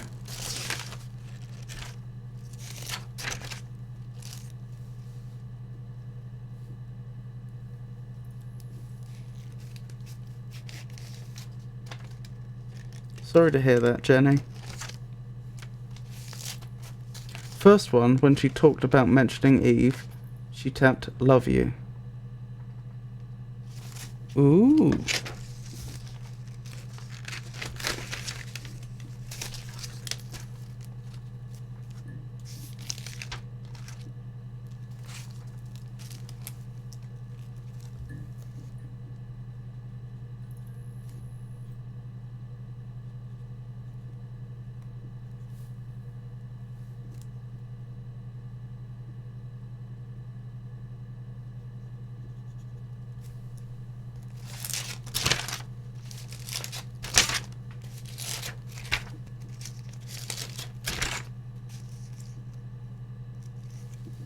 The second one, when she talks about the tap codes, she taps BYD Hanan. Not sure I heard it incorrectly or if it's meant to be that way. It looks like by Hannah. Ah.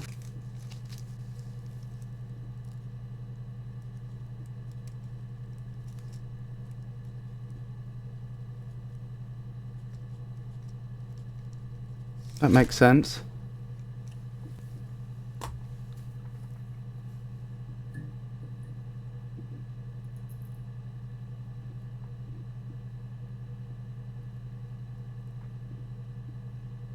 Since she just told them that she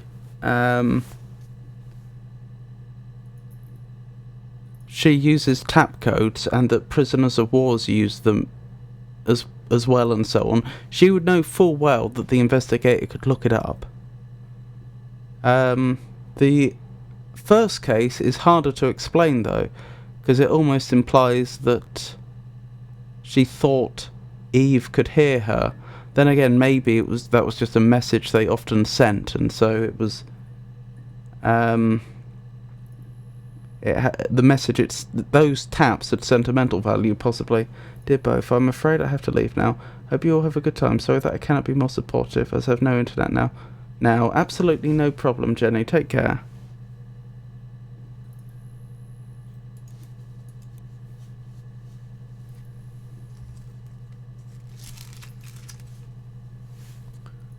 Right, where were we?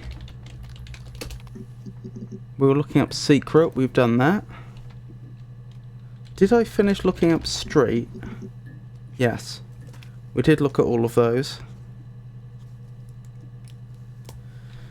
I do have a couple more search terms that I've already thought of, but I really, really, really would like to narrow down who's who. I feel like knowing if in any instance it's Hannah disguised as Eve or Eve disguised as Hannah would really help. So, the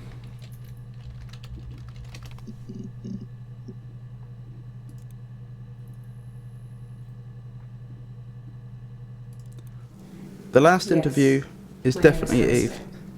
Oh, shit. Sorry. Oh, because she's so used to pretending to be Hannah, of course, that's why she responded that way. That makes sense.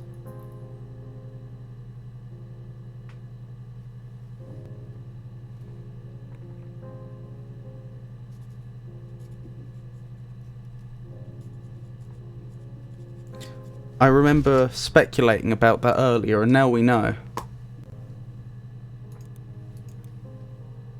Right, on this day... My name is Hannah. Hannah.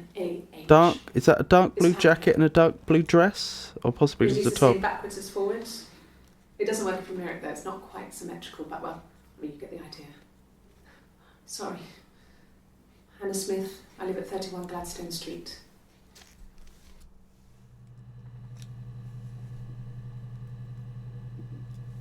What was the other mention to palindrome? I'm going to look that up in a sec.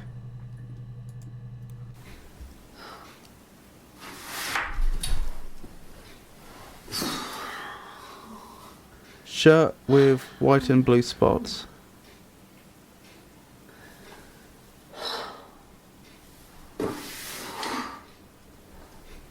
What are you doing talking about Eve?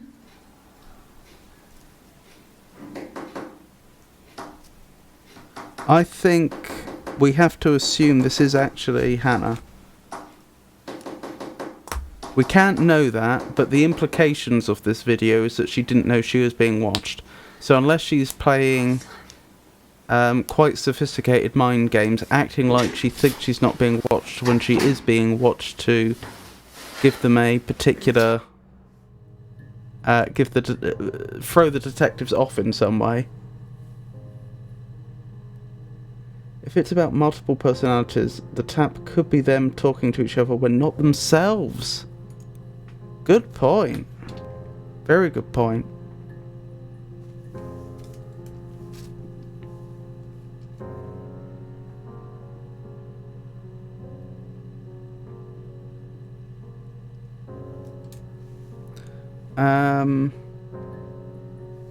What was I going to check? Palindrome.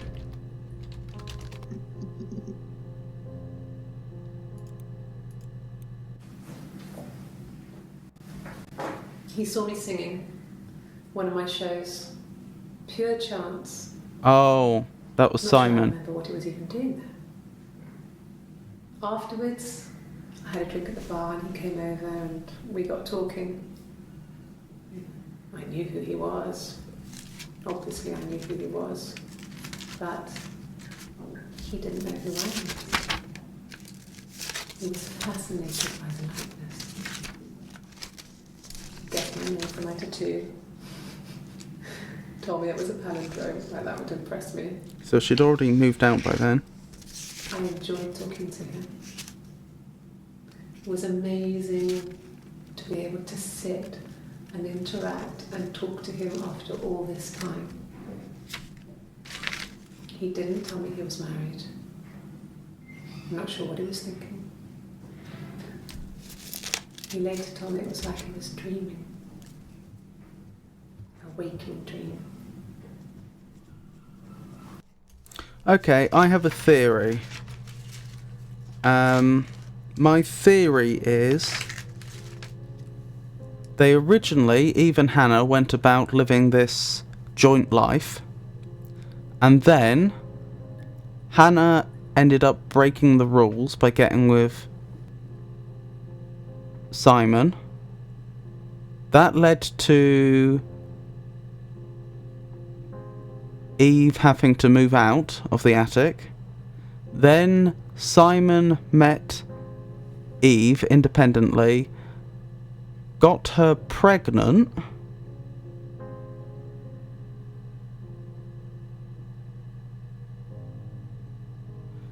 then there was an incident where Hannah tried to get Simon to accept Eve moving back in, but from the way he reacted when she told him she was pregnant, she realised there had been cheating. Possibly that was the cause of the argument or something? But the net effect was Eve stormed off. That was probably when she went up to... Sorry, not Eve, wrong one. Hannah stormed off. We don't know what Eve was doing at this point. Hannah stormed off. That was probably when she went up to Glasgow, probably. Not definitely. There's quite a lot we need to verify here. She then came back, pretended to be Eve, wore her wig and everything, to see how he'd react, and when he gifted her the same mirror that he had already gifted her, and it wasn't a unique mirror, she lost it, and then, as Eve suggested, smashed the mirror and ended up cutting his throat with it.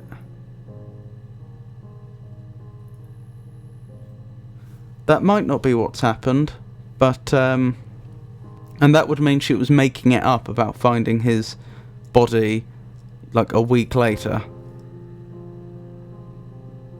But multiple personalities doesn't explain the tattoo. That's true. It doesn't.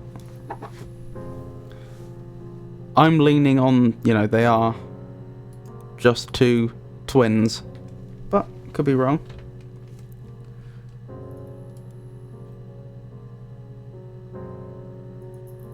Right, on the first, we have the blue t-shirt and guitar.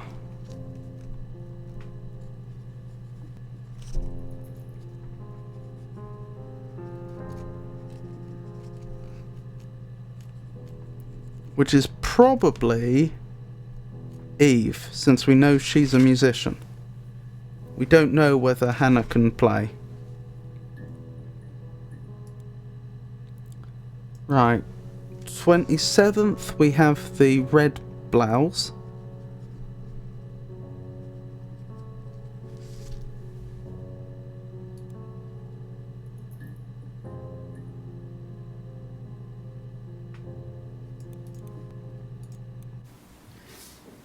Yeah, that's me. So I'm thinking this is Eve. February, that was months ago. What's that got to do with Simon's murder?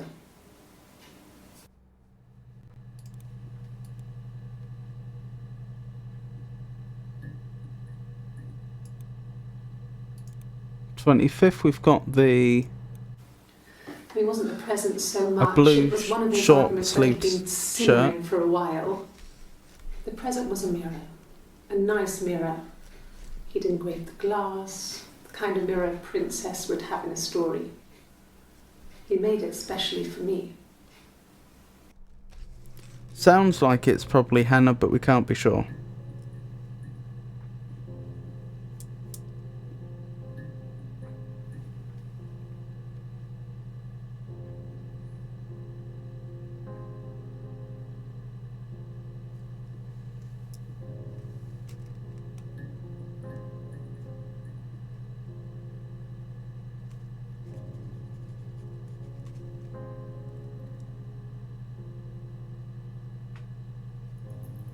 Why did I think the 30th was Hannah?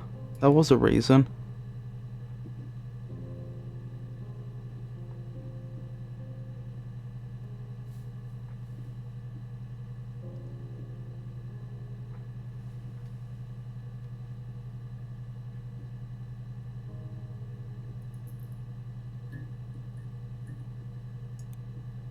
That's why.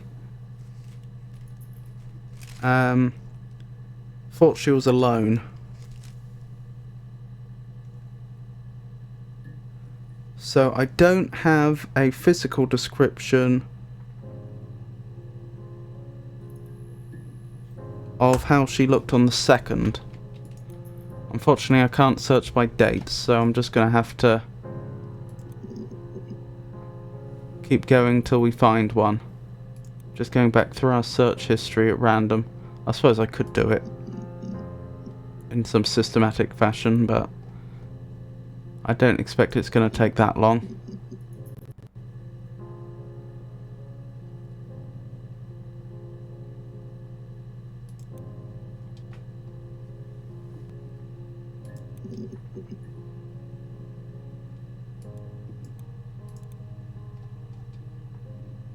Or maybe I'm wrong.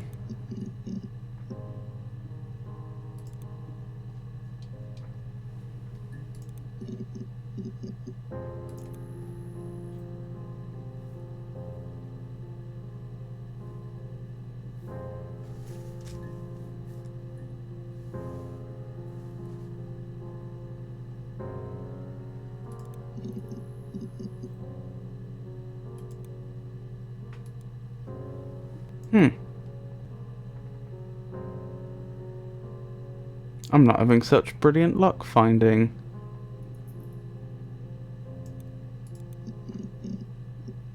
a clip from the second, am I?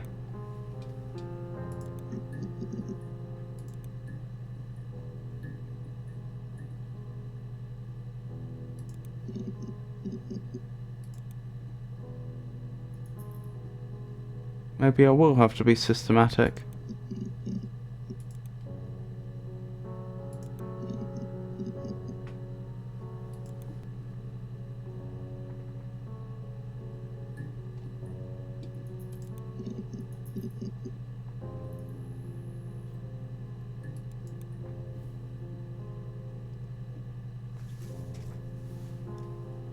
Wait. That's a different top.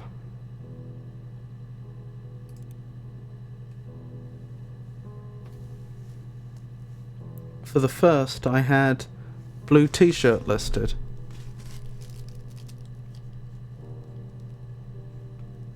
Was this when she dropped the coffee? Yes. I speak with Eleanor at least once a day. Not that there's anything much to say. It's more just... Yes.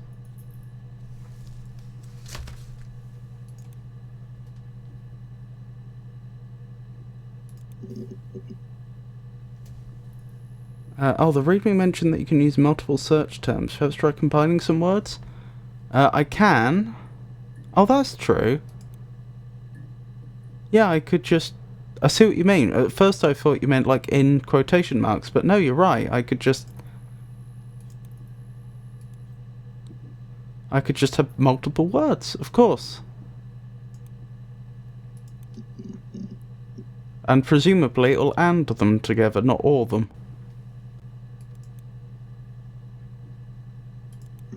Oh, I do wish I could find...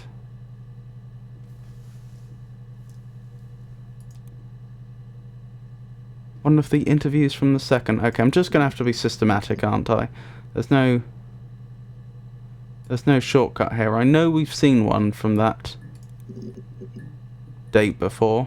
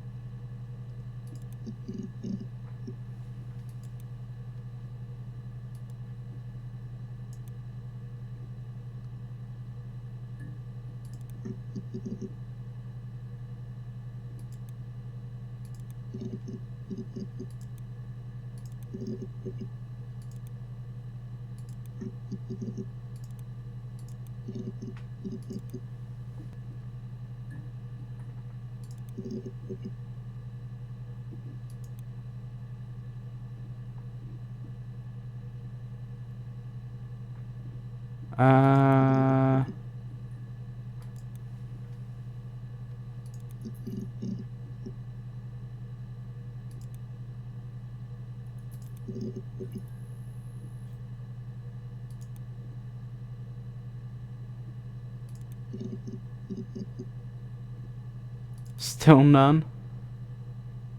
We must have found this quite late on.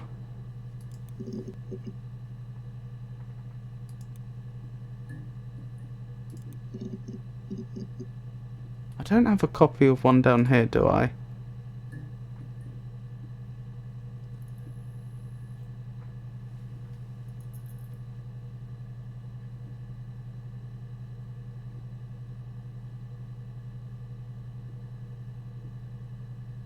No.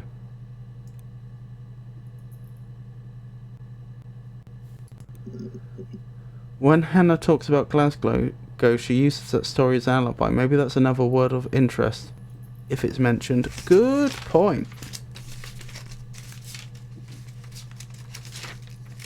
Where's my list of potential search terms? There it is.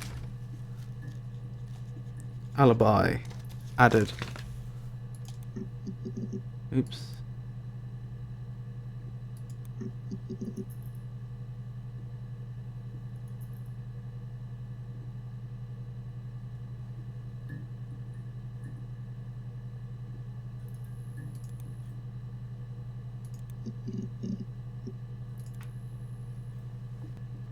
Weapon, run. Second. Got it. Really? Go on then. Take the cup. Run your fingerprints. They'll match. Fucking do it.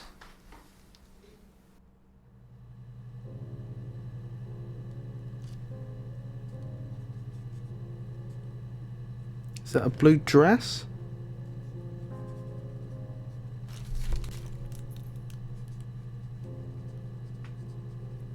Right, that's all the dates of the interviews we know of, and I've got a physical description now for how the interviewee looked on every day.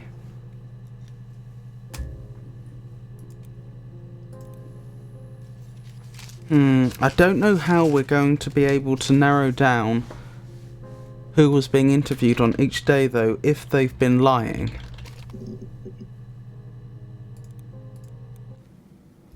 Mum and Dad never knew what was going on. We got so good at it. We were so in sync that we'd use each other to cheat. If one of us had a hangover, the other one would go to school. Whoever was best at a subject would sit the exam. There were lots of differences between us. Some things one is better than the other at. Differences would be a good search term.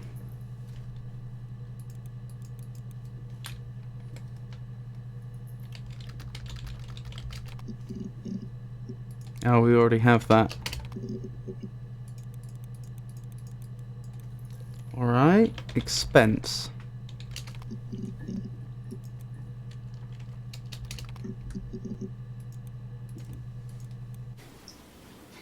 Okay, you got me. I'll confess. We were there. It was a dirty weekend. Simon was going to expense it, pretend it was a business trip. I used a made-up name. We stayed at the hotel, had room service, didn't leave the room, had a great view of the river, and you could hear the church bells. Like you said, it was very romantic. That's Eve, isn't it? I'm pretty sure that's Eve.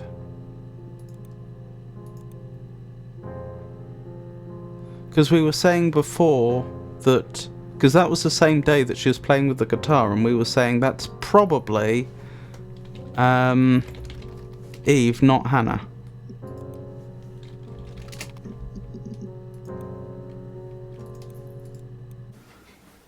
I guess you could call it that, but we were both happy to get married. It was a beautiful wedding. We had our first dance to Come Back and Stay.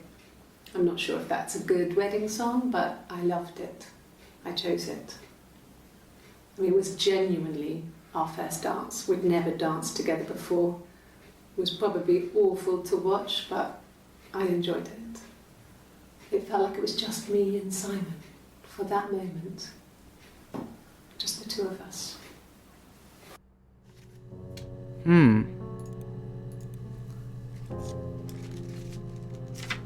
Right, where's my list of other search terms? Personality. Nope. Alibi.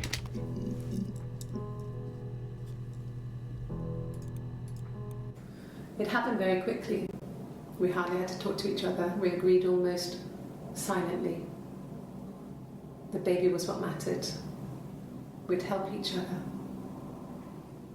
We cleaned up. We bagged up the broken mirror. her clothes, they're gone. We took him down to the cellar. We knew we had an alibi, and we wanted the body to be found later. We wanted to have suspicion on us so we could then disprove it rather than have it linger. Better to keep the body in the house than risk being seen with it. The watch, that was my touch to make sure the alibi stuck. Well, that was very interesting.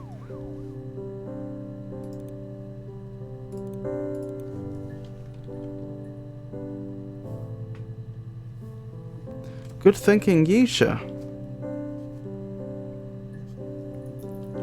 I looked up differences before, didn't I? That was the only other search term, yeah, that I had on my list. Watch.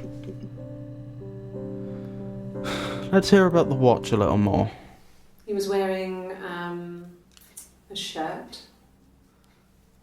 a blue turtleneck shirt and jeans. This is the Has a first day. watch. It's a really nice one. That was a gift from his boss, Eric.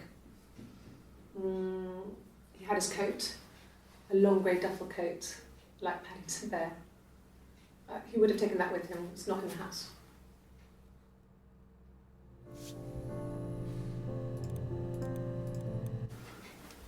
I guess you could call it that, but we were both happy to get married. Oh, we just watched this one. We had our first dance to Come Back and Stay. What did you I'm say, not sure if watch? that's a good wedding song, but Oh, I the loved dance. it. I chose it. They probably weren't very It good to was watch. genuinely our first dance. We'd never danced together before. It was probably awful to watch, but I enjoyed it. Like the clip you just saw was important or something. Oh, you mean because I added it? You mean this one? It happened very quickly. We hardly had to talk to each other. We agreed almost silently. The baby was what mattered. We'd help. Oh, sorry. There were the sirens again. Haven't heard it in a while. Is that a hint as well? Yes, I think the lights dim and we get the sirens when we've hit upon something the developer thought when we hit upon a clip that the developer thought was particularly important. Yeah, that's Simon's watch. It was a gift from Eric. He got it this year. It was a wedding anniversary gift. Steel. It would have been Diane who chose it. She has really nice taste. That time, you must eliminate me. I was in Glasgow then.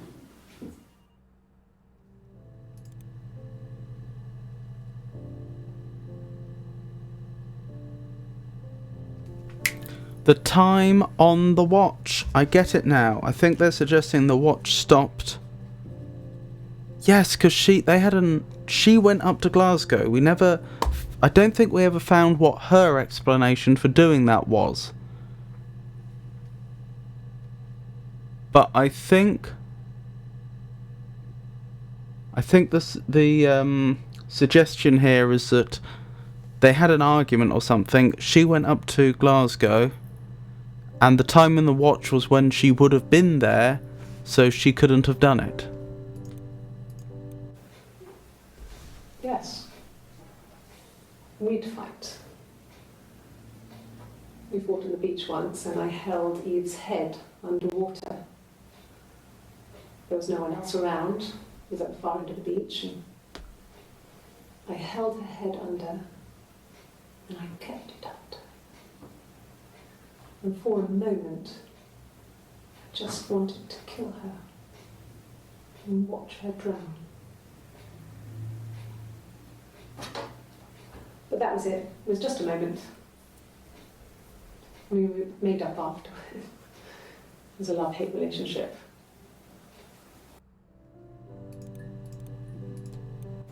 It happened very quickly. We hardly had to talk to each other. We agreed almost silently. Right, so the next search term I think should be time. And we're hoping for a clip that follows on from this one on the 27th at 5:54. And we haven't found one. A long time.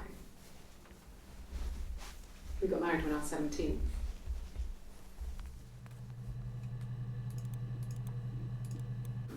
Yeah, when I was at school. I worked part-time in the front shop. It was sort of an extended family thing. My dad used to work there, my mum worked there before I was born. I took care of paperwork, filing, typing out invoices, that kind of thing. It was a good job for a girl back then. I didn't work a till or anything though. I was quite shy, so I wouldn't have liked to have worked a till. Yeah, I was thinking about that. We've had multiple references to Hannah being shy, and yet we've seen in some of the early videos her being quite flirty.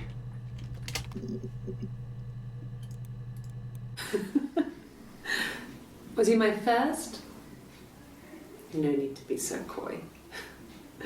No, he wasn't my first. Okay, but maybe that isn't a great example. He was a little... What was it? This one then. Black coffee, thanks. No sugar. Sweet enough as it is. Yes, that's a better example. Okay, so I have a question. What happened to the baby? I mean, I assume one of them is still pregnant. Probably Eve. I mean, we saw the... Oh my goodness, Yusha.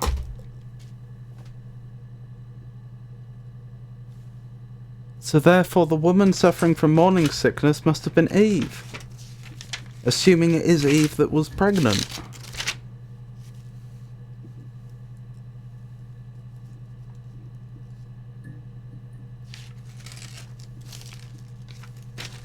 Where's my list of dates? These notes are getting quite overwhelming.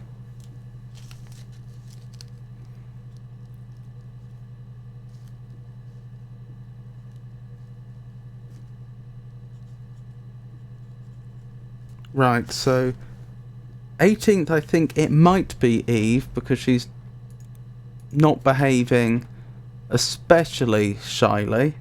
I mean, I know I'm going on flimsy information here, but you know, it's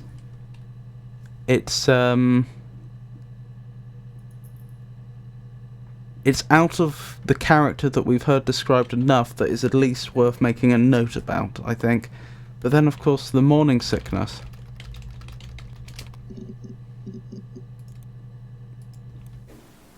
Yes, I'm fine.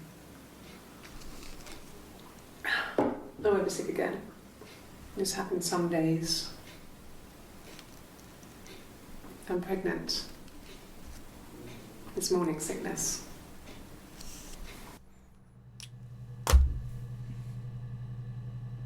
Wasn't Hannah pregnant, or is that still connected to the miscarriage? I thought that was connected to the miscarriage. I don't think we've had any indication that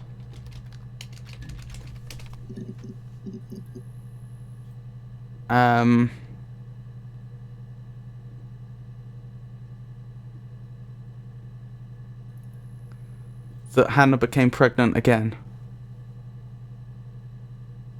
Yes, at the time of the interrogation, we believe one of them is pregnant. So my theory is, and this is only a theory, I will adjust it as new evidence becomes available, is that when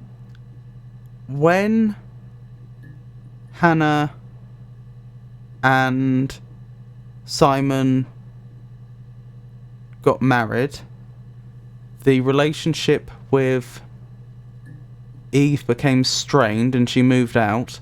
Then independently of that, later on, Simon met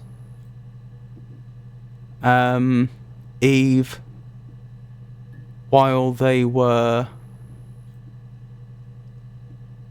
while she was singing at a club, he didn't... So there's two things here. He noticed a resemblance to his wife, had no idea that he'd met her before, even though she did know him, because she'd dated him for a time as part of this joint dating thing that Hannah and Eve had going on. And he likes blondes, and she was wearing a blonde wig. So I think he was attracted to her.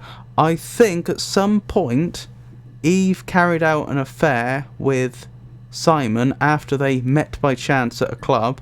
She got pregnant. Then there was the incident when Hannah tried to convince Simon that he should allow Eve to move in. Hannah thought she was telling Simon about Eve for the first time, but when she mentioned that Eve was pregnant, Simon had some sort of guilty look on his face or something, and then Hannah realised what had happened, or at least part of it, and that then caused her relationship with Simon to sour. And I think subsequent to that, I think possibly at that time or something, she went up to Glasgow because she was in a fury, came back, but then dressed as Eve, using Eve's wig, pretended to be Eve. Simon thought it was Eve, was romantic with her, then gave her a mirror that was identical to the so-called unique mirror that he had already given Hannah. So Hannah, disguised as Eve, got a second copy of the mirror that she thought was just for her, and then in a fury smashed the mirror and cut his throat, and then Eve and Hannah got together and tried to cover everything up. That's my current working theory. Right. What about... Hold on. What keywords do I have? Time. Did we finish that one? We did. Affair. I probably should have looked up affair.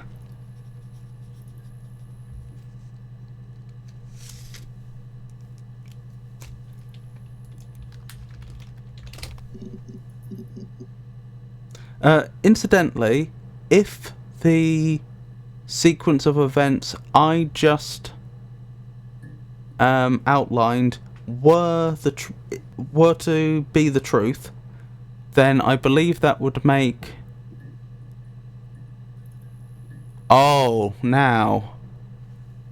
I'll tell you what, there is actually an interesting point here. I was about to say it would make Hannah guilty of murder.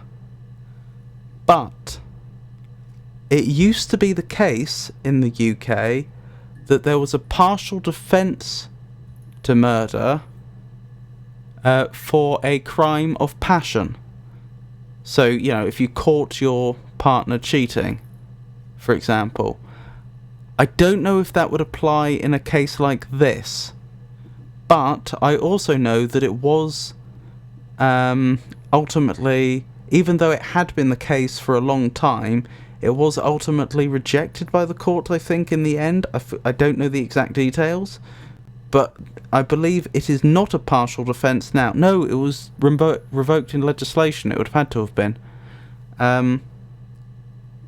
So, I don't know the date when that was changed, but it's possible that this is early enough that the crime of passion would still have been a defence. I don't know if it applied here. But anyway, Hannah would be guilty of either murder or manslaughter, one or the other, depending upon if she could manage to argue, if she had a valid partial defence of some sort, it would be manslaughter. And Eve would definitely be guilty of something. What would it be? I mean, I know she's basically covering up evidence. Would that make you an accessory after the act to murder or something? Or is that how the United States does things? And Something vaguely like that. An affair. Simon wasn't having an affair. So the possibility was raised. You're reaching here. And I don't know why. No, I've never cheated on anyone. Why did that not turn up? I've never taken anything from anyone. Simon is dead.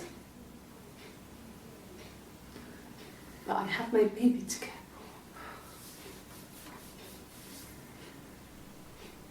for. Why are you trying to make me sad?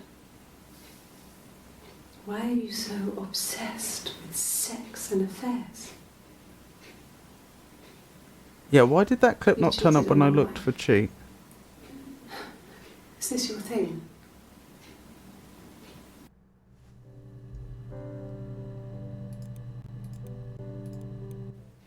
What did your wife do? She didn't kill you. You think I killed Simon because he was having an affair? Well, I didn't kill him. I wasn't even there. I was in Glasgow worrying about whether my baby was still growing inside me. I mean, why would I kill Simon? I loved him.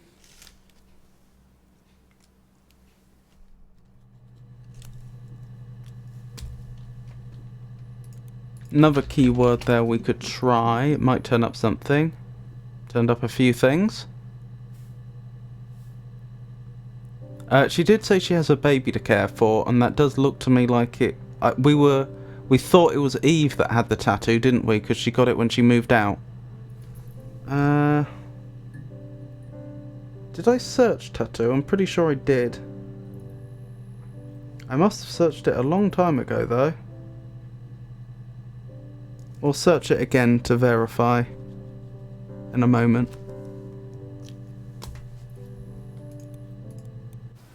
Really? You're going to ask me about my sex life? I mean, isn't that private?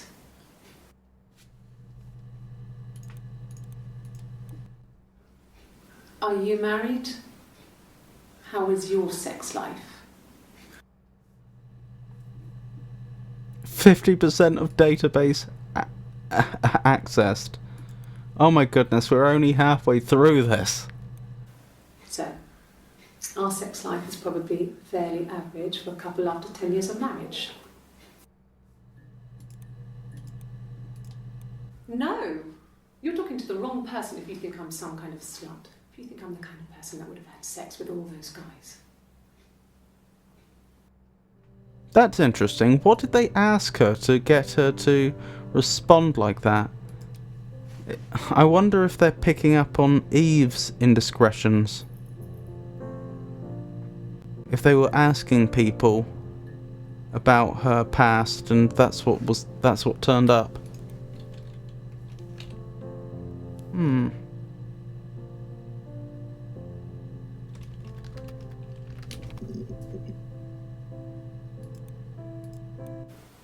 Oh, my tattoo. I got it to express my individuality. It's an apple and a snake.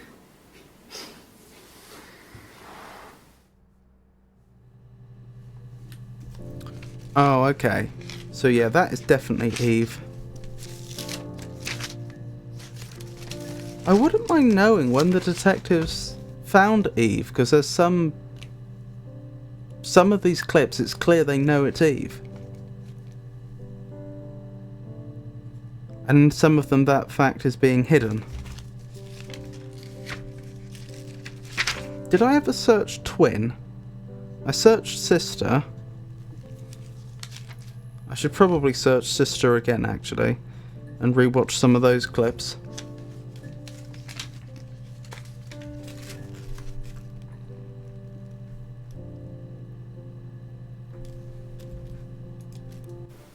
Oh, my tattoo. I got it to express my individuality. It's an apple and a snake.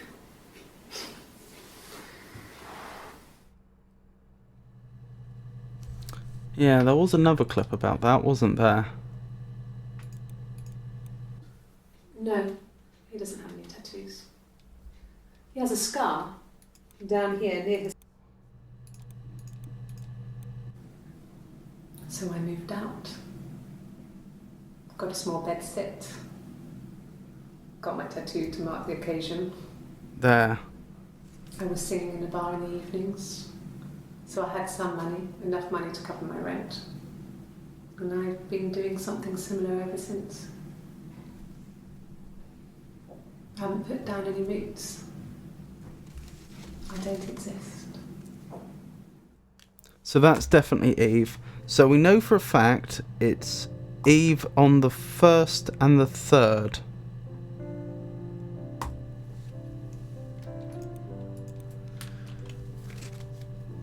Maybe you've not seen all the clips, but I think you're getting close to cracking the case. I think I'm getting a clearer picture, but still fuzzy, but... Oh, Twins?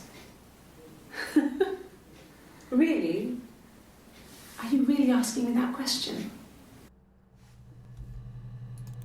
interesting. Are you out of your mind? Twins?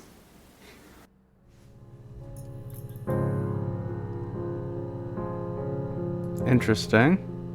Don't know why I thought that was important. Flicker indeed. But I didn't get much from that. There were always princes and princesses. They were the special people, more important than the other characters in their stories. We knew we were like that. Twins. Magical. We were the princesses.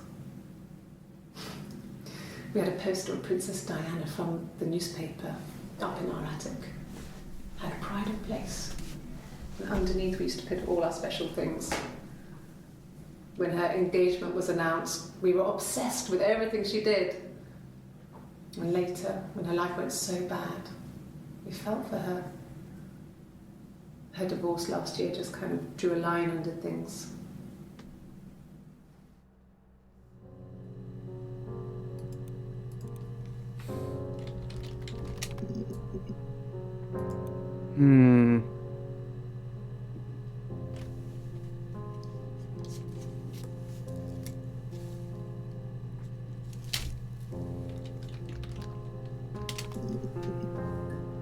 Oh, a few more new ones. Oh, quite a few that we haven't found. Oh, it won't show us. We spent the wedding night in a hotel in Brighton. It would have been too much to do more. We were saving for the baby. This was the baby that was miscarried. In a hotel, away from home, just alone together. Since then, we've always tried to get away for our holiday.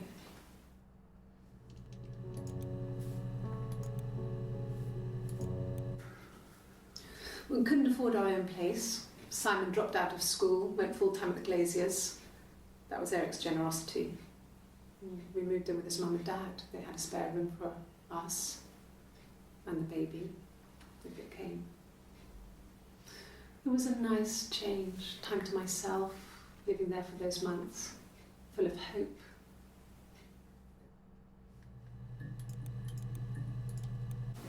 Yes. It was a shock to him.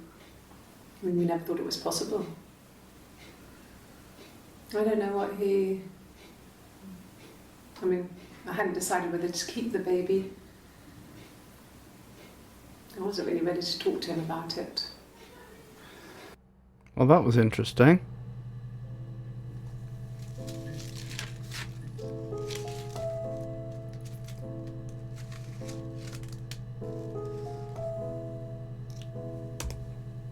So that's probably Eve.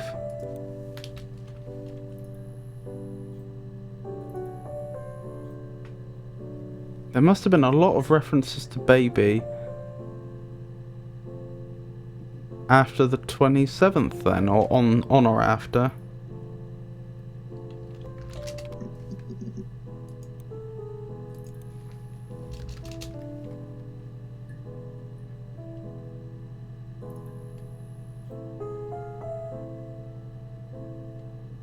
So I can indeed put multiple terms in. I don't know what I would do here to access some of the others though. I could no. I was just thinking I could like just put like silly little letter combinations in and see if that then lets me access some that I otherwise wouldn't have. But no, that's silly. Oh, I remember what I was going to check. Why, when I looked up cheat, did I not get the entry about cheated? Oh, okay. It doesn't do parts of words then. Interesting. Very interesting.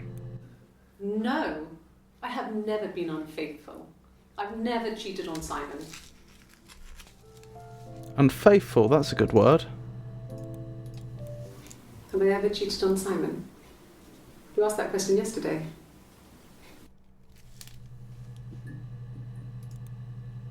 So whoever's... Oh no, I was about to say whoever's being interviewed there must be the same as there, but that's not necessarily true. Because they share all information.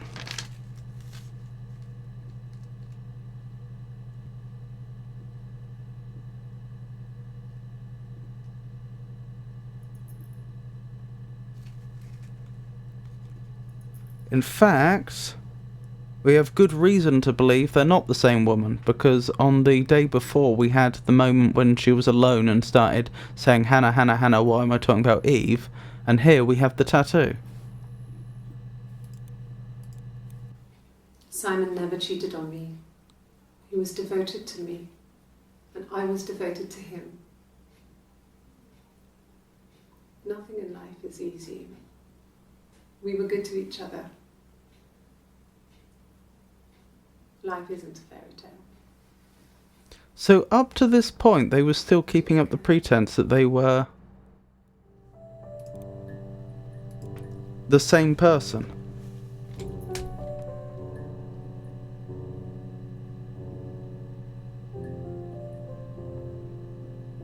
I reckon the fingerprints might be related to when they figured out they were dealing with two different people. That was on the 2nd. Were there a lot of entries with fingerprints? No. Match?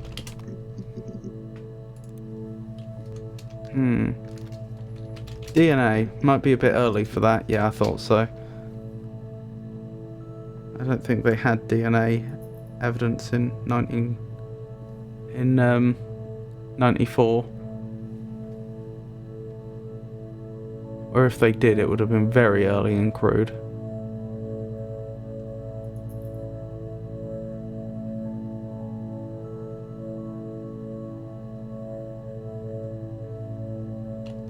Unfaithful.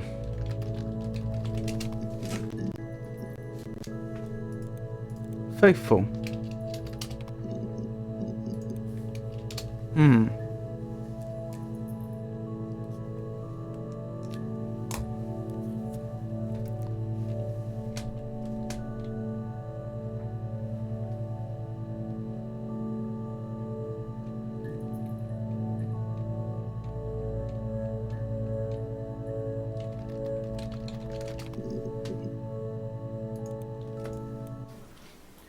I thought it made me sound suspicious. It's not a normal thing to do, to drive to the other end of the country. I wanted to keep it simple. I know it was stupid not to tell you everything. Saying I spent the night in Glasgow when my husband went missing, I thought it would, distract you from what was important. It's different now. Now he's...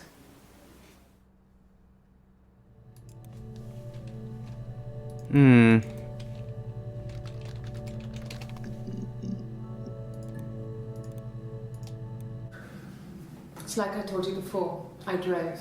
You I drove? took the car and drove. Eve I drove? don't have my own car, but I have a spare set of keys. I just drove north. I wanted to think there's some space between me and them. Everything I told you before is true. I stopped at Glasgow. I was tired, exhausted. I pulled out and I hit a car. My car was okay, but I was worried about the baby, so I went to A&E to get the okay. Of course, because of the Everything was pregnancy. fine. Slept in the car. When I woke, I tried to call Hannah from a payphone. She wasn't answering. And then I decided to drive back. That's why there was the story about trying to I call... had decided that she Simon. was more important to me than Simon. What does that last bit mean?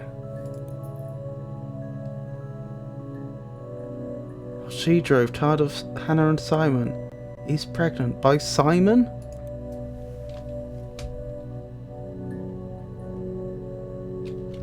Let's hear about that taxi thing again.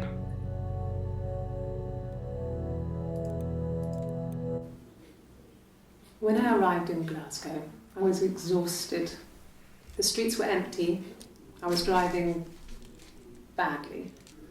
And I hit a taxi. Not a big crash, just paintwork. The guy was so pissed off because I didn't have a driving license on me. But when I told him I was pregnant, he made sure I got to the hospital so they could check me out. It was fine. Because Eve said that she told The them. hospital must have details when I was looked at. So at that point they There's a already knew scratch there on were the two car. people. So if she wasn't lying then I think the 27th must have been all Eve. But we already knew that because of the morning sickness, right? A police station. Yeah. When I was young, we ran away on my birthday. Bob Dylan was playing in London and we thought we could break Oh, this is into a his different store. incident entirely.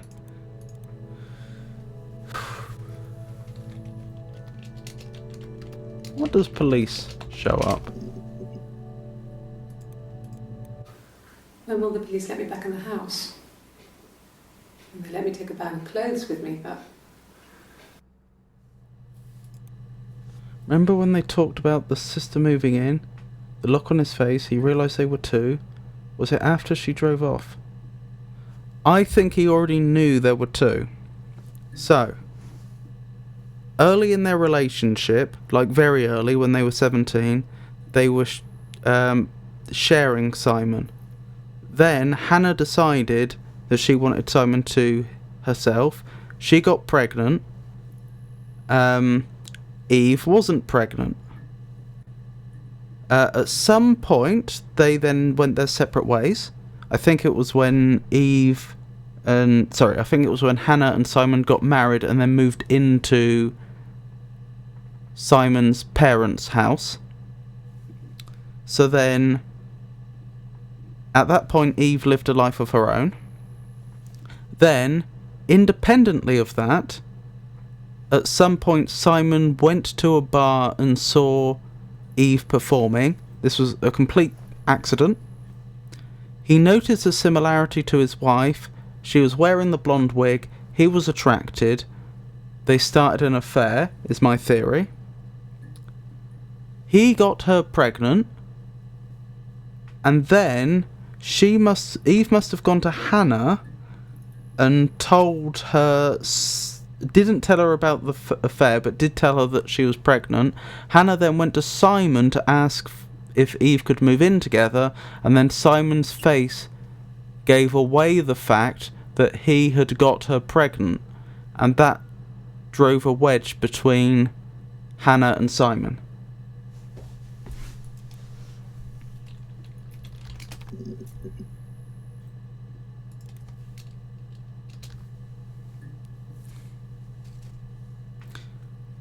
We still don't know about the parents, though.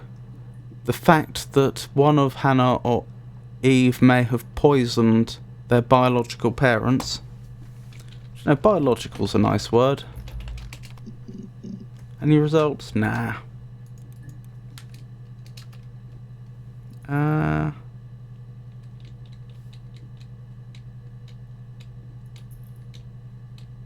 So I think there's 3 crimes we're interested in right now. There's the historic crime. Well, when I say crime, what I mean is alleged or possible crime. Something we're investigating. Not something that we knew definitely took place, but something that we're taking a serious interest in. And those are the possible murder of Hannah and Eve's parents,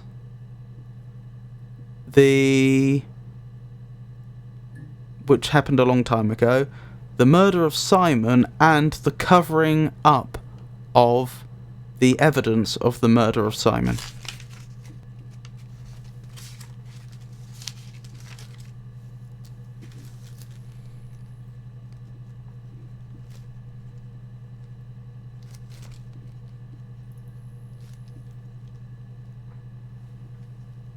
The thing is, I'm a little disturbed by what she said right at the end there about It's like I told you, I had decided that this. she was more important to me than Simon. Is it possible that Hannah wanted Simon dead and Eve agreed to it? I don't know. As opposed to the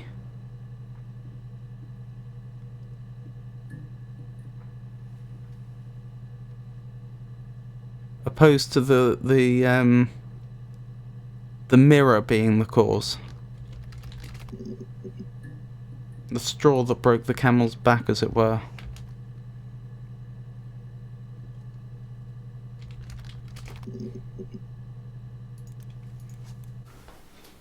Look, on his clothes, that would make sense. He made it by hand. I mean, he brushes the silver onto the glass. It's not how they make mirrors these days. I mean, he made the mirror and he gave it to me.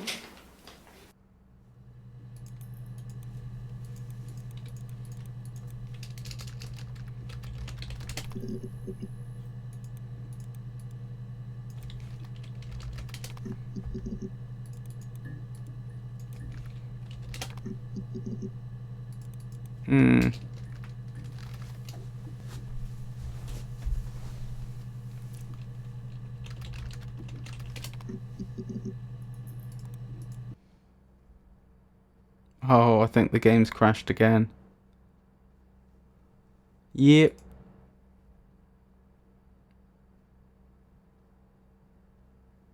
Just waiting for it to start up again. Well, we know it saves very often, so it's not the end of the world, just a minor inconvenience.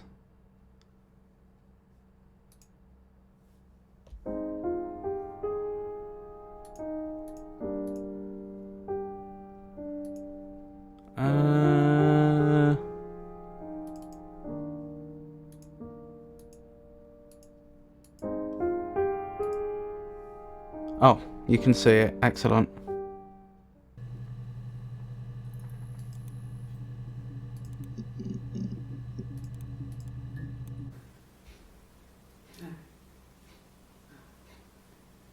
The whole thing was wrong.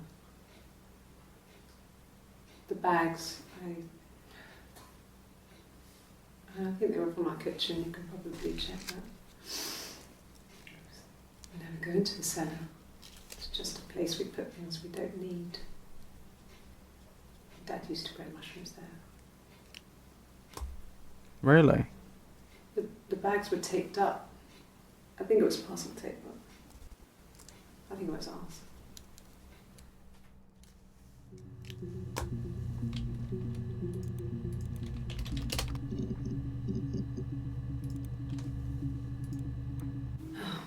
Okay.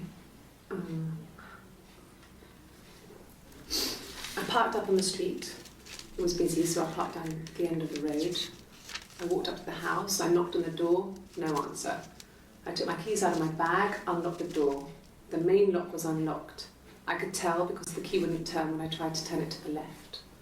I walked in, Simon's coat wasn't on the peg. I couldn't see his shoes on the shoe rack. We believe this is I shouted Eve. out for him.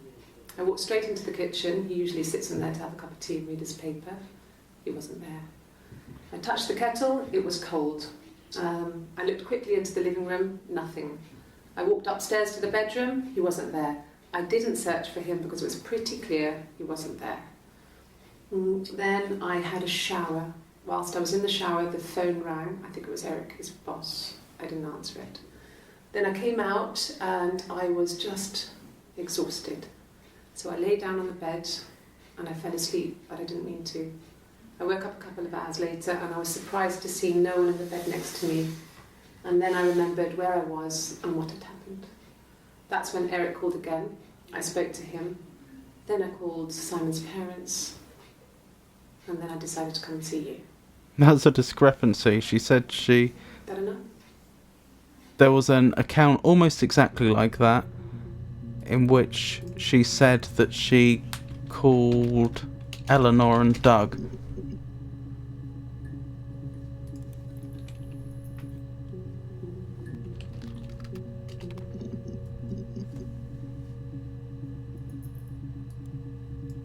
So that was the first.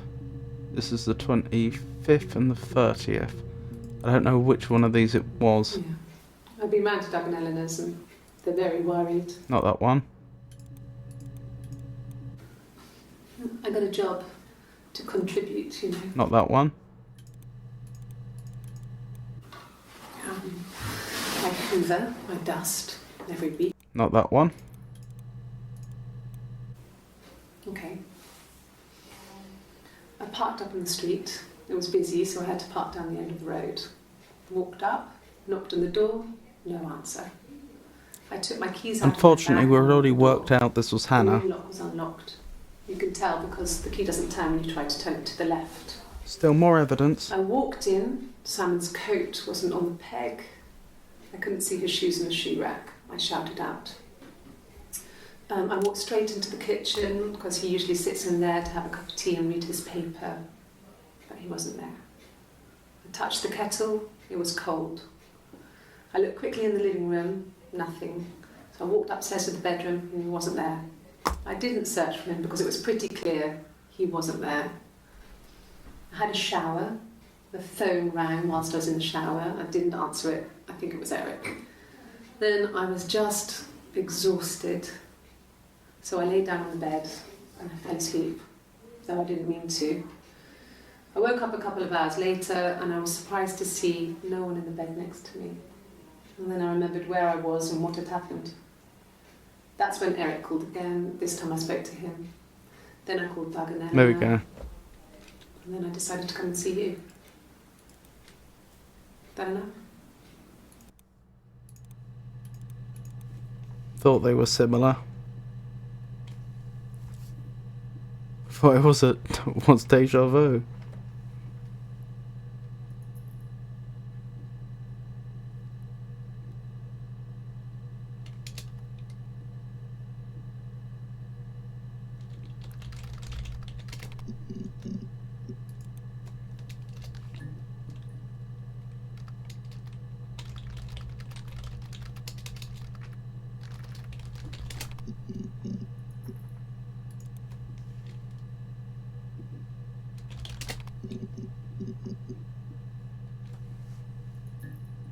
Which was the one where she talked about the father's death? No. The whole thing was wrong. The bags, I think they were from our kitchen. You can probably check that. Not that one.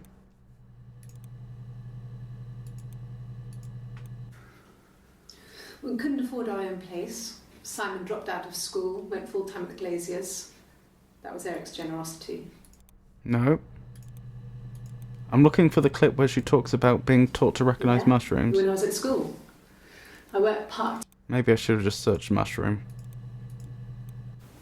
They said it was food poisoning. Here we go. There was something in the food they ate. My dad liked to pick mushrooms, grow them too. They said it was the mushrooms. It was hard to believe. Death caps.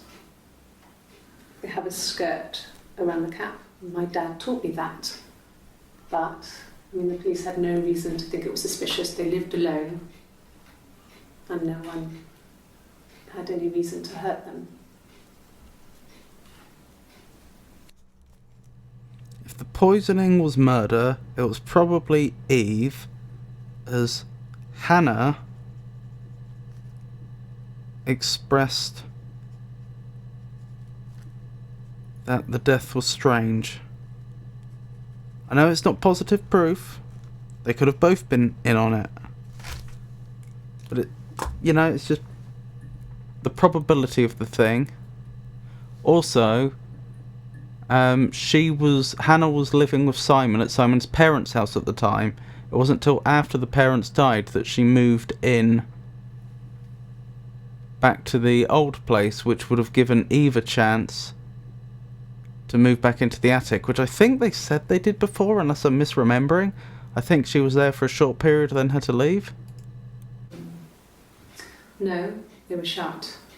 Most of the windows are really hard to open anyway. They're stifling in summer. They were painted over by my dad. Could have left a door open accidentally. Or there's a cat flap in the back door. Let me hear that again. No, they were shut. What was Most of the shut? windows are really hard to open anyway. The windows. It's stifling in summer. They were painted over by my dad. Could have left a door open accidentally. Or there's a cat flap in the back door.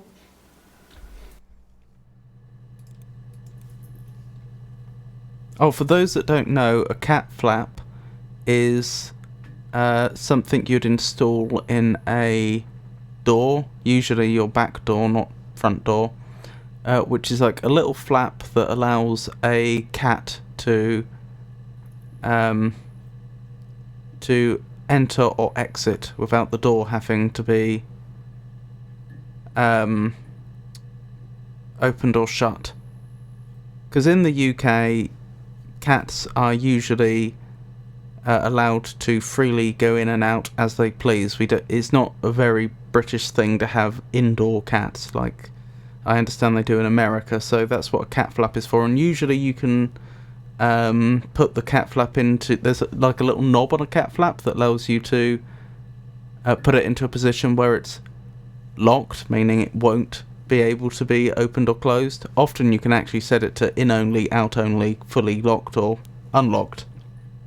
But they're not designed to, like, they're not super sturdy things, is what I'm getting at.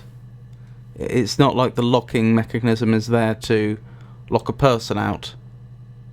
Although, to be fair, a person would have difficulty breaking in, I would have thought, unless they had special equipment or something going through a cat flap, because they would be in completely the wrong position if they reached their arm in to reach a lock higher up or something like that. But still, used to be common here as well, but not anymore though. Oh.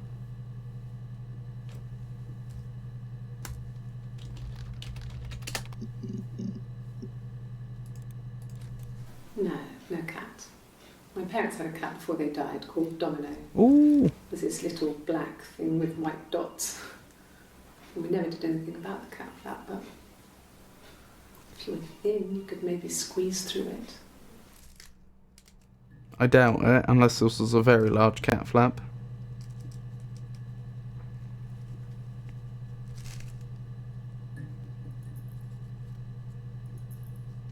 Oh, that's what they called him, Domino, because he looked like a domino with his little white spots. That's adorable. Polygraph, you say?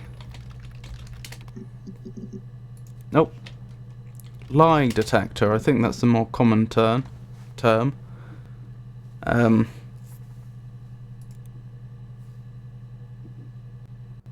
Or lower a child in there to unlock the door. A thin child might conceivably be able to do it, like if they were young. Even then, I don't think it would be an easy fit, unless it was, again, like a massive cat flap. A week or so ago. It would have been the Saturday before my birthday. I get like that on the weekends, have a lie-in, then want to get up and blitz the house. Let's say that again. A week or so ago. It would have been the Saturday before my birthday. I get like that on the weekends, have a lie-in, then want to get up and blitz the house. Did she just give away when her birthday is?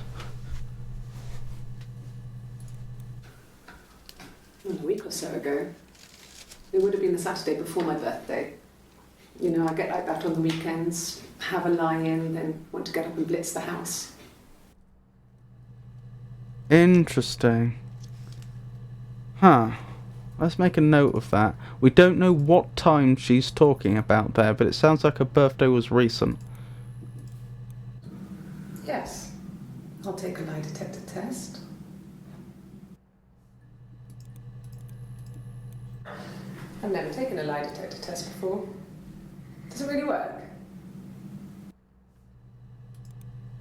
The answer to that is, They're not that. They're better than, like, they're not reliable enough that you would want to rely on them, if that makes sense. My name. That was the only question I failed. Your lie detector works.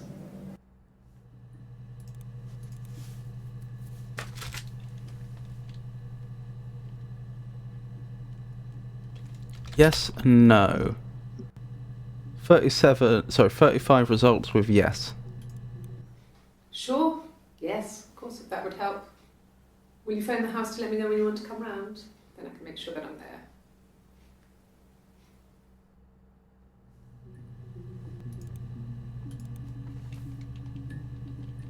Yep, 35. Well, yes is a common word. 59 with no. Blimey. Bags. We may have searched this before, I'm not sure. Well, we've seen all those. Cellar.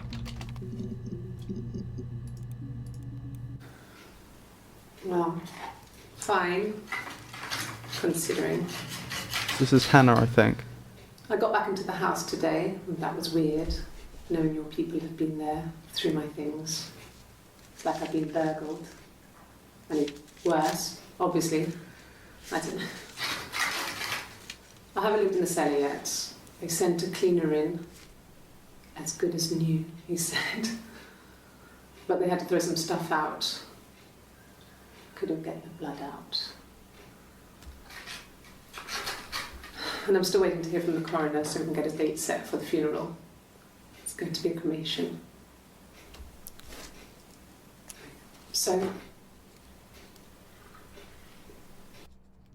Those are some good terms. Funeral, cremation, coroner.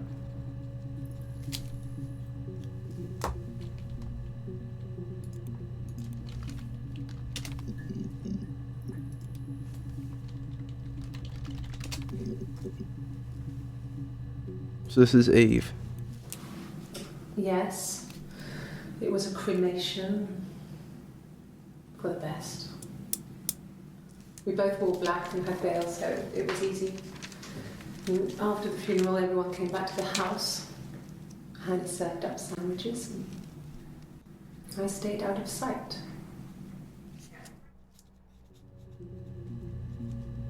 Right, so the cremation happened between those two dates. The 30th of June and the 3rd of July.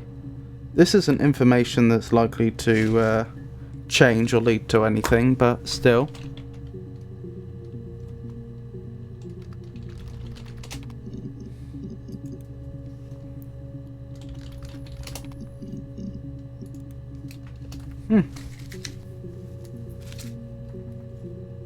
Right, how are we going to narrow things down? We've got a pretty good theory about what happened.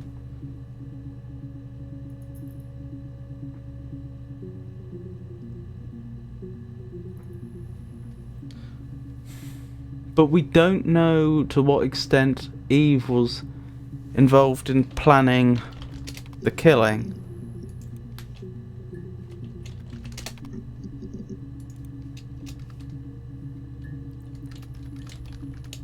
Is that how you spell accessory? I think so.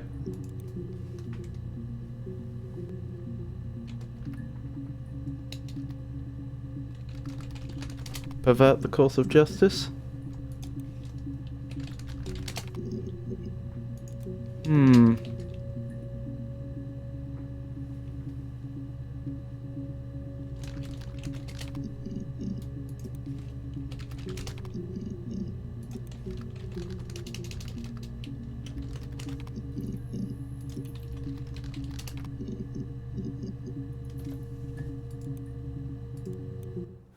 Like I said, I think I was popping out to get something, ran out of something, had to grab something.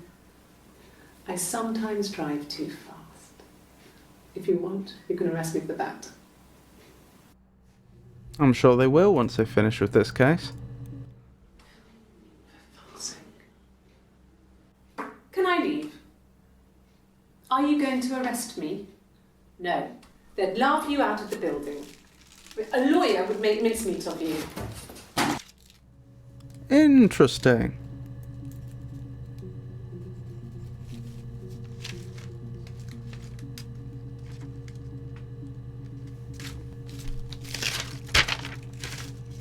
You know, we still haven't tried checking the database, have we? Seeing if we can restore anything that way. Have you searched lawyer? No, I've added it to the list though.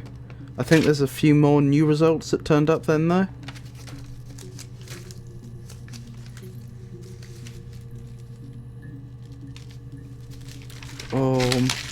Where's my dates? There's my dates.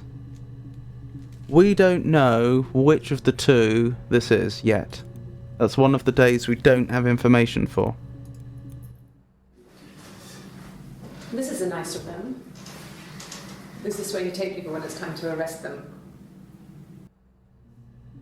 This is a nicer room. Has she been in that room? Has one of them been in that room before? Because we know that's Eve.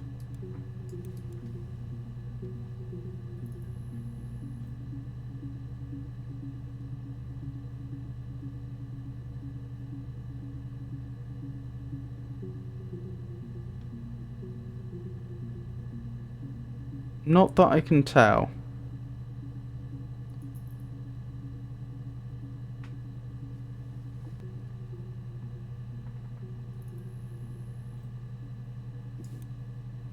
Database is only to show your progress of how many clips you've watched since you got an achievement for 50%. This, the database checker. Huh. Looks like you may well be right. Interesting. I wonder if this is in chronological order as well.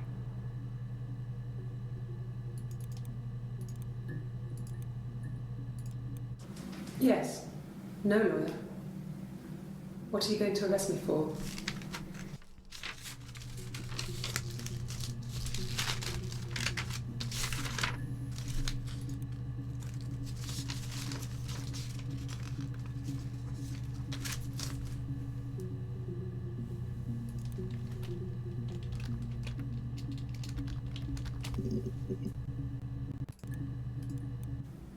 Yes, I understand my rights. No, I don't need a lawyer.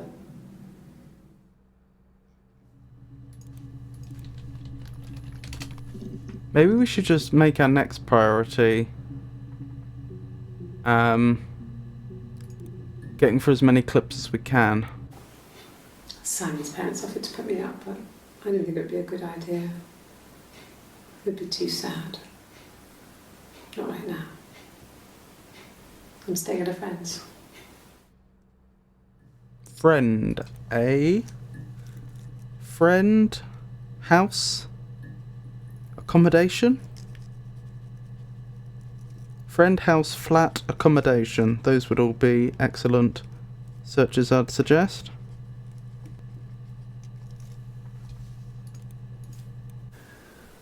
That can't be right. In the bedroom. Bedroom? What about the bedroom?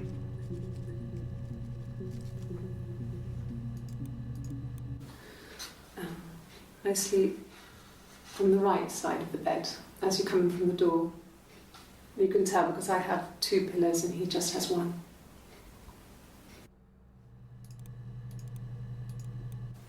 Hurt someone? Yes. But everyone thinks that from time to time, right? You just want to lash out.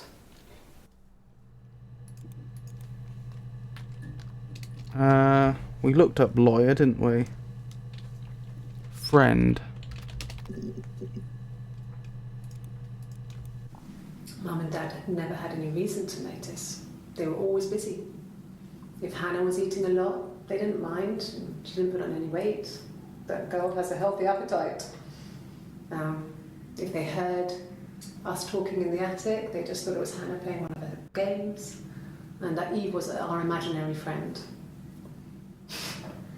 Once, she was already dressed and ready to go to school, and I snuck down for a piss. Mum saw me in my underwear, she went mad. Get dressed this instant! So I ducked into our bedroom, and seconds later, out came Hannah, dressed and ready. My mum was amazed.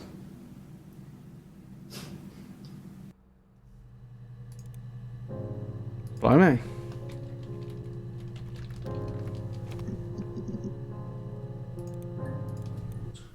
He has a wallet, a huge, silly thing, leather, real leather, I think. He packs it full of stuff, business cards, receipts, lottery tickets. He always carries it in his back pocket. I think that's It did start playing again, the music. Sets the discs. I haven't seen it, so he must have it on him. He always takes it out of his back pocket before, when he comes in, if he's in the house.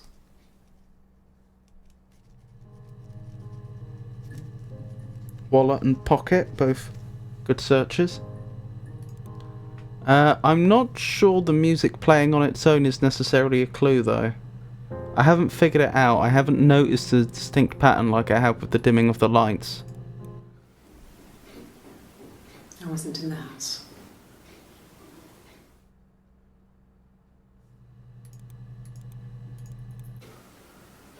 I wasn't in the house all of Friday night.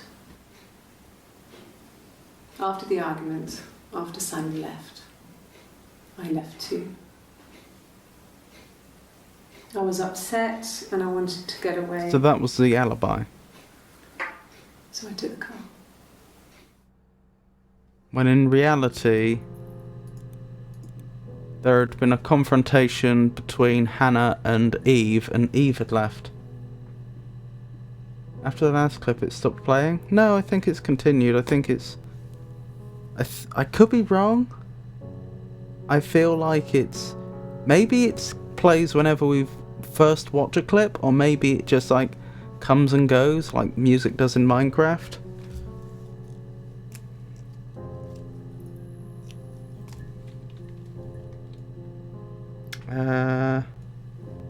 Flat. House. Accommodation. Is that how you spell accommodation? Probably. I'm actually going to check that.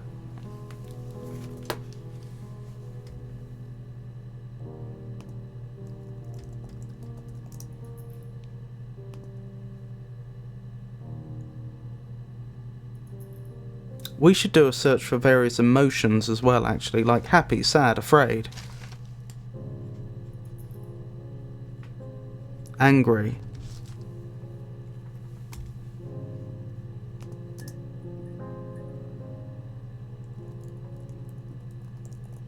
Yep, I did spell it right.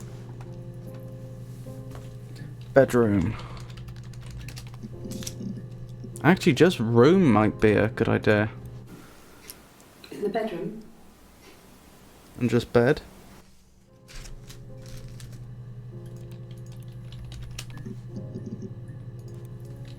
Room.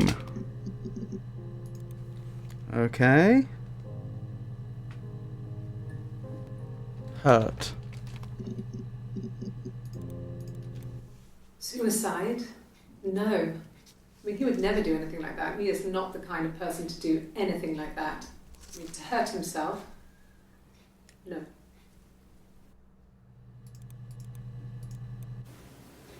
I mean, I don't know. Something must have happened to him on his way home. He could be hurt. I mean, why hasn't he phoned? I don't know. Phone.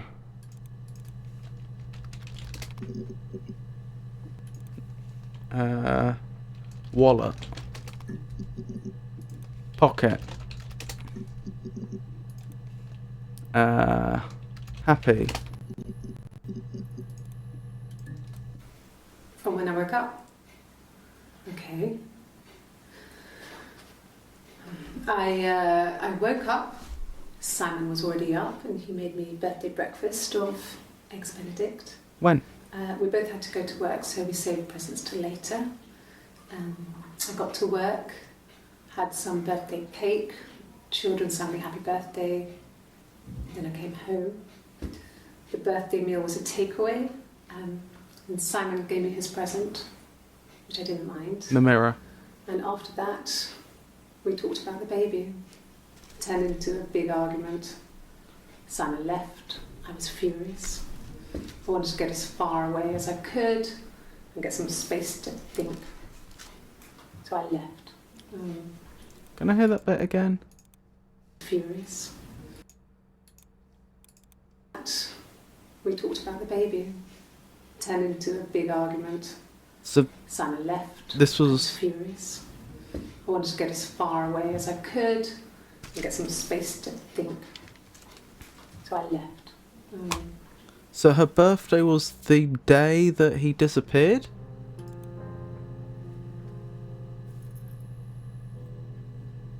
Yes, birthday, of course. Good. Happy. I mean, ups and downs like any couple, I guess, but we've been married for over 10 years. I could just do a search for some numbers, actually. Like 1, 2, 3, 4. Because we're just... We've done a more concentrated approach. Now we're just trawling for additional clips that we may have missed. Oh, mirror birthday gift. Which got him... With which he got murdered. That's what I'm thinking.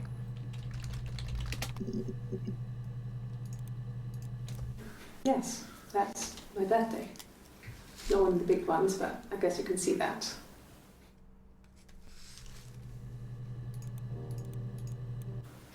It was my birthday, like you said. We were going to have a meal at home. We had our meal. He gave me his present. I guess I didn't like the present. Hello, inconsistency. What was the other one we heard where she said something different just a moment ago? A week or so ago. It would have been the Saturday before my... Nope. No. Well, yes. You found out on my birthday. I told him. From when I woke up. Okay. I woke up. Simon was already up, and he made me birthday breakfast of eggs. This was Benedict. We both had to go to work, so we saved presents till later. I got to work, had some birthday cake. Children sang me happy birthday. Then I came home. The birthday meal was a takeaway. And Simon gave me his present, which I didn't mind. And after that, we talked about the baby. It turned into a big argument. Simon left. I was furious. I wanted to get as far away as I could and get some space to think. So I left. Right. That was actually a really big deal. That's... Assuming, again, everything we see and hear we have to doubt to an extent. But there was an inconsistency in the cause of the argument, but as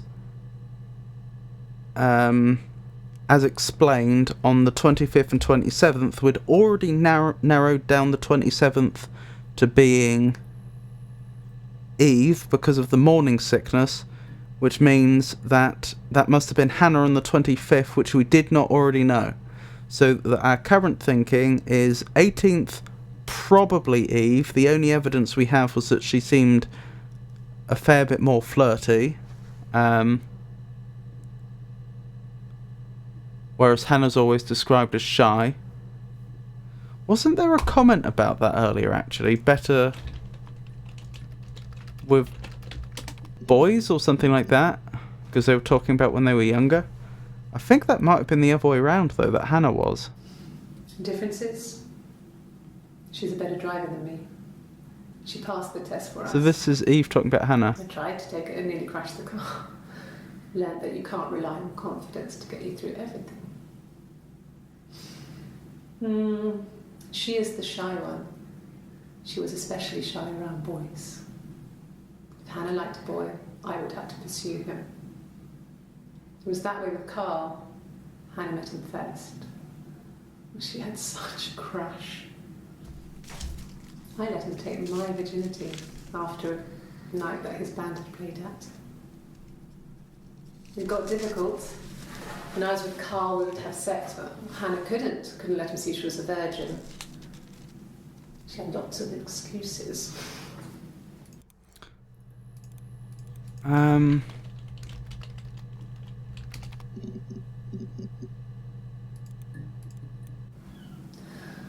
was so smitten with Simon. Oh, where was it? I'm sure there was a clip like that we saw towards the beginning of this stream where one of them remarked about the other being better at asking with the Well, my friend Eve. I mean, she was a friend from when I was a kid. And she was always more popular with the boys. And There we I used go. to hate her for it. I mean, but I that's really hate her sometimes. yes, right. So that is actually consistent because on the 30th we were under the impression that it was Hannah. So the day that Simon was reported missing, the 18th, we're tentatively saying Eve because she seemed a bit flirty with the detective. I know that's tenuous and I am willing to adjust that as more evidence becomes available, but that's currently what we're going with. On the 25th, a week later, we're going with it was Hannah because there's a discrepancy in the cause of argument reported between the 25th and 27th. The 27th, we're going with it's Eve because of the morning sickness. The 30th, we're saying it was Hannah because when she thought she was alone, she started doing the taps saying, "Oh, Hannah, what am I talking about? Eve." And there was another discrepancy in story. Unfortunately, I didn't write down which discrepancy that was, but at the time when I wrote that note, I obviously had noticed something. Friday, we're pretty sure it's Eve because of the music, because of the tattoo. On the 2nd, that's the only day we really don't know. That's the day when they were taking the fingerprints and when whoever was there stormed off at the end, calling the detectives various names. So that's the one day we really have no idea. And then on the 3rd, we think it was Eve. We know it was Eve because she admits to being Eve and she takes the polygraph test and what have you. Right, where were we? So what did I look up most recently? Birthday, wasn't it?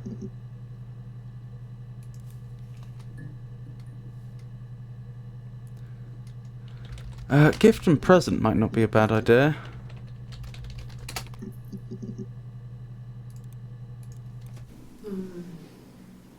About 8 years back, it was a present to myself. I shouldn't even be drinking coffee with the baby. It's been hard trying to give it up. I think they say you can have 1 cup.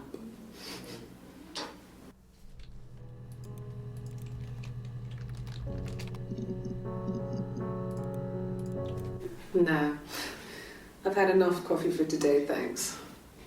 Glass of water.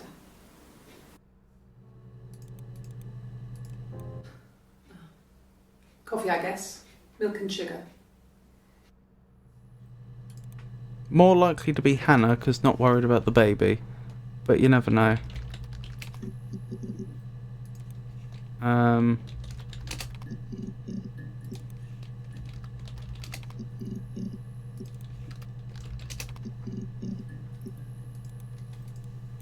A cup of tea would be good, thanks. Just 1 sugar. Who was that? 30th? That was Hannah, wasn't it? Yes. Does one have tea and the other coffee or something? Just the 1 sugar. Thanks. Is that kind of recording?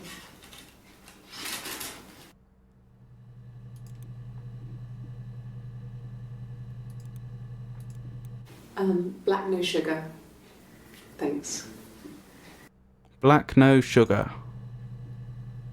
We already knew that was a different person, though.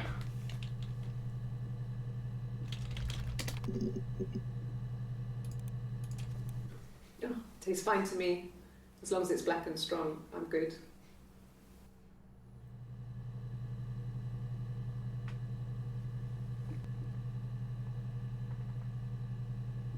We thought that was Eve.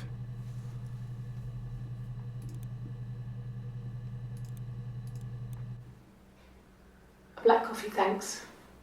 No sugar. Sweet enough as it is.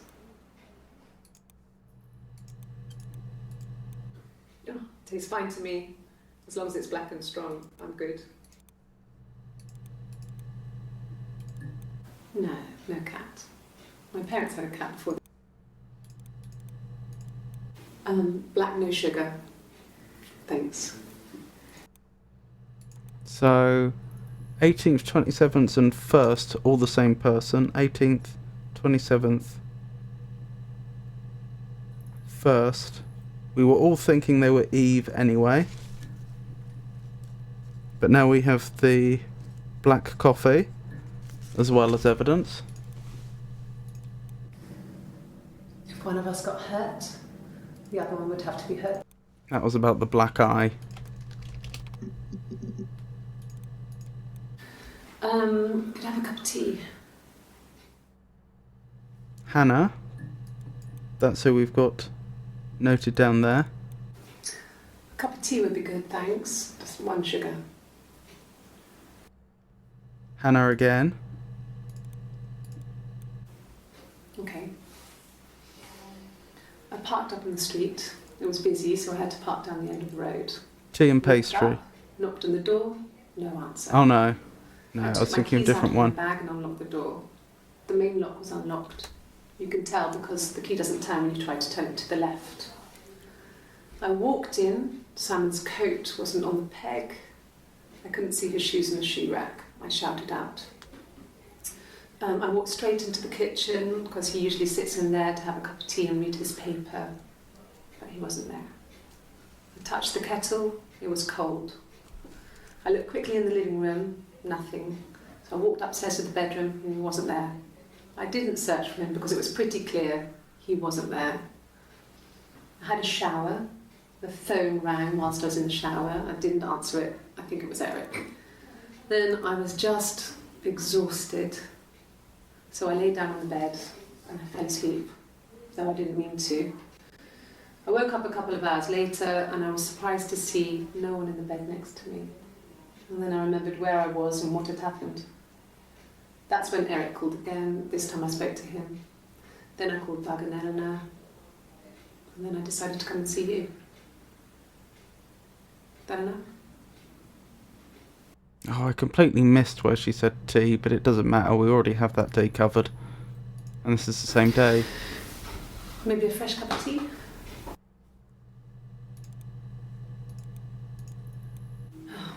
Okay.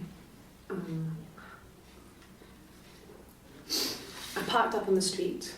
It was busy, so I parked down. This was the tea and pastry. I walked up to the house. I knocked on the door. No answer. We know this I is took my keys out of my bag, unlocked Eve. the door. The main lock was unlocked. I could tell because the key wouldn't turn when I tried to turn it to the left. I walked in.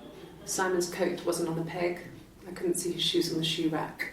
I shouted out for him. Oh no, I again. walked straight into the kitchen. He usually sits in there to have a cup of tea. Cup of tea. Right, they must have both said it. Wait, but that was a new clip for us, wasn't it? This must correspond to a different... Maybe a fresh cup of tea? Sorry, that must... Was that a new one for us? No, that one was, wasn't it? Never mind. Right. So it'd be really nice to know what drink they asked for on the 2nd. Because currently the drinks have coincided exactly with who we thought was who. Did I search that?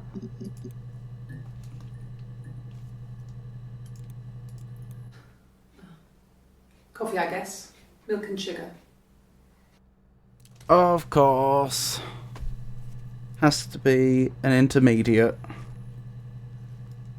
Probably Hannah due to coffee.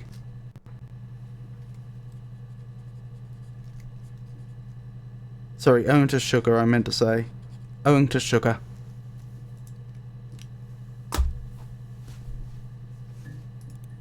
So that was worth working out. Right, what was I searching before? Oops, what was I searching before I went off on that little,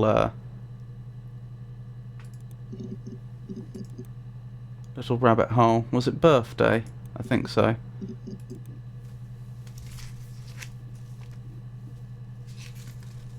Okay.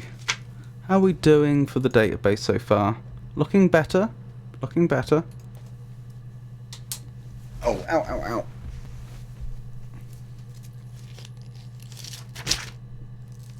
Oh, where's my list of things to search? Did we do wallet and pocket? I think we did, but let's double check. I think I just forgot to tick them in my notes. Yep, those have been done. We were going through various emotions, so we started with happy. Let's go with sad. Okay. There's a girl and she's staring out of the window. She's sad. She's trapped. She's here. She's looking out the window because her mother won't let her out.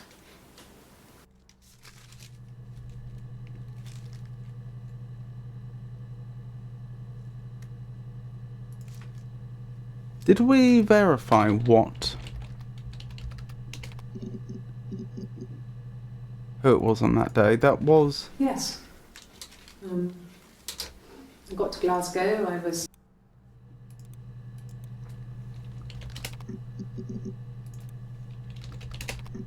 using the drinks method. I don't think we did.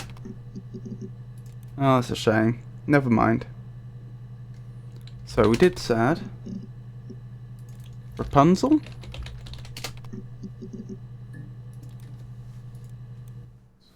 Did I pass? Sorry, I messed it up with all that Rapunzel stuff. Do you need me to do that card again? Card, you're calling them cards.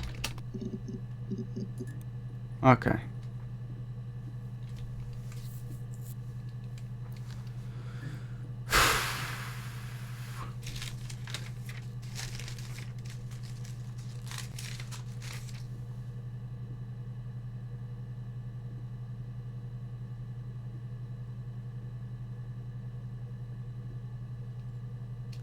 Right, so we've done sad, angry.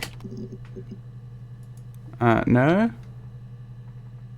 Happy, sad, angry, scared, afraid.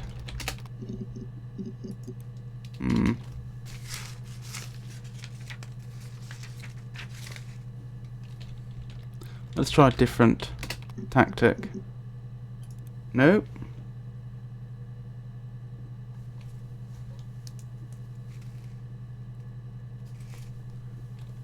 Did we do present? Quite possibly. Furious. Done that. Crush. Okay. 1, 2. Not drugs. I mean, he drinks, but never very much. He goes to the pub and has one or two. Sometimes we go together. He drinks wine with food, but no, he doesn't have any kind of drinking problem.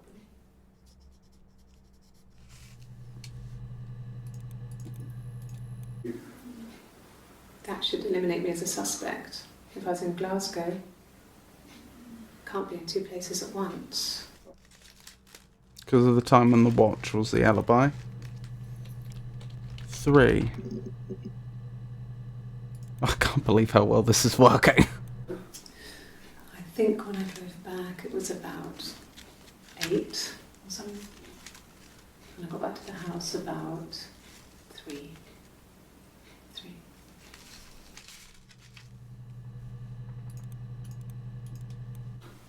I think so.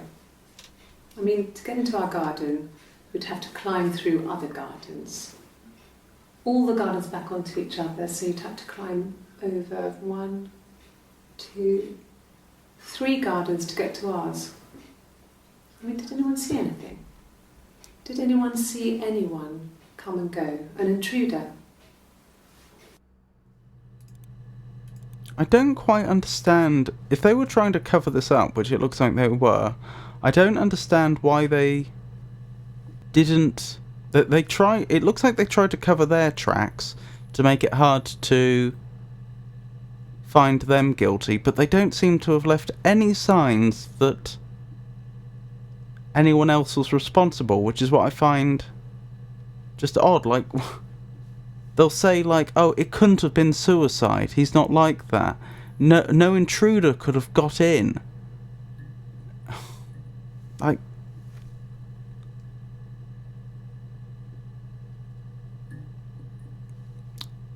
I just find it odd. I think it was that time, the first time at the house, in his bed, that I got pregnant. Amazing, right? That's Eve. This fucking magic sperm. And they say lightning doesn't strike twice. I didn't tell him. I missed 3 periods. I had pretty irregular periods anyway, but 3. I had always thought we were infertile. Both of us. I didn't tell him. Just waited. Hannah and I were meeting for our birthday, and I told her because I thought she would be happy for us both. I think she was. But you didn't tell her who it was? Oh, we discovered something important. What was I going to search before I went on to 4? Actually, I might make a note of that one.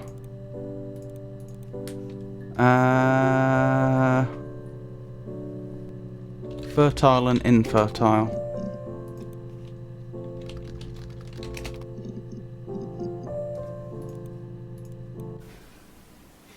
Yeah.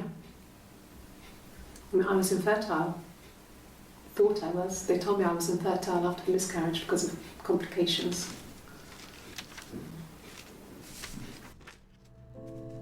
That was Hannah, wasn't it? But it has to be borne in mind that if she was trying to keep up this pretense of being one person, then Hannah would have had to have claimed to be pregnant there as well. Hannah had a miscarriage. This was late in the pregnancy and it left her infertile. Felt like the universe had corrected its course. We were aligned again. But Hannah and Simon were still living with his parents. They were married. Simon had a job at the Glaziers now. Eric had given him a full-time position after he left school. And then...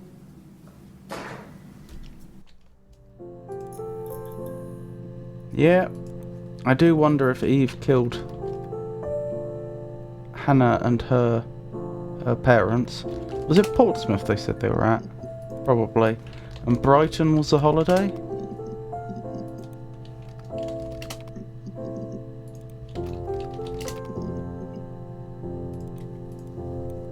And the Glaziers. I worked there some weekends and Simon had a part-time job there too. That was Eric's generosity. He was always good at helping out other people's children. Simon was quiet, more thoughtful than the other boys. Even then, he had a sense of craftsmanship. Wasn't always rushing stuff. Boys that age are just running around like headless chickens most of the time. You know? Plus, he had that look. He looked like a fairy tale prince from one of my books.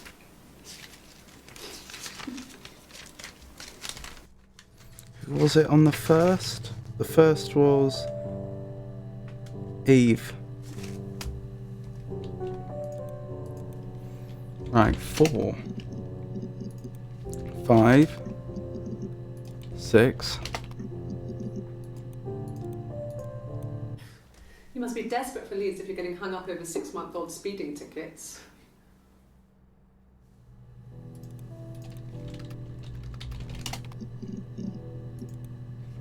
Oh, because they drive differently.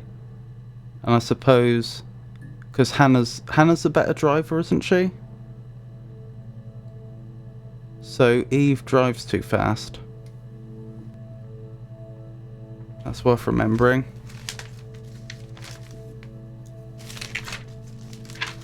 Probably should have made notes specifically about the differences.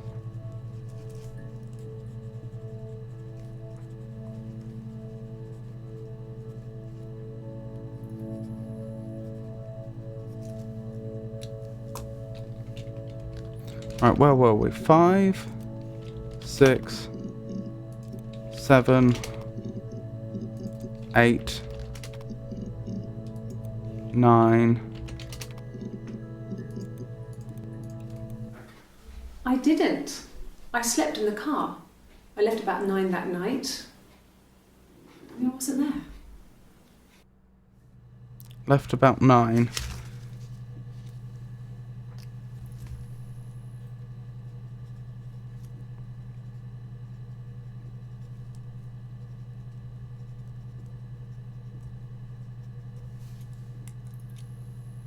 That means that Eve had already left before Simon was killed then.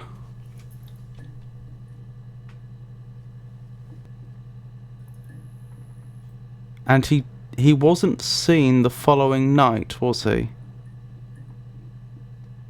So we don't know for certain what the timings are, but it does look like Eve may well have not been there to kill him.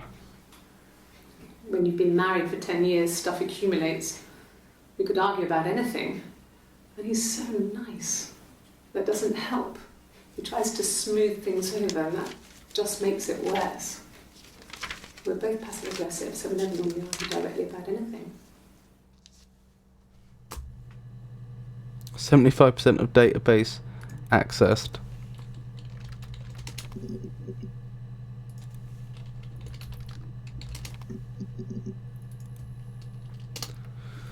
Whew, right. Getting there.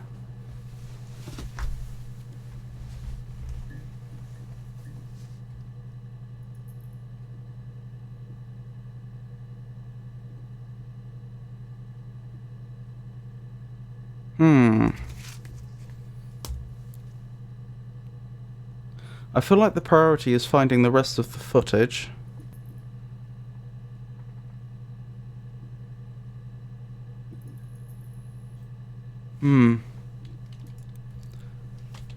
Any ideas for fruitful search terms? It doesn't necessarily have to be following a particular line of inquiry. Like I say, we've got a pretty good idea what happened at this point, and we're just trying to find the last remaining clips so that we can fill in any details we missed.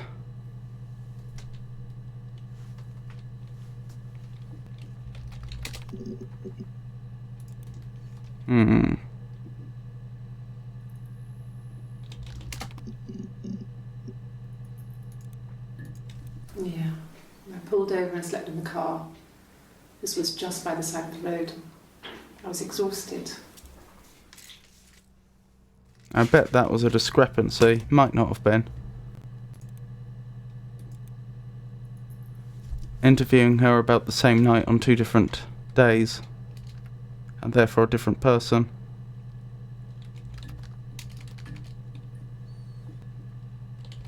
About the results of the fingerprint test.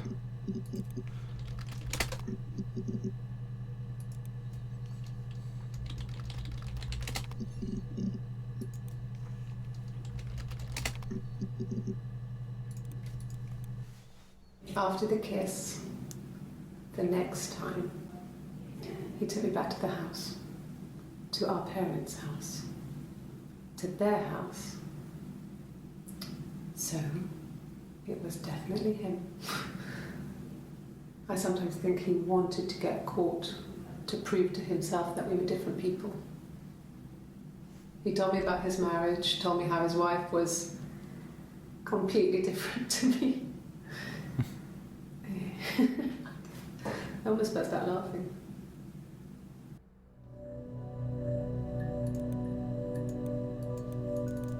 Is this different music?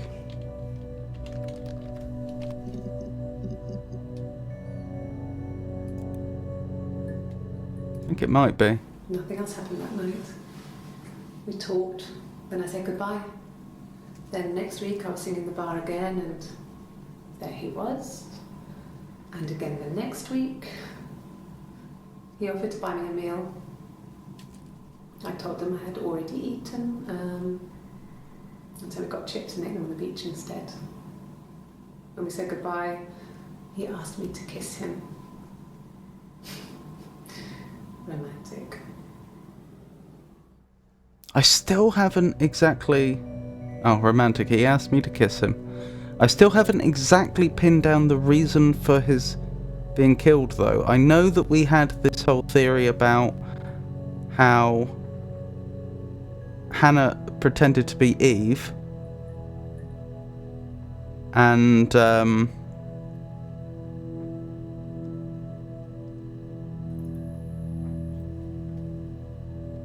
when she got the mirror as a present that she'd already received, she lost it.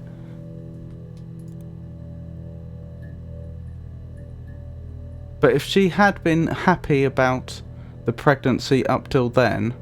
No, because she didn't know that...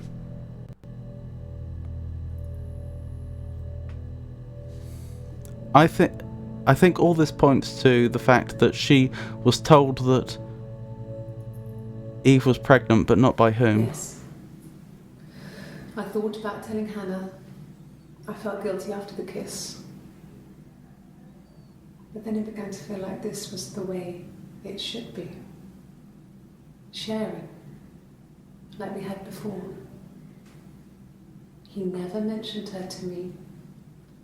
There was the Simon with me and the Simon with her. I thought he told you all about the marriage. It was almost like it was a different Simon. But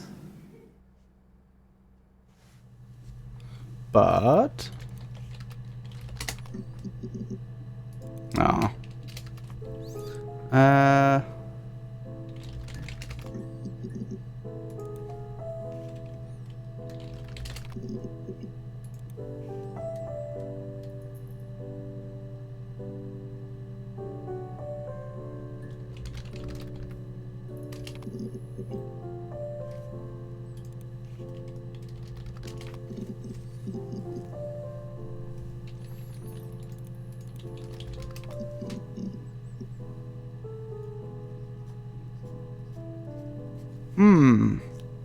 Blood. Good one. Well, hey! Thank you, Yisha. okay. I've given blood before. Do you need to take that for your records?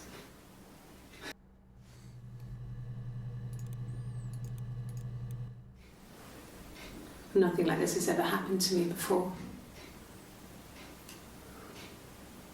The blood. It's probably the worst thing that's ever happened to me.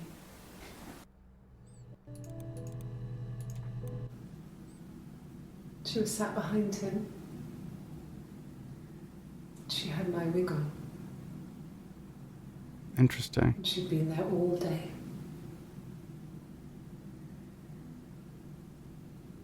And she had blood on her.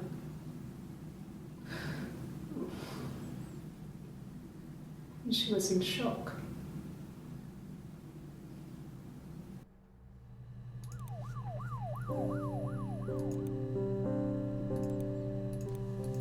I'm starting to think I should have added to sessions specifically the clips we got hints about. Siren indeed. Yeah, the siren I mean.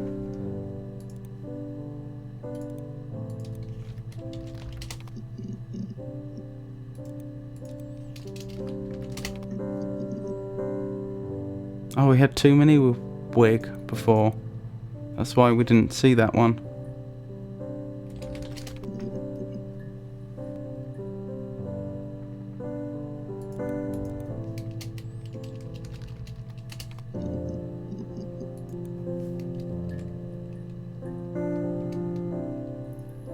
So the murder was actually an accident? So no motive, just emotions boiling over?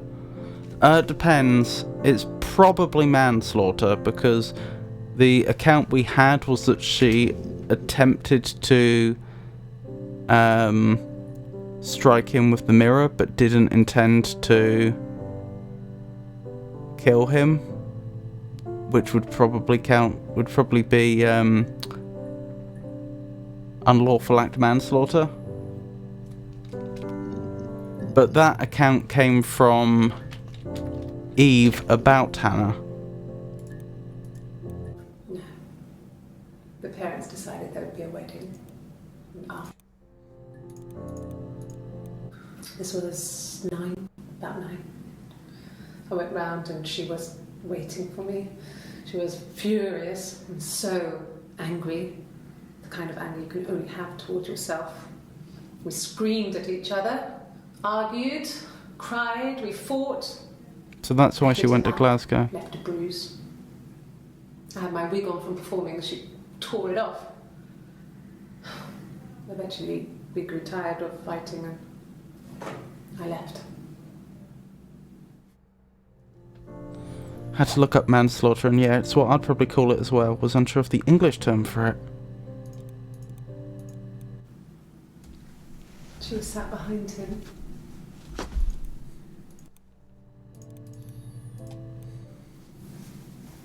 Her story is that she'd waited for him to come back. She put on my wig, some of my clothes, pretended to be me. They talked. She'd enjoyed being me.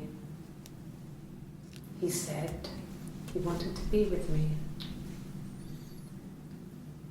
Then he took out a present, another mirror, just like the one he'd given her earlier. That unique present. She went crazy, smashed the mirror. They argued, screamed. He hit her. So she grabbed a piece of the mirror and just swung it round. She cut his throat clean open. She'd only meant to scare him off. Hang on, could that have been the bruise we saw before? Eve was the first interview. The first one we have with Hannah, we think, was the 25th.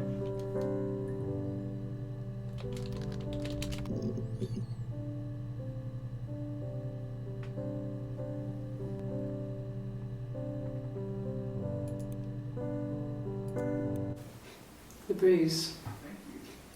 Wrong side of the face. But we thought that was Eve anyway.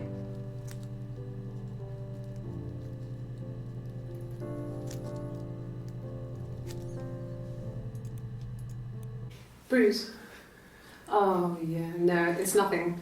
I was going through the top cupboard in my... Yep, so he probably left the bruise on her. Probably. I'm sorry to hear that, Jenny.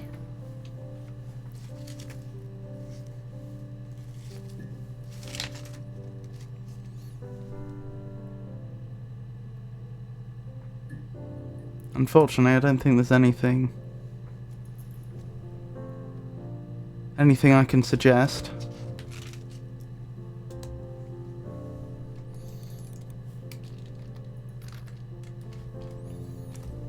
So I think we're really narrowing down what happened. I want to access the final database entries. I don't know what to search.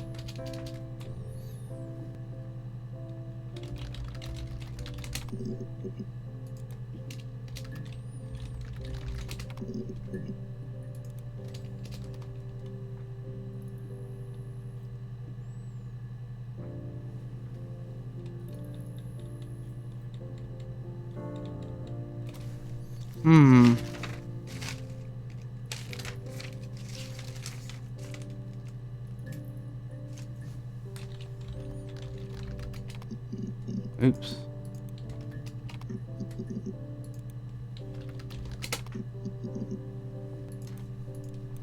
Yes, like a story. A beginning, a middle, and an end.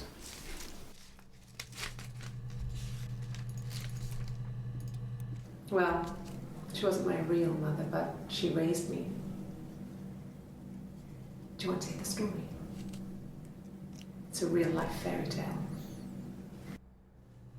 That's probably where she starts talking about the midwife who took her.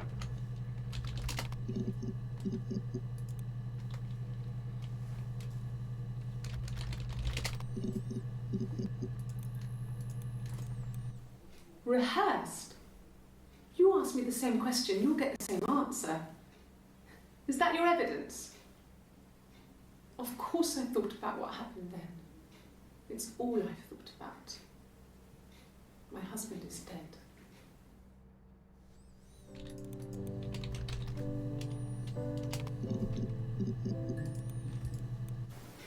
It's all that matters, really. The baby.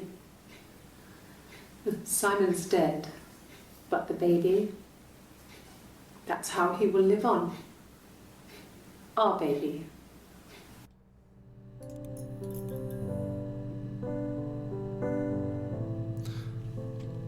Another little dimming of the lights. Didn't I search baby before? Yeah, too many results. I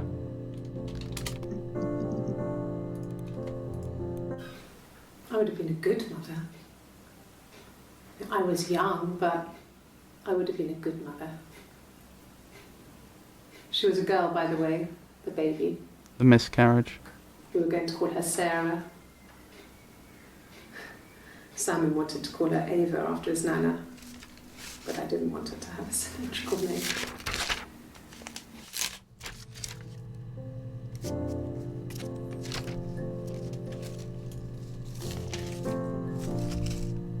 That is to say, that pertains to the... When she said the baby there, she's not talking about the current baby. She's talking about the baby she miscarried. Gives us 2 more names to search. Oops. That was supposed to be Ava, not Abba.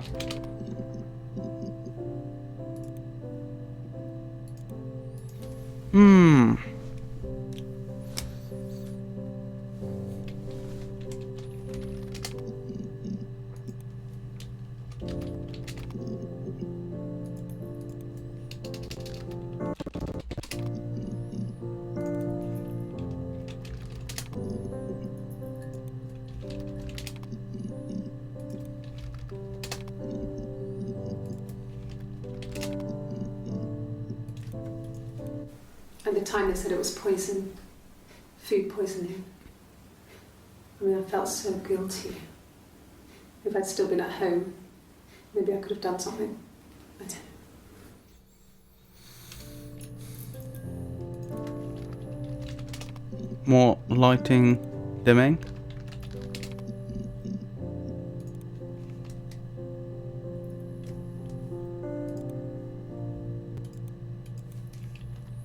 Poison, that's a good one. Sad times.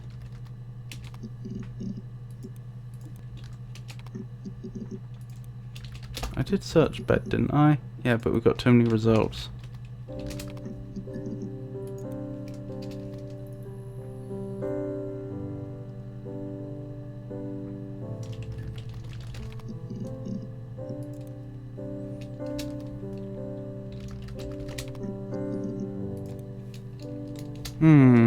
What else could we try?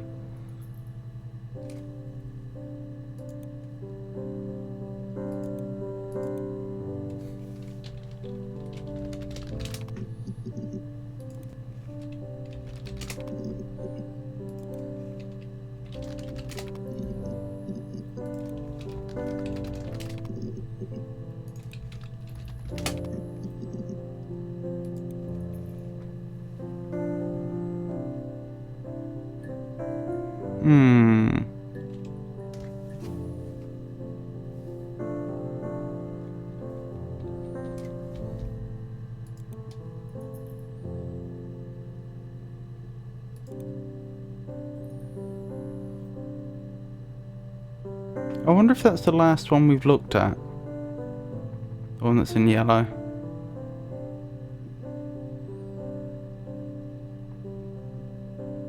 Possible, isn't it?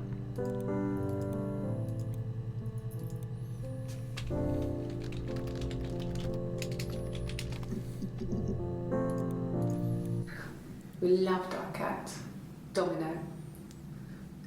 He had this little bell around his neck to stop him from killing birds in the garden. And we used to write each other notes and put them in the bell, and we could send them to each other. Mum found some of the notes once, and she thought I was just writing to myself because our handwriting was identical. And we had our own words for things, so she didn't quite understand them anyway.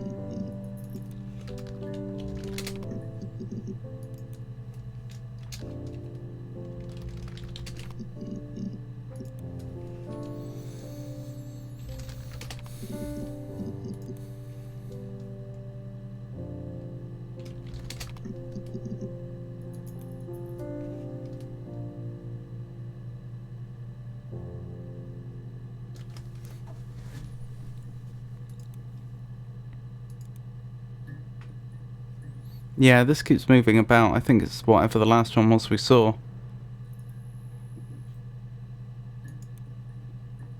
Shame I can't do it backwards and ask it to tell me which one that was, for example, because then I might be able to figure out what the next one would be.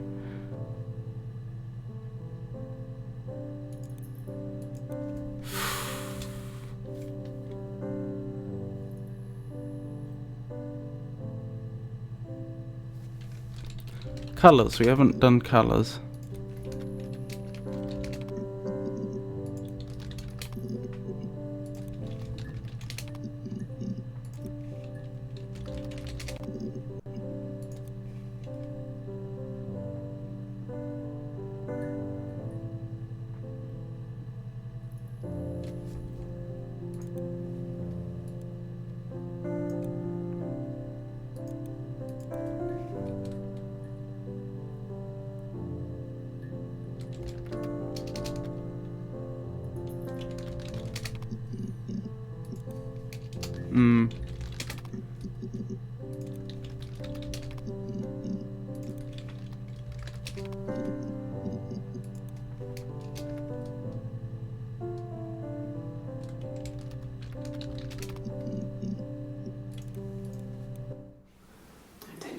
Really changes.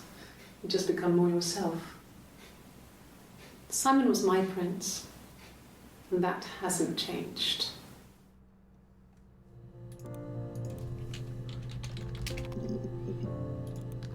Wait, what was that one? There.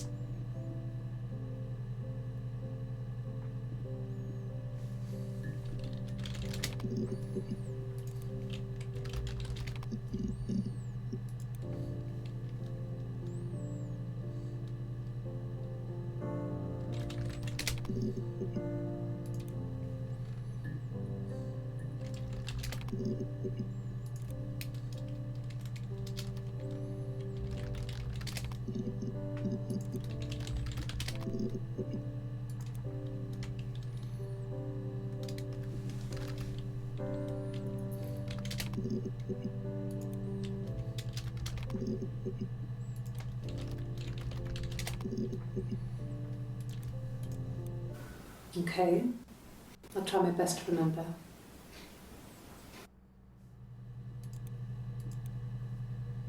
It's finding little clips like that that's going to be an absolute nightmare.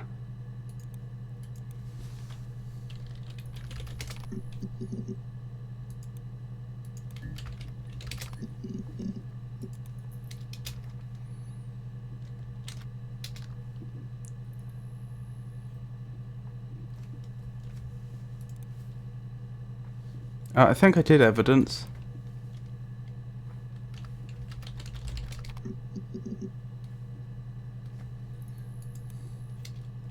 Yeah, I did evidence.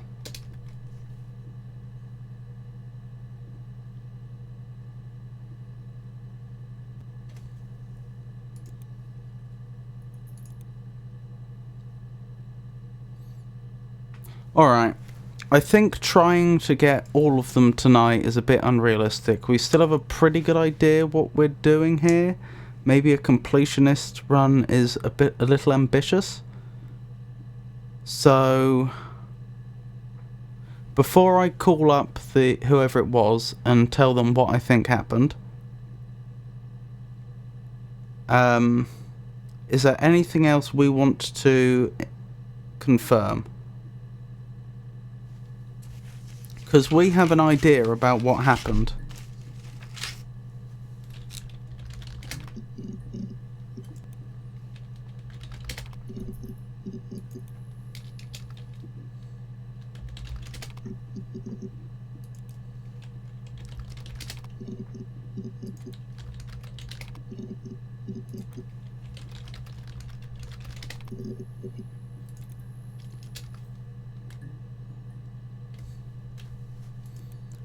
But that doesn't necessarily mean we're correct.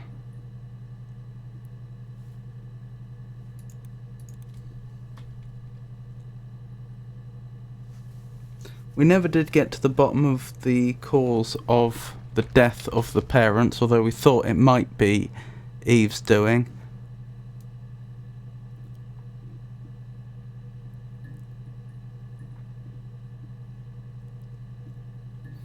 The only thing I don't like is we're relying really heavily on Eve's testimony, which places Hannah to blame.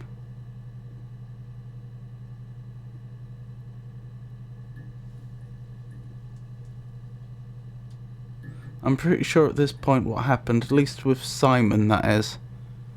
Yeah, but like our only real account of what actually led to his death is Eve's testimony. And, you know, she's not only lied to us, it's clear she's been lying her entire life to various people. She's lived a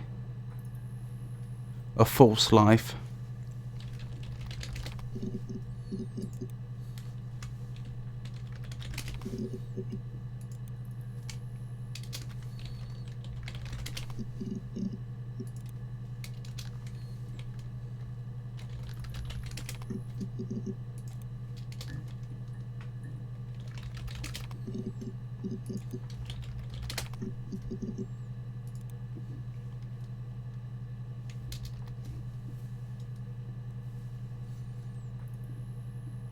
It's a very plausible story, but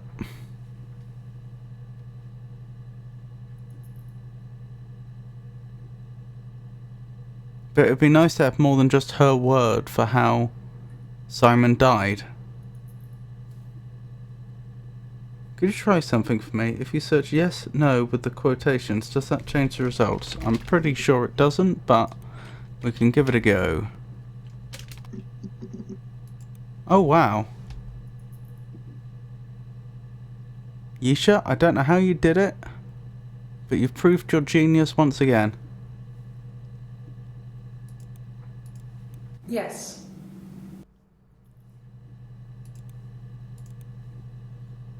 Interesting. So that's where we are. Yes. Yes. How were we supposed to find these? Yes.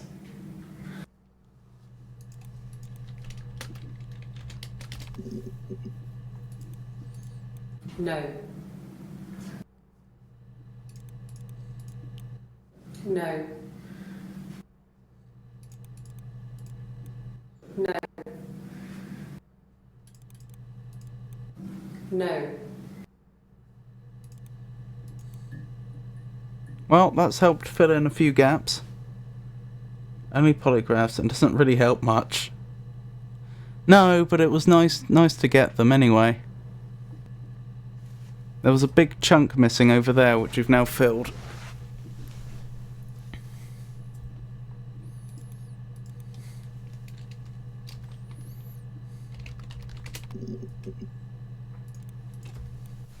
I mean, what if they were crazy? You hear about these crazy people all the time. I mean, why would anyone who knew Simon want to kill him?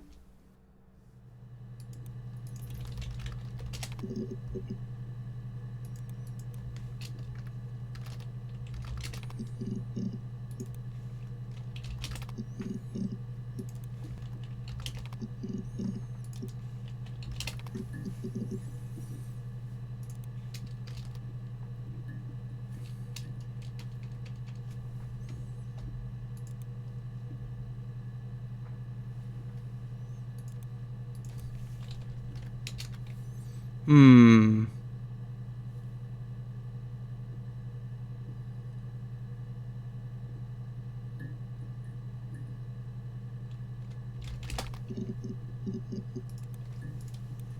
No.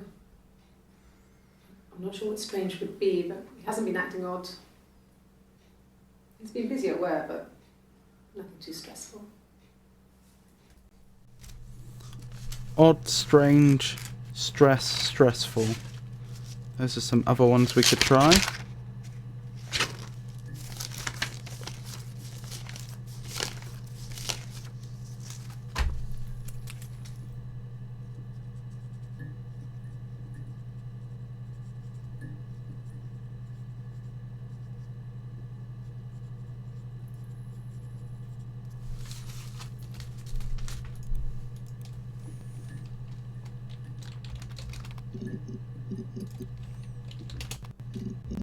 There were 15 clips with Shaw in.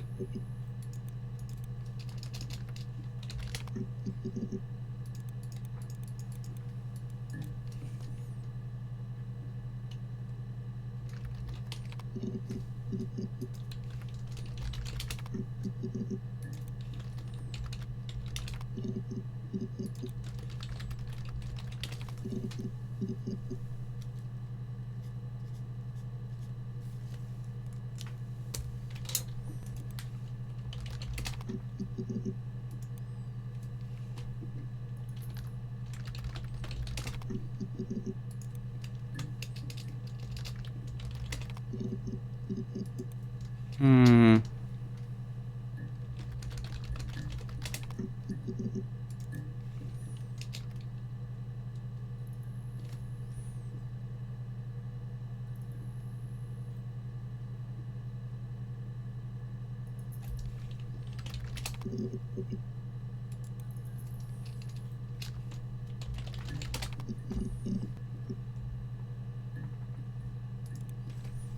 Hmm.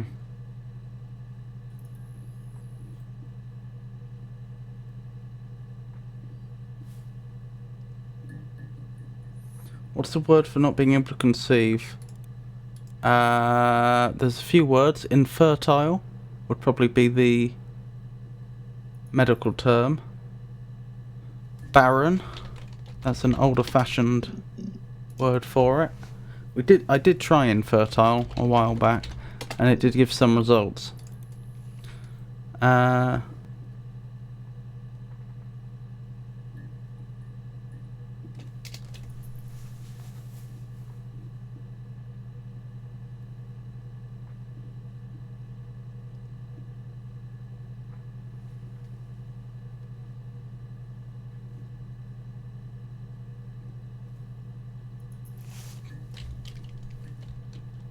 I think we tried cellar.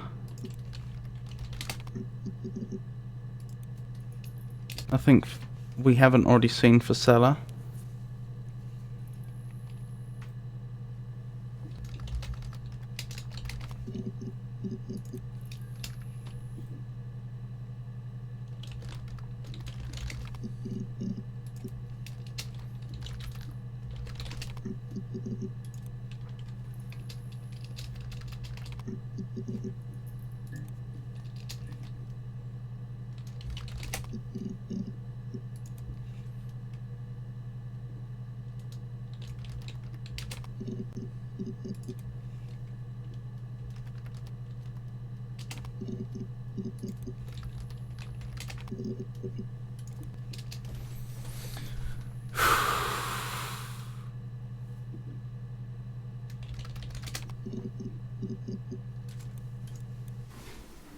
Simon was very moral about that sort of thing. He wouldn't just walk out there and sleep with anyone. He wasn't that kind of guy. He took his marriage very seriously. I think that's before they proved that was two of them.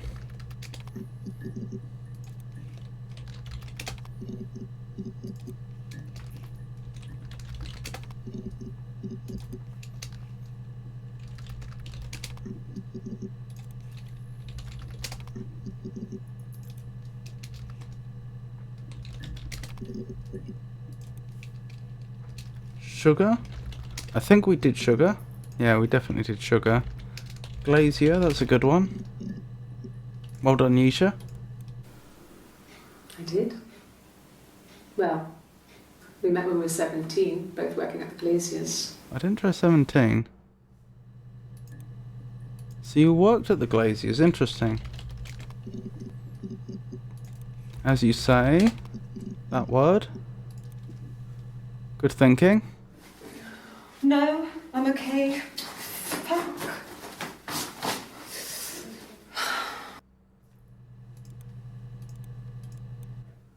Are you arresting me? No. Fuck off. Open this door.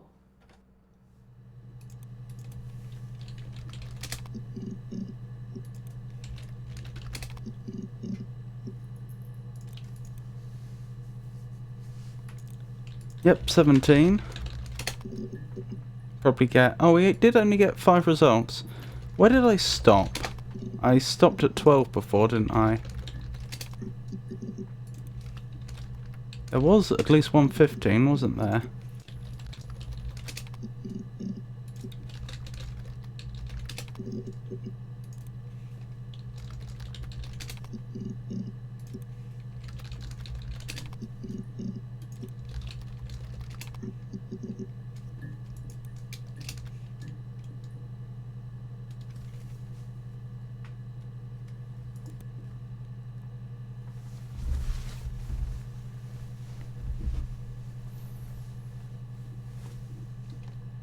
I wonder if we were to find all the clips, if we'd unlock the missing one.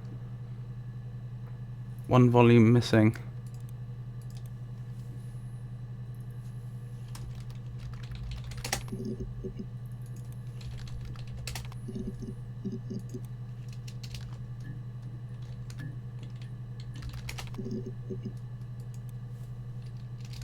Pub. Excellent work. God, I don't know. Could be anyone. Maybe someone followed him back from the pub. But why would he let them in? Doesn't make sense.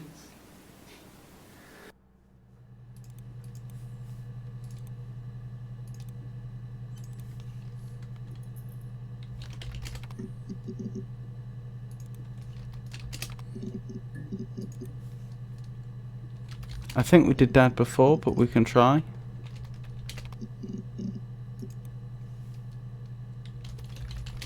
I think we did Strange. Fine, I don't think I've done.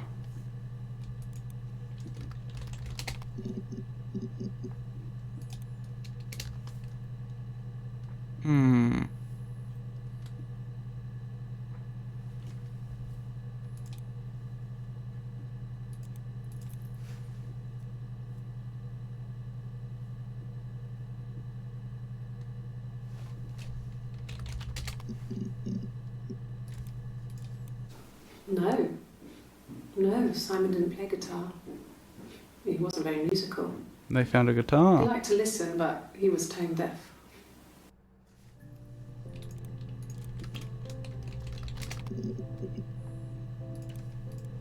Yes. Yeah, it's my guitar.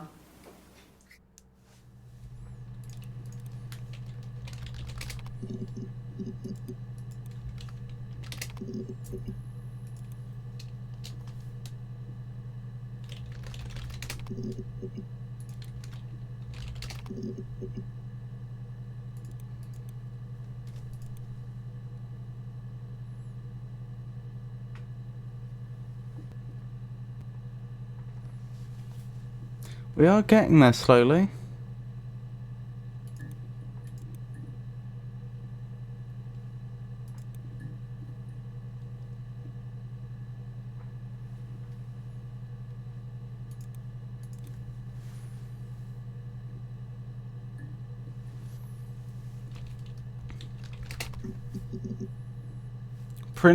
Princess Diana. Good thinking.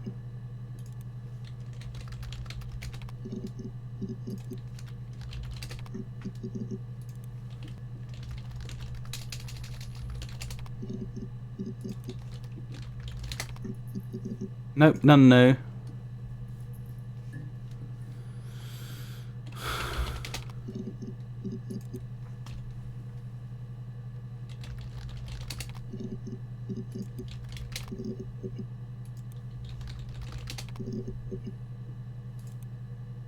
Police.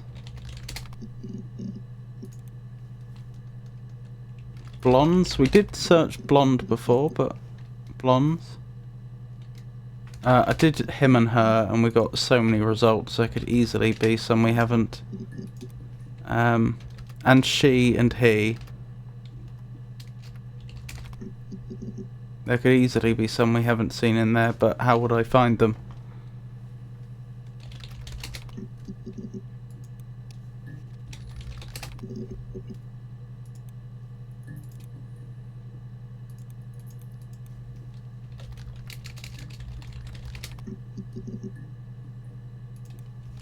What about when she was speculating about who killed him? Hotel? Yes! I think it's crashed again. Which is fine, we'll just... Conference, yep, that's a good one. Once it properly crashes, we'll just start it again. Or is it not going to properly crash this time? I may have to kill it.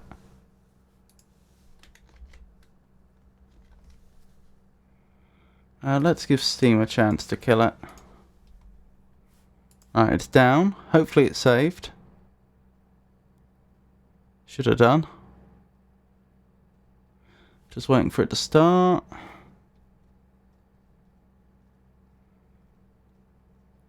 Wow, only 30.8% of players have accessed 75% of the database.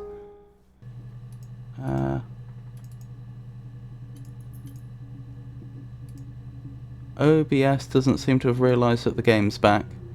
Give it a moment and it'll probably realise. I've never figured out what causes that. There we go.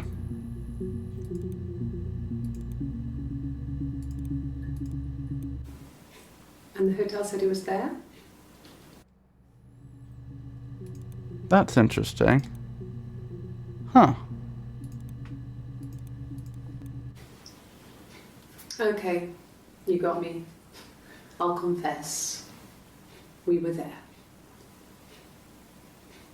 It was a dirty weekend. Simon was going to expense it, pretend it was a business trip. I used a made-up name.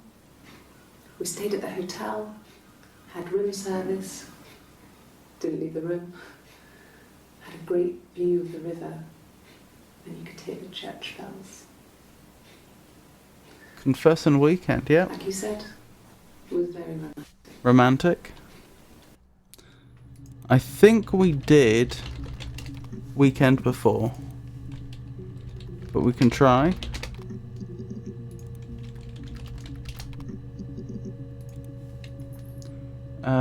Beach.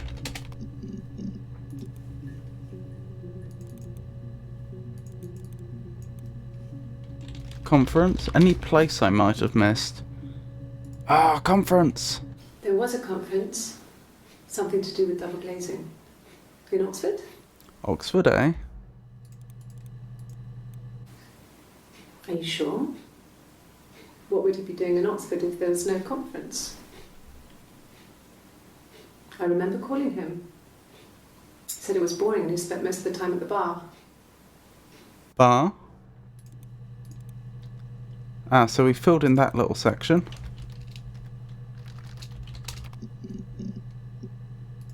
Hey. No. I told her it was one of my boyfriends, someone I had met in the bar. Here we go. She I didn't. think she was happy. But I could tell she was thinking, why couldn't it happen to her and Simon? She didn't. They were the ones with the real life. Why not them? She didn't know it was Simon that had got her pregnant until she told Simon that Eve was pregnant. And Simon gave it away. Oxford, I was going to look that up, wasn't I?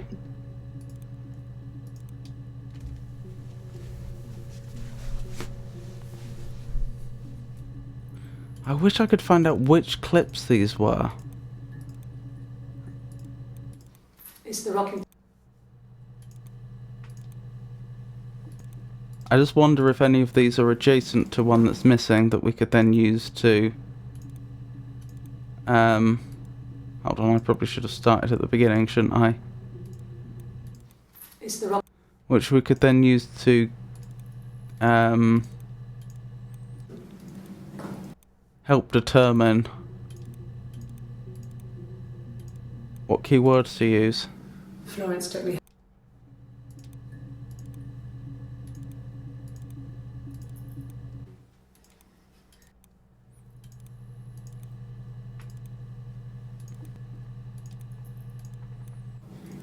Yeah. Oh, hello. Yes. My name is Hannah Smith. Oh, shit. Sorry. I thought of another naughty word that we could try.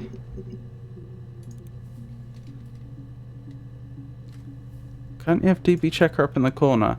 I probably can, actually. That's a good point. Or down in the corner. Oh, it's always on top, annoyingly. Right, so there's a clip after this one. Yes. My name is Hannah Smith. Oh, shit. Sorry. What would she have said after that? Shall we start again?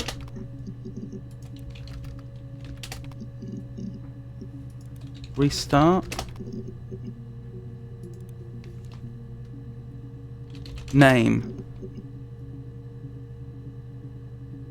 Arr.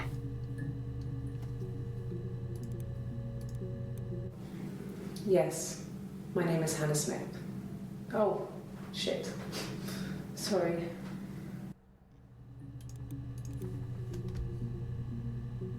What would she have said?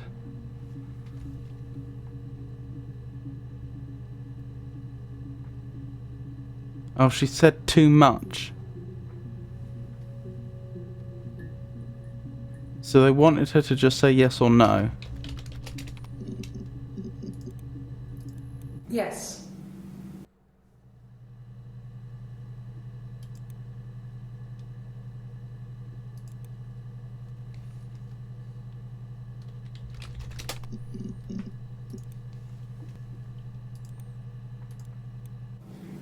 Yes. Oh, I see the problem. It doesn't automatically update. I get it. The DB checker, I mean. Yeah, I have to click the refresh button. Yes. Right. So there's something between the My Name is Hannah Smith one and the next yes.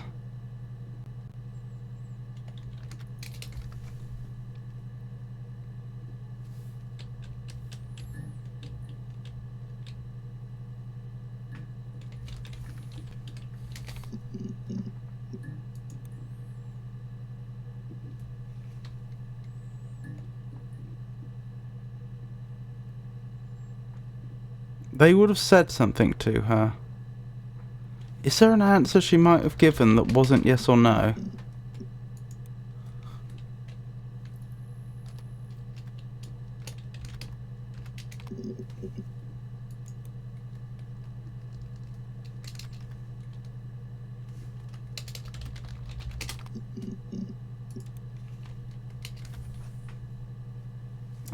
Yeah, I did try sorry.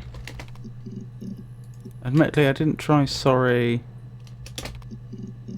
in quotation marks, no.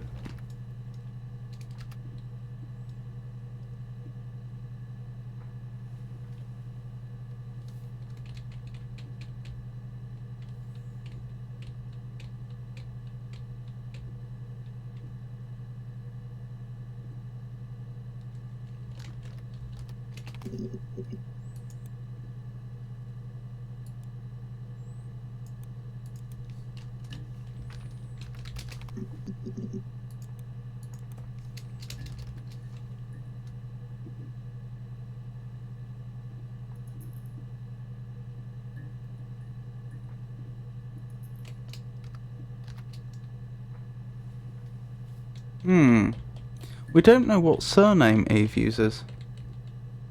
Yeah, yep, good point. It could be.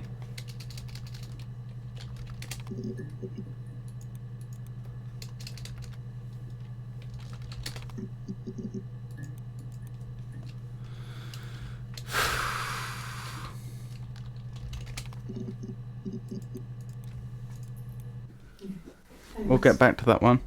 Please find Simon. I love him so much. Love. 2 indeed.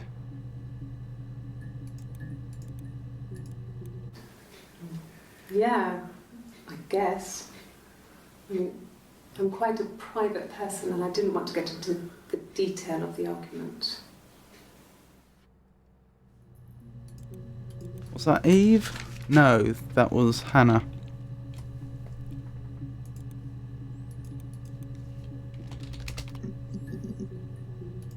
Hey!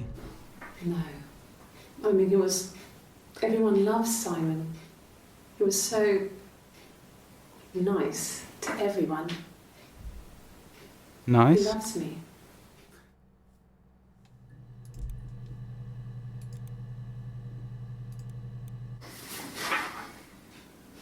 Cute. You must love them very much. What ages are they? Children?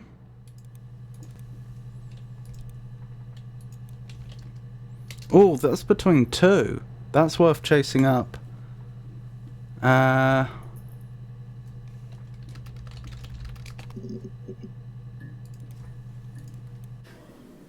have children? I bet that was the one before it. Oh, what would she have said afterwards? Innocent and question are both excellent suggestions. I'll add them to the list when I find the list. It's here somewhere. Oh, there it is. Actually, I don't need to because I can just look at chat, can't I?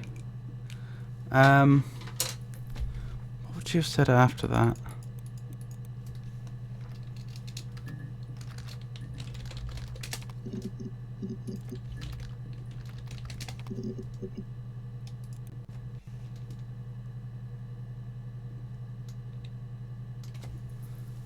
So, she said they were cute. Cute. You must love them very much. What ages are they?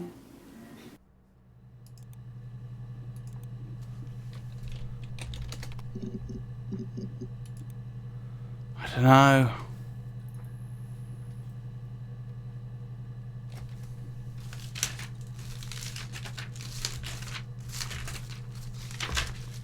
Hold up, I'm going to write it down because it's adjacent to one that we don't know. What was the other one that was adjacent to one we didn't know? The one that we were close to. It was between my name and yes, wasn't it?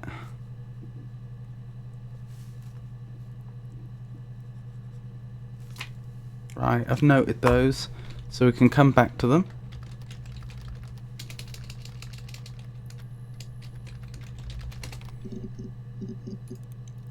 Hey! I can take the stuff off now. Did I prove I'm innocent? Not the one I was thinking, but still, progress.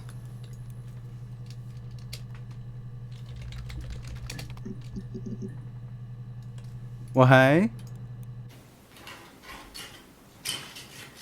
This is the third day running you've called me in.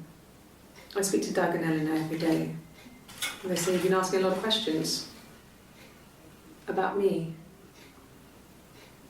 Should I be worried? Am I a suspect? Suspect me worried. Oh, there's one afterwards.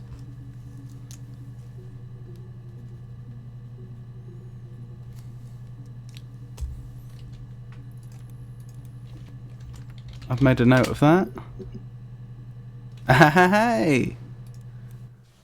When you suspect someone of murdering their husband.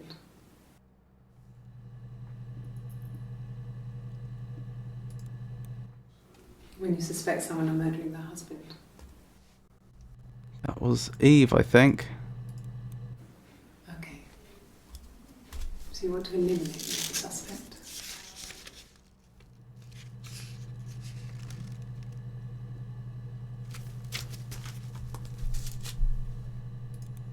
There's one after that.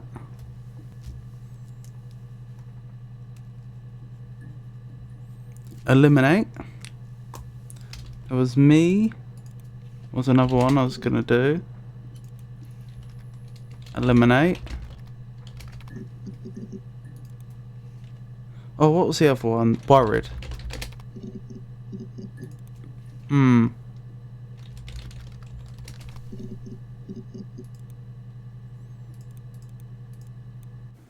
Okay. So you want to eliminate me as a suspect? Okay would be a good one as well.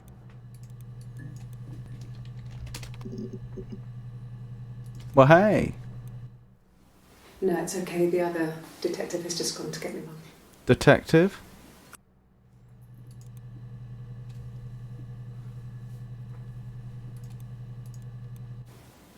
Okay. Sounds weird. I'm not great at making up stories. Why did that not show up earlier? I'm sure I looked up weird end stories.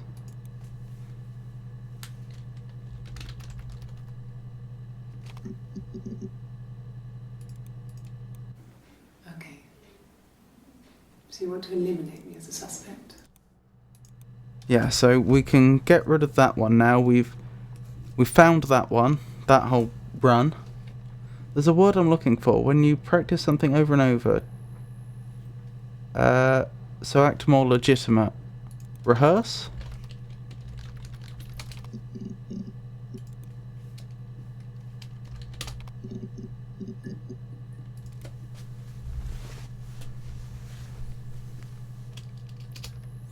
Unfortunately, we've already seen that one, but good thinking.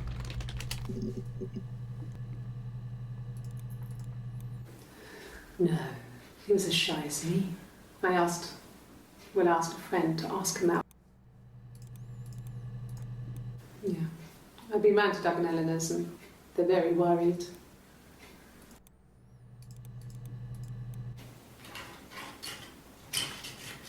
This is the third day running you've called me in. I speak to Doug and Eleanor every day.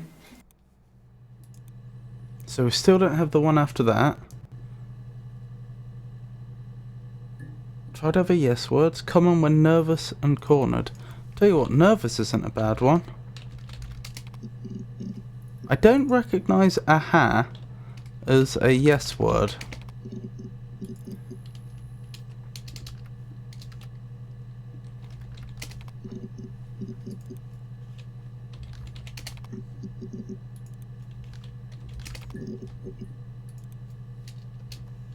Oh, I suppose if you pronounced it like aha, like you've just found something out. Oh, you show your genius. Sorry.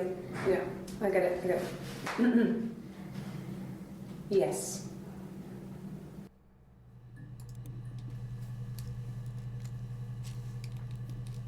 So that's another one we've got. We're still stuck for the one next to cute and the one next to worried. Did we do nice? Quite a lot of results for that.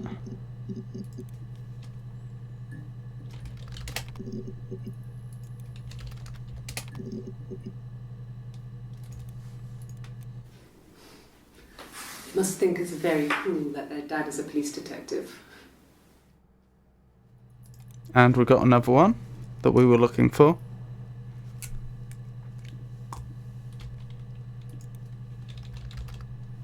To my surprise, we are actually getting there slowly. Childhood sweethearts.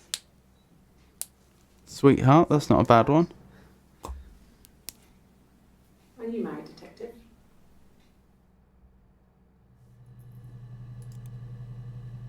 Well, hey.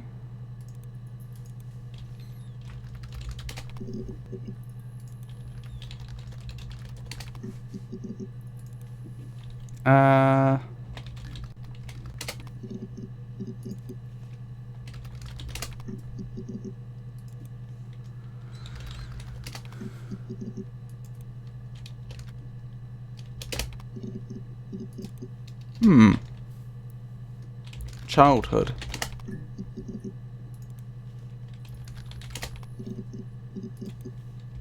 Right, let's go back to worried.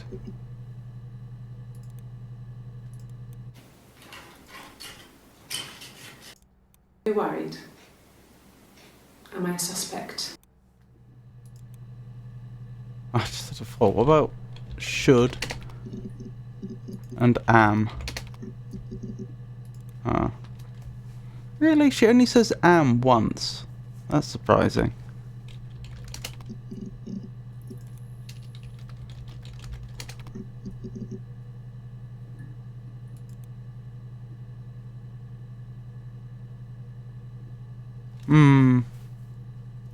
Diary. I think we did that one before, but we can try it.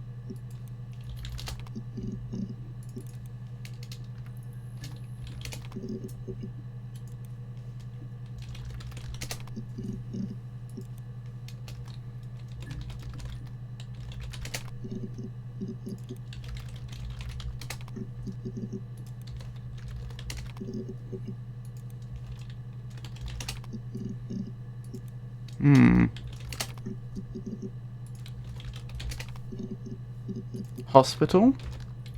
Wrong. How do you do it, Yisha? Ask the hospital.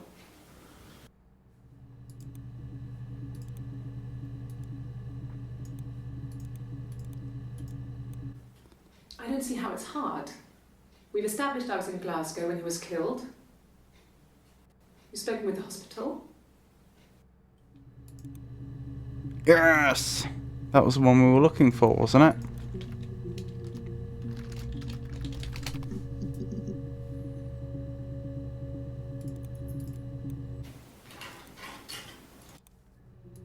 It was. I was thinking of Glasgow. Good thinking.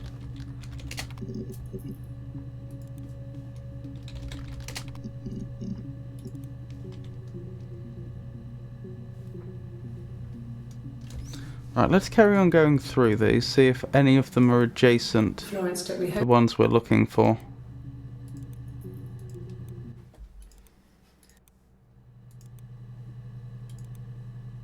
That won't be.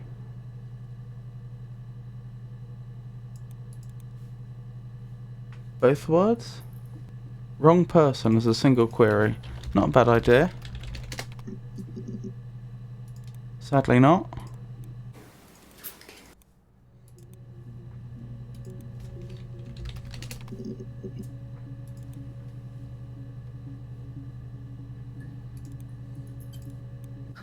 Can you imagine? Imagine's a nice word.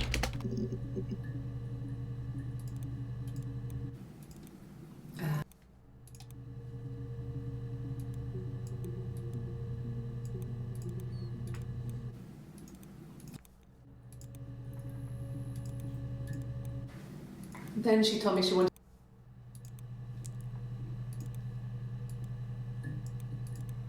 Help? Oh, that's quite close to 2 actually that we don't have. We'll go back to that in a sec.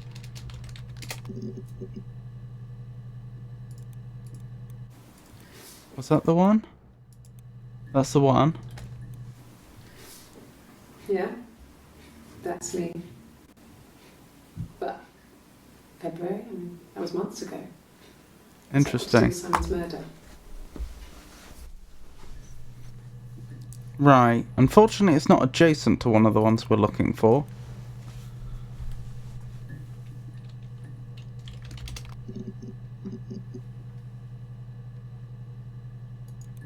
But we know which day at least.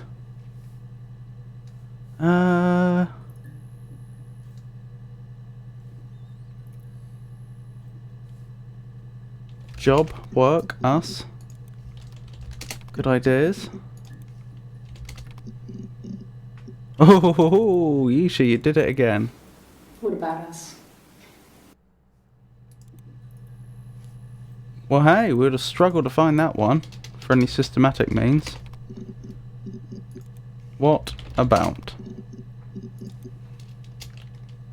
What about?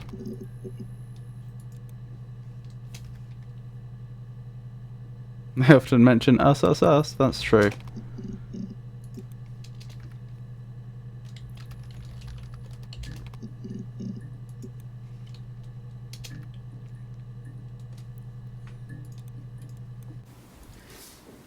Yeah?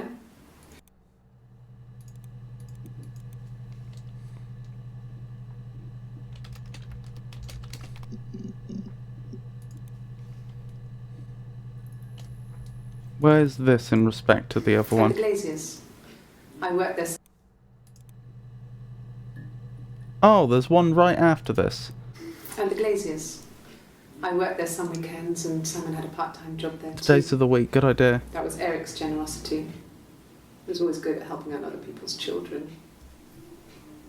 Simon was quiet, more thoughtful than the other boys.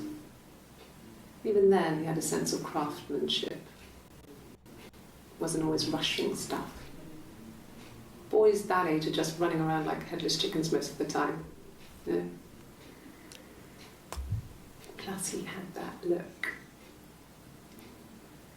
He looked like a fairy tale prince from one of my books.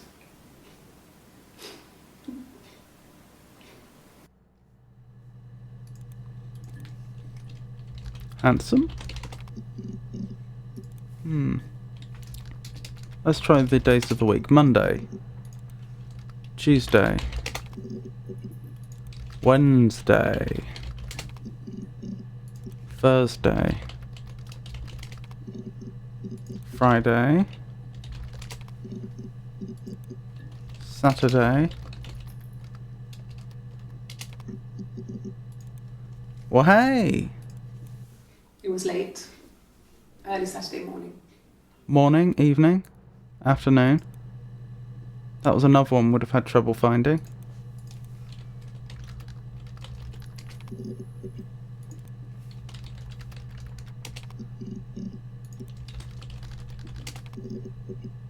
Did I do Sunday? I think I skipped Sunday. Early. Late. That's a shame.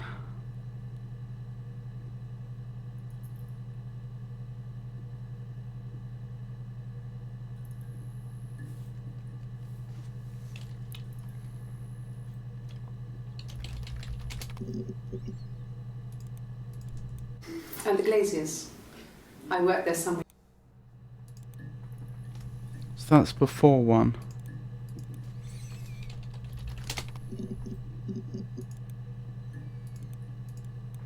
My name is Hannah. Oh, that's much earlier.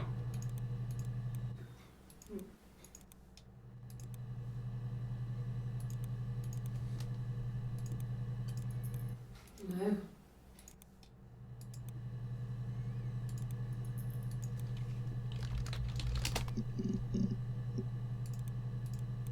A mobile phone.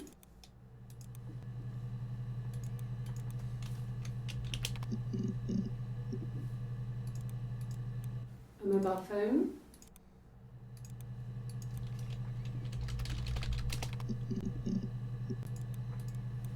And the Glaziers. Where did And the that show up Glaziers. before? I worked there some weekends and Simon had a... Maybe I misspelt it or something. Oh, too many results, I see. When she gets home and turns the key in the lock. Yes! Yes. I always pull it shut and then lock the bigger lock with the key. Good job. No, I don't think it was. I turned the key but it was already unlocked.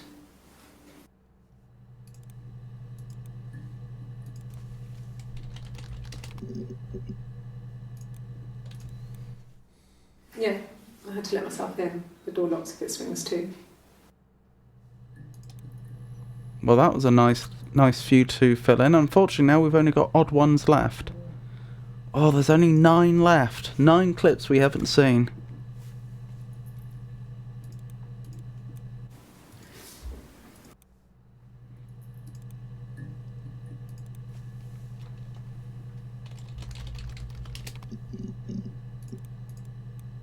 And the Glaziers.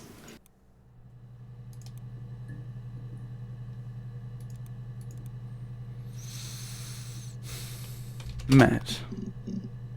Date. Ask. Flirt. The door locks when it swings. I think they mean when it swings shut. I could be wrong.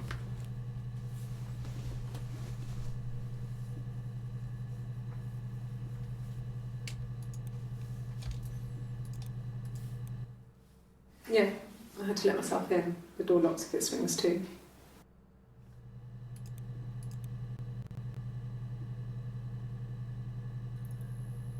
Although you have a point.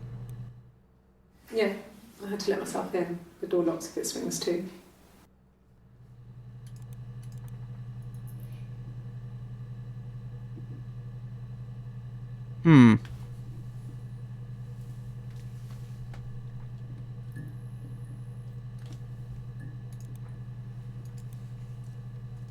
Alright, let's carry on looking for... Like I said before, it was 3. for ones that are adjacent to ones we haven't found. I don't think it'll be any of those. He wasn't the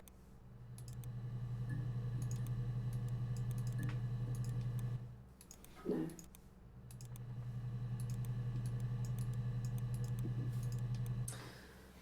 This other person doesn't exist. Close. No.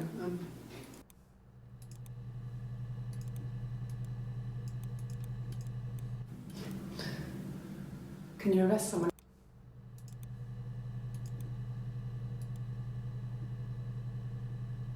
She actually has a point. If she has no legal identity, I imagine that would provide some difficulties to the legal process. I mean, I don't believe for a minute that they couldn't arrest them and couldn't put them on trial, but I imagine it would cause problems. Okay. Oh, what's this? Okay. I parked up on the street. It was busy, so I had to park down the end of the road. Just Walked up, before one we knocked don't on the have. door, no answer. I took my keys out of my bag and unlocked the door. the main lock was unlocked. You can tell because the key doesn't turn when you try to turn it to the left. I walked in, Simon's coat wasn't on the peg. I couldn't see his shoes in the shoe rack. I shouted out. I walked straight into the kitchen because he usually sits in there to have a cup of tea and read his paper. We're only really interested in the last bit, aren't we? And then I decided to come and see you. That enough? Oh, what would she have said after that? Or what would they have asked her next? But it was unlocked when she got home. Yes, that's what she seems to be claiming.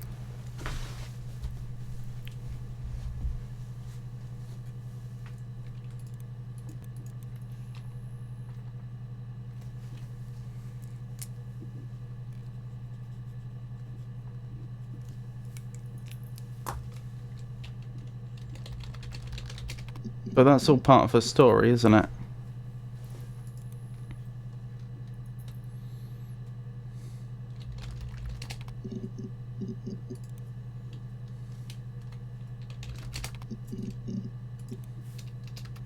Turns right to the moment of death and the mirror. Special. Oh.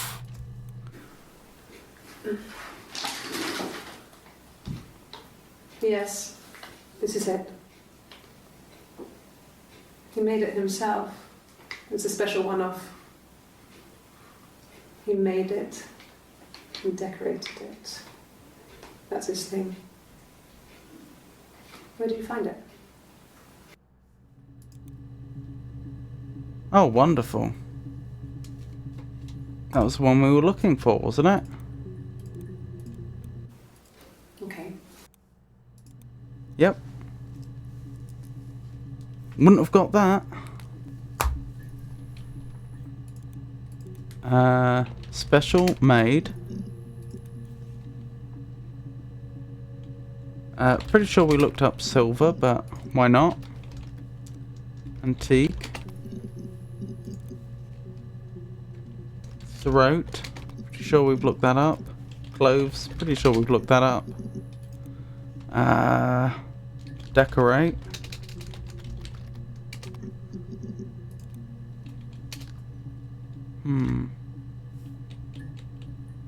Unique.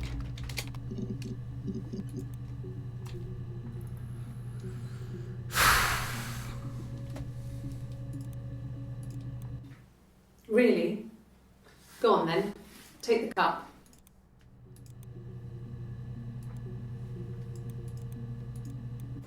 It happened very quickly.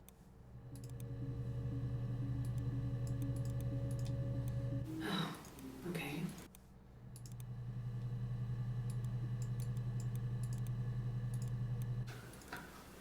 A week or so ago. Right, now I've got the difficult task of actually trying to pinpoint these in some other way. I guess going by some of our search history. You think it's...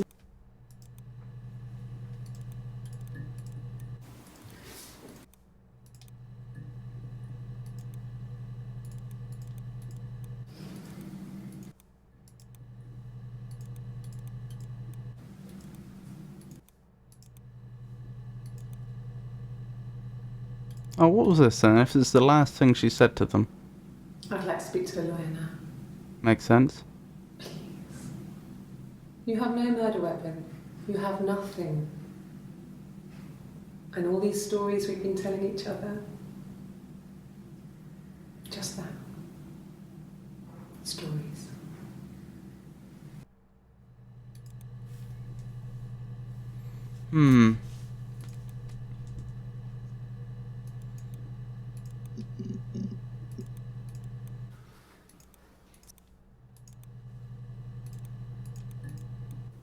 It's the Rockington Arms. Oh, God. No. No. Children, kids, boys. Looked up children before. Pretty sure. Kids is more of an American term, but... Oh, there we go. Well done. Well, there you go. How many kids? Well, hey! Boys. Oh my goodness. You're a I wouldn't natural say at this. that. It could be passionate. It's just, it was more than that. It wasn't just sex like I had been with the other boys.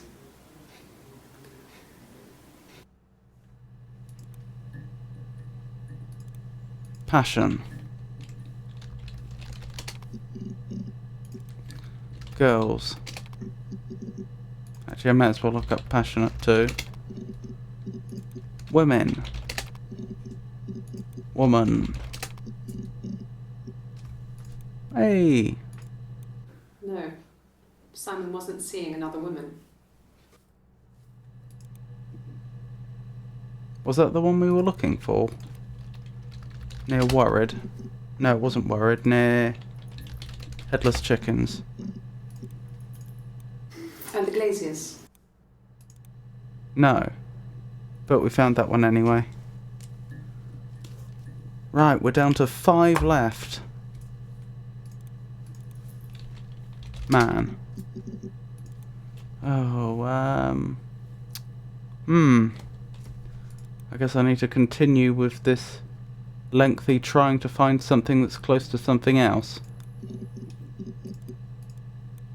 My name is Hannah.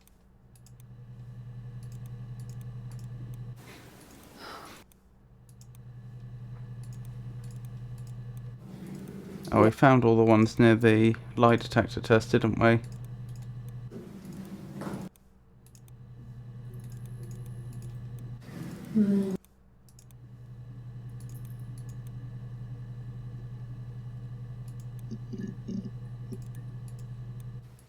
He was.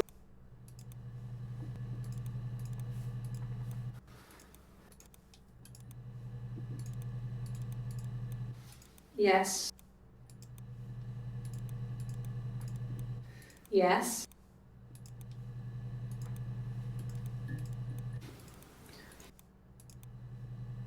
Oh, that's not far off. Well, Eric was like an uncle to him. They were pretty close. They spent a lot of time with each other, especially. Wig, hair, blonde. Oh, blonde you searched, yeah. I've searched wig. Hair I'm not sure I've searched. Oh my goodness. What kind of hairs? Amazing. Fur? No, because she may have tried to say, oh, could it be animal fur?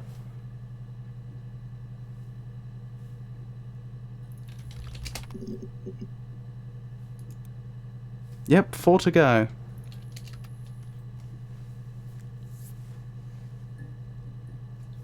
The dolls, she did.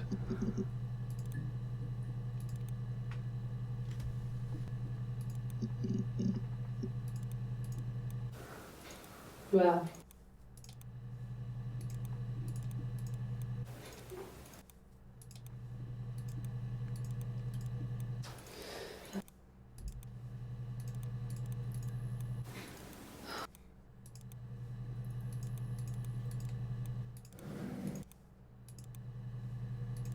No luck there.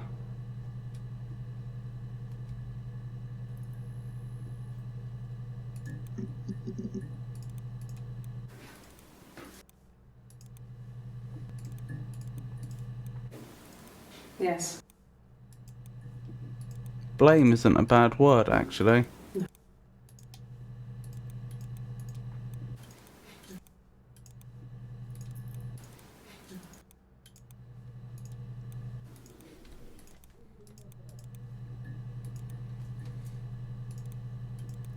Blame. Ah. Ooh.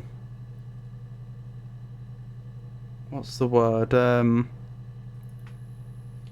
This wasn't the word I was thinking of, this is just another word I thought of.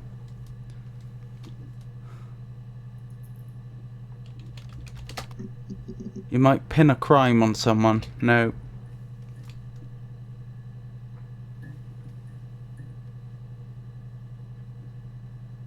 There's probably at least one other word for that as well.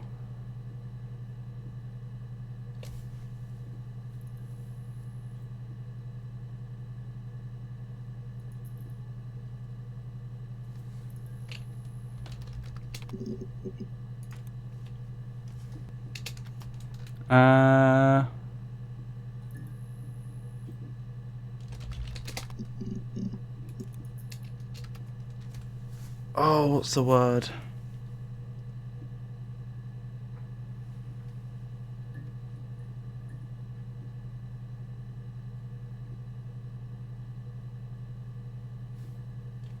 To set someone up as though they've committed a crime.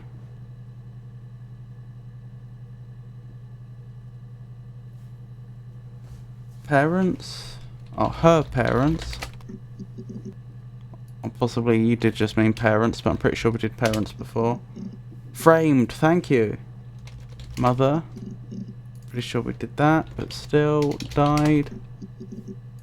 What about uncle and aunt, actually?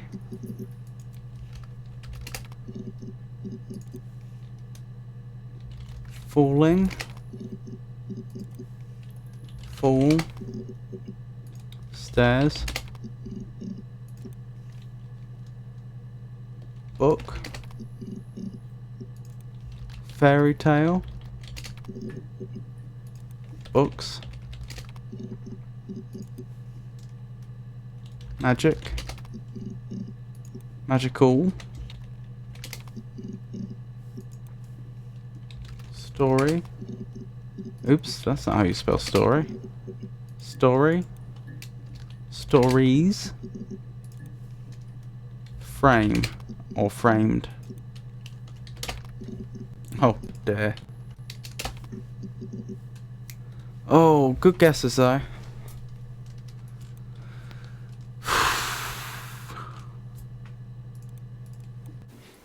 If you put me on, you've been. Oh. If you put me on, you've been framed. I want the money.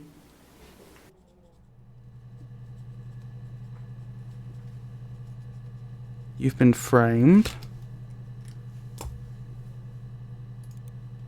What did she say before that, though? I did money earlier, but yeah.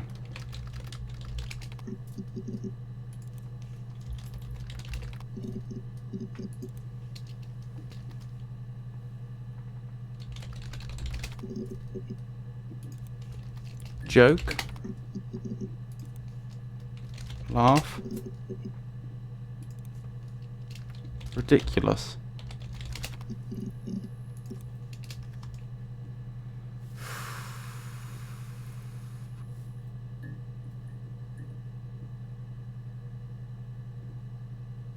Funny.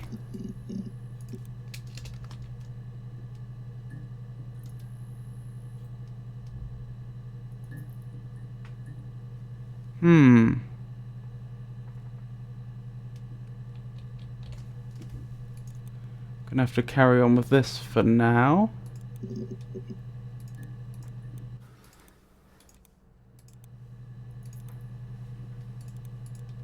Yes.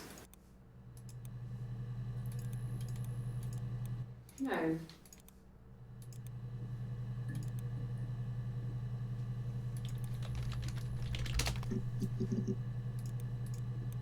Bruce. Ah. Bruce. Oh, yeah, no, it's nothing. I was going through the top cupboard in my kitchen and the chair slipped and I kind of hit the door with my face. We hurt like hell. And we think, according to Eve's evidence, that Simon did that to her, don't we?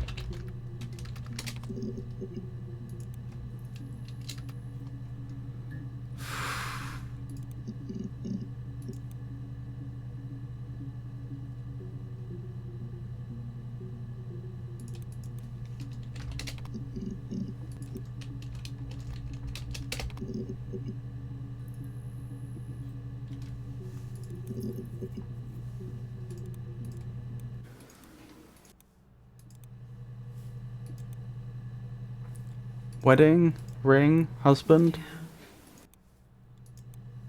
All good ideas.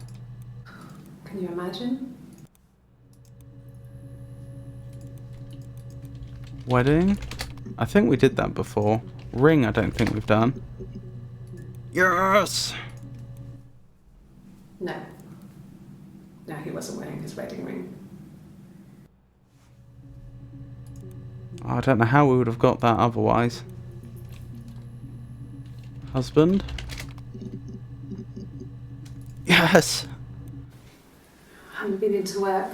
I guess I've just been waiting to hear from you, hear from my husband. Excellent. So that was the one that was between, that was the one that was next to the bruised one.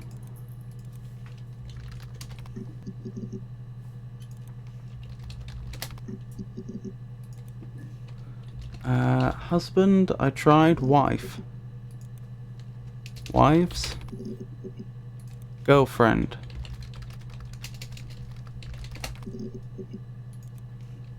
Girlfriends. Boyfriend. Boyfriends. So we do have the you've been framed clue here. If you put me on you've been framed, I want the money. But we don't know what's before that. Still, we know what day it was. So we can narrow it down a bit like that. Was he my first? Okay, that's a bit earlier. No. Family. Family.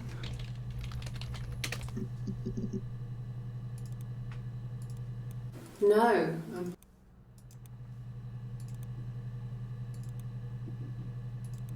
Oops. Nearly there. You've been framed. I guess it's a TV show. She's asking about the camera. Yes, you've been framed. I don't recall the specifics. I do remember it used to be a popular British TV show. I think the idea is that people would... Oh, was it elaborate pranks, or were they just sending in videos of people doing silly things? One or the other. Why didn't I check?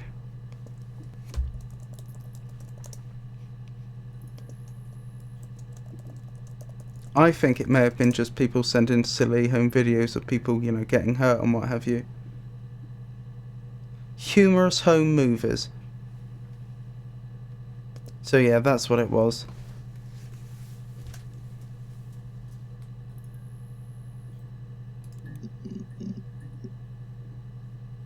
That's a different interview, isn't it? Oh no, maybe not. Yes it is. She's asking that as a result of asking about the camera, I think there's been a clip about recording before, but yeah, there was. Okay. I've given blood before. Do you need to take that for your records? That's not the one though. Did you say, is it on? I thought she said recording. Oh, have we found it? One of them.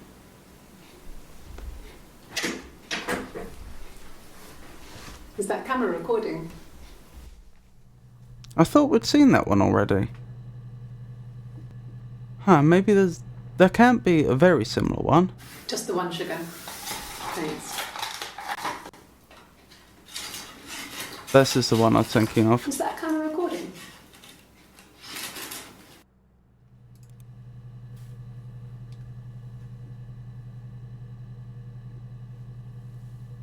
One more to go. I'm hoping if we get the last one, we'll get the missing clip as well, which might answer some questions, but I'm only guessing. Maybe that's not how it works. Oh, okay, so she's going to be wearing that t-shirt almost certainly. Who is it actually? That's on the first.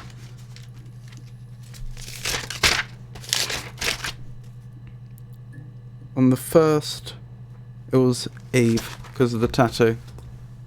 Among other things, that wasn't the... We actually pinned it down for multiple reasons.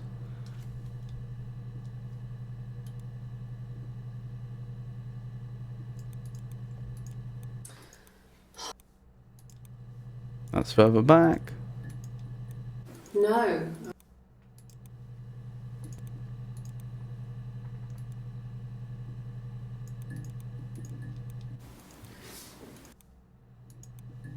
Oh, that's close.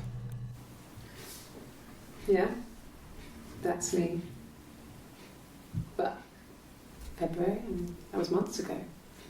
What's that got to do with Simon's murder? So we have the one about February, then what?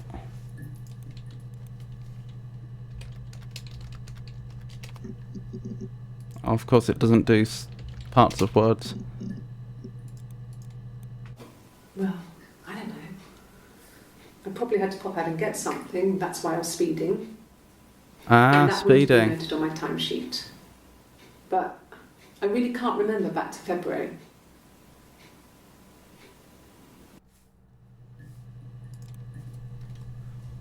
Was that the speeding? Indeed.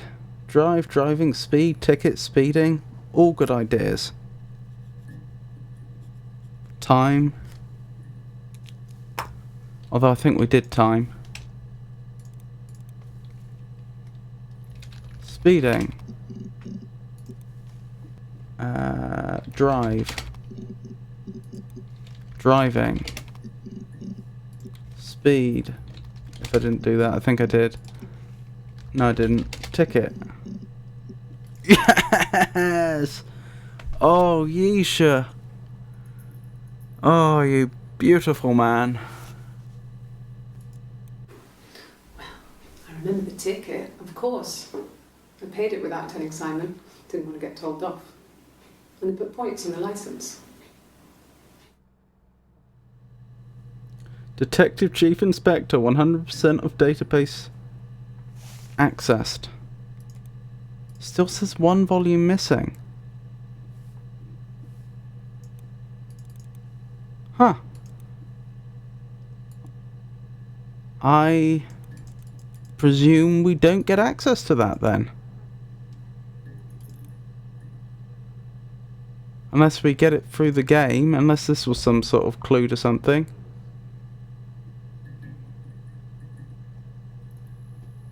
I doubt it though. It's possible.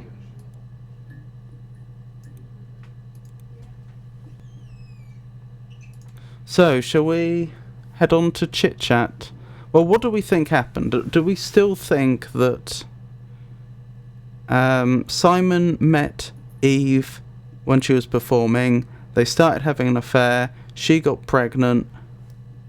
Eve told Hannah that she was pregnant, but said that it was by somebody else, just one of her boyfriends or something.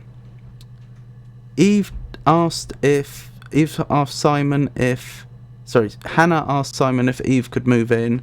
Simon gave away the fact that he had got her pregnant by the look on his face. Hannah and Eve had an argument. Eve drove to Glasgow. Hannah dressed up as Eve.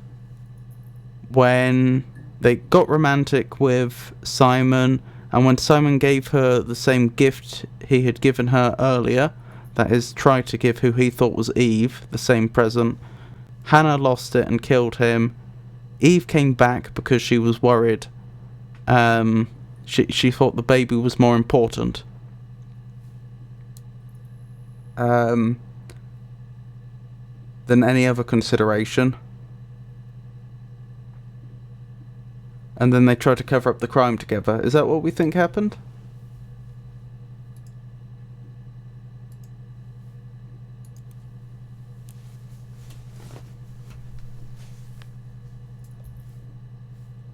And should I go to Chit Chat, or are we going to attempt something else? I just don't know what else we'd do to get the one volume that's missing. Yes, we do think that's what happened. Unless there's something hidden here, I just don't know how else we could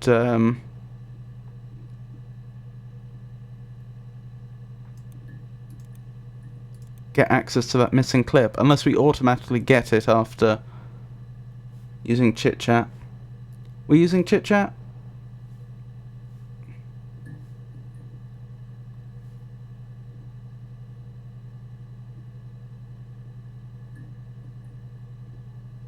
Right. Do I just message or do I call? I call, presumably. Yes.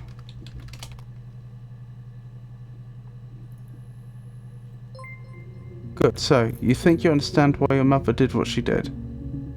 Ooh. That's a twist. Apparently we were the child. That makes sense now why the date was this year. Because it's many years later. Remember when we looked on the clock? So if this happened in 94 and we're in 23 now, then we must be 28 or 29.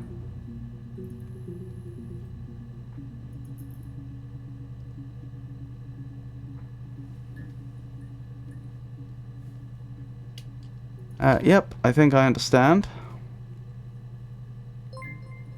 I'm glad, Sarah. I'll be waiting outside. Log off and we can meet over the road.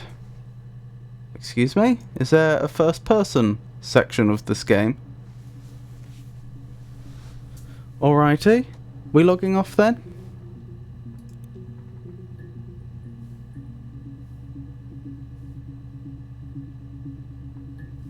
Guess so.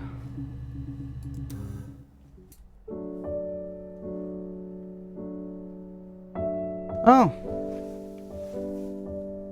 I wonder if there really was a hidden log we could have had access to.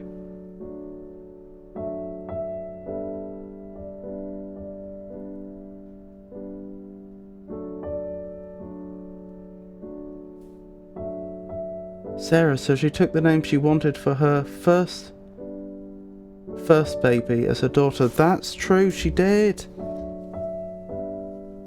That was Hannah's first baby. This is, of course, Eve's baby.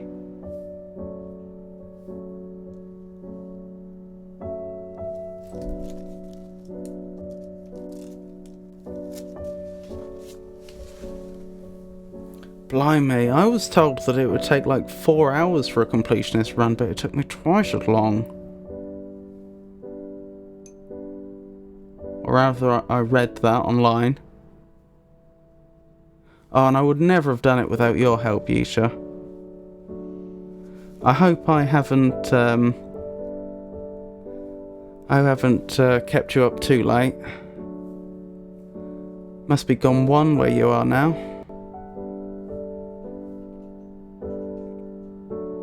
I'm just gonna wait till the end of the credits and see if there's anything after it.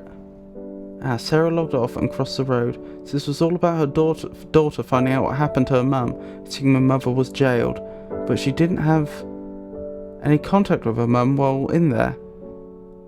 Any thoughts right now? Yeah, that's not been fully explained, has it?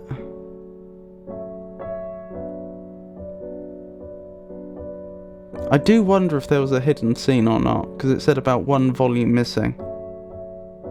Yeah, it's 1 AM. I have to be up at 8 AM to go to work for a few hours. Oh, I'm sorry.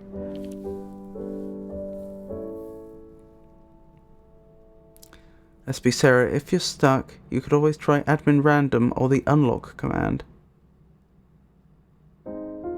Excuse me? Admin random or the unlock command. How do I do that?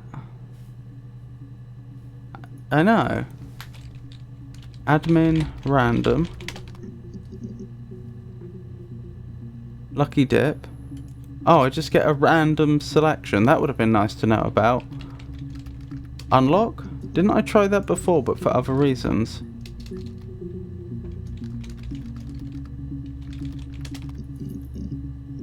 Yeah, admin unlock, I'm thinking. Yes! Query maximum now set to 15. Well, that would have been nice. It still says 1 volume missing, though.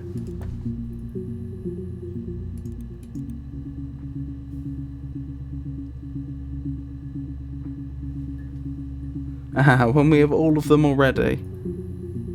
Maybe there's a design flaw? Yes, that would be a design flaw, wouldn't it? It would have been nice to have been told about that much earlier. I'm actually going to look up whether there is a way to get access to this missing volume.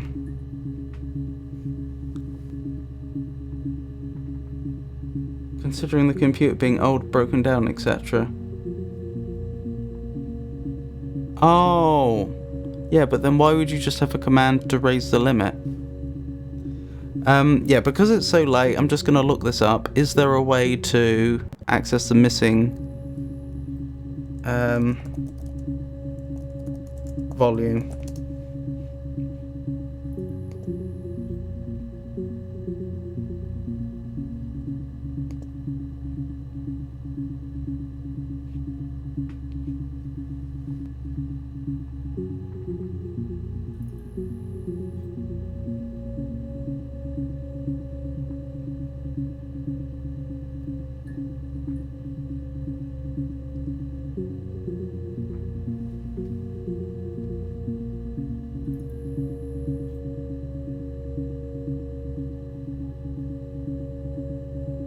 I'm just looking this up.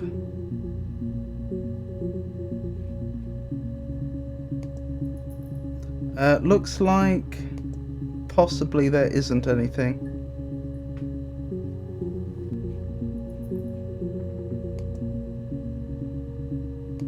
Checking one more site quickly.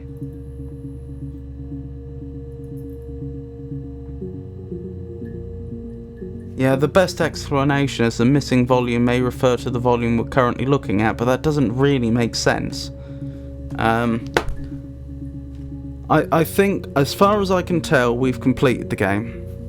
So, we'll stop there and I'll let you get some very well-deserved sleep, Yisha. Again, thank you so much for your help tonight, Yisha. It's been a pleasure seeing you again, and aside from the pleasure of seeing you again, there is absolutely no way that I would have been able to have 100%ed the game tonight if it weren't for your help.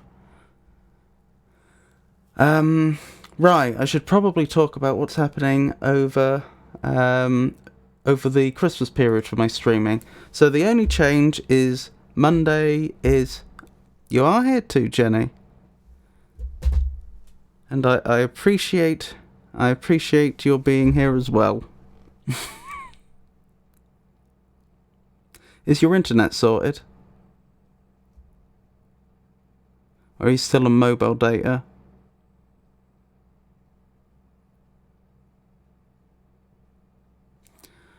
Streaming next few days. Right, Christmas Day's cancelled because I would be starting a new game. I was under the impression this game would only take one stream. I didn't realise that it was going to take me over 8 hours though. And I don't want to start a new game on Christmas Day because I think there's a good chance people will be occupied on Christmas Day and won't be able to see it, and they may well want to see the first episode of a stream series.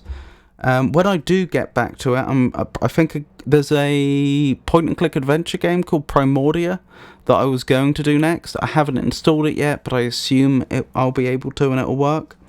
So that's the next game I'll be doing. That'll be on Friday, is it 29th? I think it's Friday the 29th, that's the next stream. Am I making that up? Hold up. Nope, Friday the 29th. So yeah. Oh no. Sorry to hear about that your internet still's broken, Jenny. Then Saturday, that'll be the next one after that. And yeah, I mean, it's just same old normal after that. So it's just Christmas Day that's cancelled. If anything should change about my streaming schedule, I will announce that on social media, which currently is X, formerly known as Twitter, Mastodon, Blue Sky, and Meta Threads, and on our Discord server.